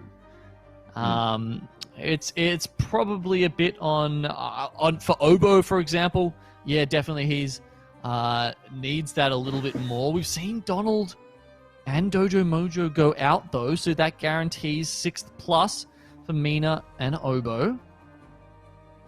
But that said, they're still not the bottom 2.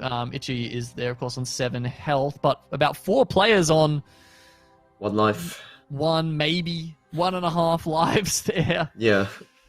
It's a scary spot to be in, tournament life hanging on the lines here, really nervy sort of stuff. And we really got to see, as we see Itchy picking up that final cat item here, maybe coming in just that little bit too late, reforges everything on there, on that Pike 3. Ooh. Hitting a Shroud, that's big. A quick silver shroud for the Cat 2. That said, when you're pushing close to the 6th round, Cat 2 even then, I would say starts falling off a bit. You really want the Cat 3 to be bringing the damage. He's got the Shroud, and he's also got 1 Reforger left to him. The Shroud's going to get, the Nunu will get the Sejuani.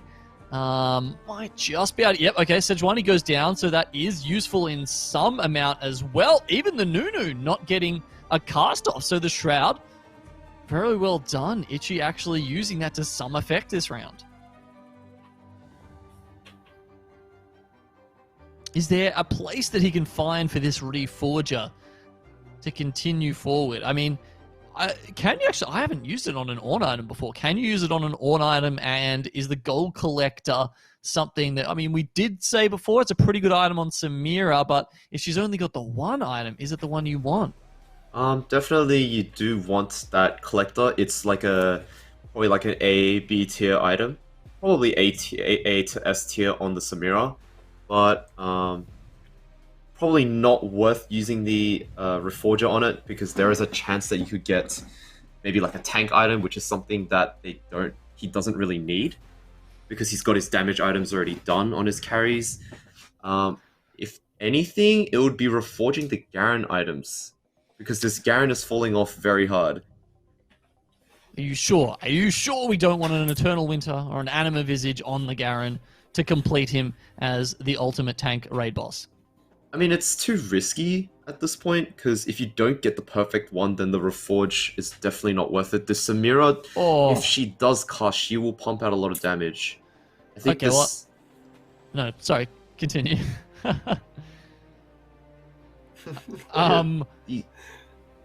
These items are looking perfect for the Pike. Double Frozen Heart and the Ionic Spark. Really? Because I was looking at them and thinking, hey, why not chuck the Reforger on those? But you really think they're good enough value that you wouldn't rather take the roll with it? Maybe I'll reforge the Spark, but I'd probably keep the Double Frozen Heart.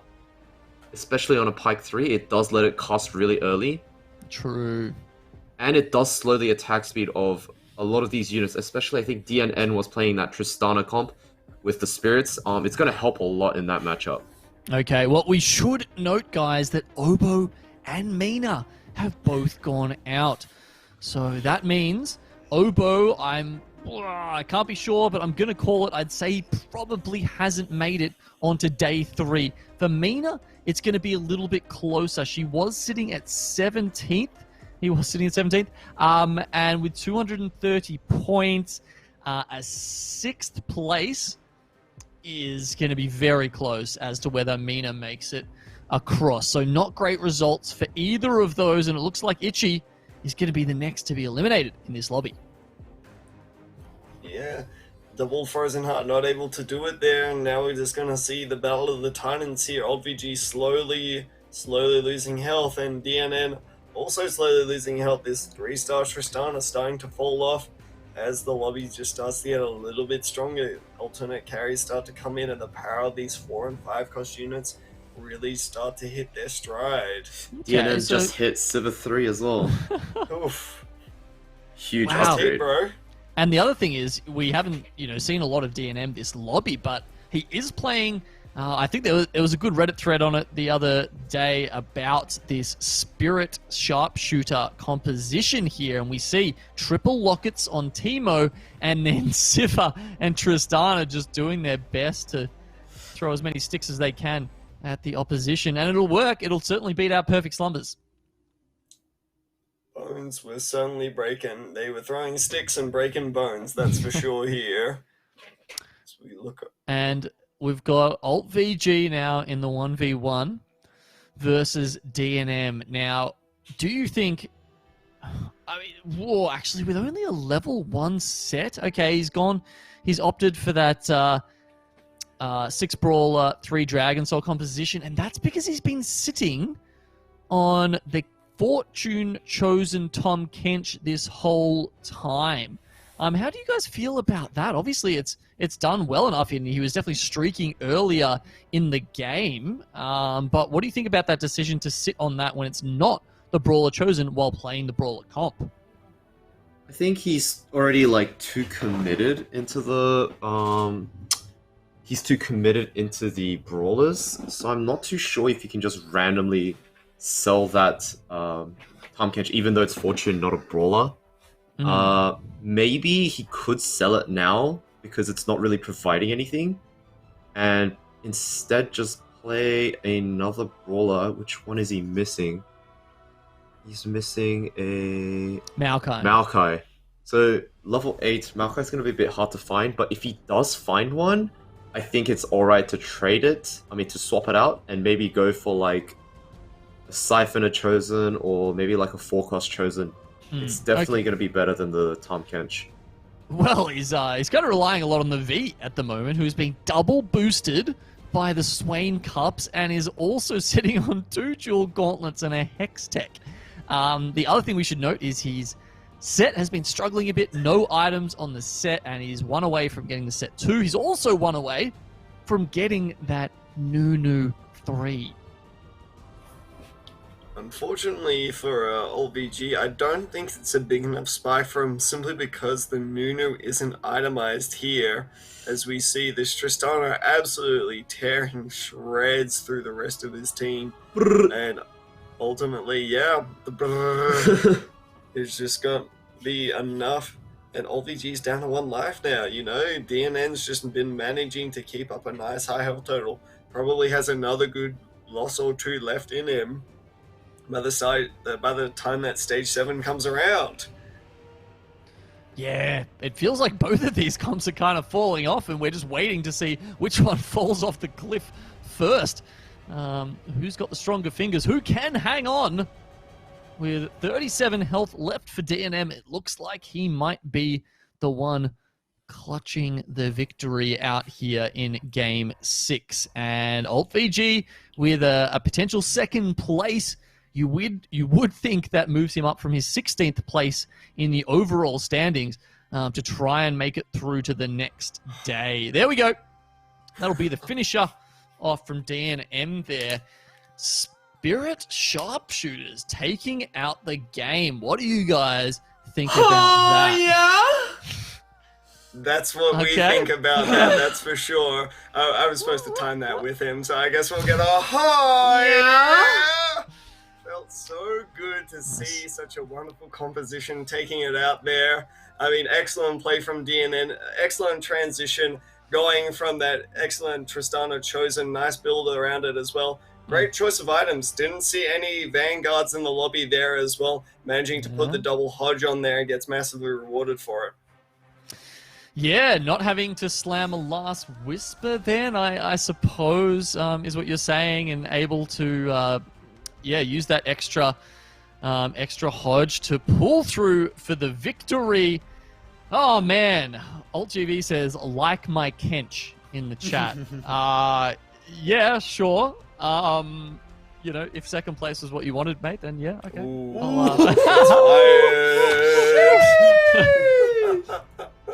No, I think 2nd place is what you wanted because it's moving you up. You're gonna get that top 16, I do believe. We'll have the scoreboard up for you guys in just a second, but before we get that, I guess we should give one last shout out there. This, of course, has been the Oceania TFT Fates Regional Finals. It was presented by Optus. It will be presented by Optus for the next couple of days, because don't forget, guys, we've still got 2 days of competition left. We'll be moving on to the top 16 tomorrow, and then Sunday night, it'll be the best 8 players the Oceanic TFT region has ever seen, fighting it out to see who goes on to Worlds. And we will find out who at least half of those, well, not all of those players, but double those players will be in just a second. Did Gages come out with a 5th win? I'm going to say the chances are no, but I'm also cheating because I'm looking at the score sheet. Yeah, me too. I think we went over to the score sheet there, and I just curiously, looks like he did not manage to, only manages to get a 6th place in that last game there, but in his credit, he did manage to get 4 wins. Yeah. Which is absolutely insane. It's still ridiculous. Still likely going to put him on top of the lobby, as we said, even at the end of Game 5, because he was that far ahead already. Now, Escher, it's been great to have you here tonight. What have you enjoyed? Any big brain takeaways that you can fill us up with, and just make sure that as we go into those final 2 days, everyone is very sure about where we're going. Actually, you know what? I'll give you a second to think about that while we look at who's made it through and who has not. Mina, even with the 6th place, just squeaks in by the looks of it with a tiebreaker there. As Mina, are you kidding me? Sorry, I just want a Tycoon confirmation here that Pong has once again made it through in last place with a tiebreaker. We'll await confirmation, but I can only assume it's true because this man is he's kind of pretty much the definition of by the skin of your. How does the nursery rhyme go? Skin of your teeth, luck of the gods. By the skin whatever of you may have. your teeth, which I never really understood because they don't have skin, right? Anyway, moving on. Unfortunately, Obo going out. Chubby Bunny, who we saw almost take out that 5th game, also going to be falling. And yes, we have confirmation. Pong, the tiebreak king, this man should start playing tennis, has once again pulled through in the very last spot available to someone. So incredible. All right, Escher. Yeah, look, tell us, what were your takeaways from tonight? Well, all I know is that just slam Olaf items on any unit early game and hard force slayers and go to sleep. Okay, I'm gonna be attempting to take that into Grandmaster, and if it doesn't work, I'm coming after you. All right? Yep. You can blame me all you want if that doesn't work for you. I'll take it to the bank. What about you, Frosty? What were your takeaways for tonight? Just hit. Just hit. Just hit. Say it a couple more times. I don't think chat's really understanding what you need to do to win these games. Hit. Just hit. That's all you need. Just hit. Fantastic. Fantastic. That's TFT in a nutshell, guys. Thank you so much for joining us here tonight. As we said, another 2 days of games left to go and working out who Oceania is sending to those global championships. We'll be back with all the action here on the Order Army channel and on the Right OCE channel, I believe, in the coming nights. So wherever you are, thank you for tuning in, and we'll see you again tomorrow. Oh, yeah?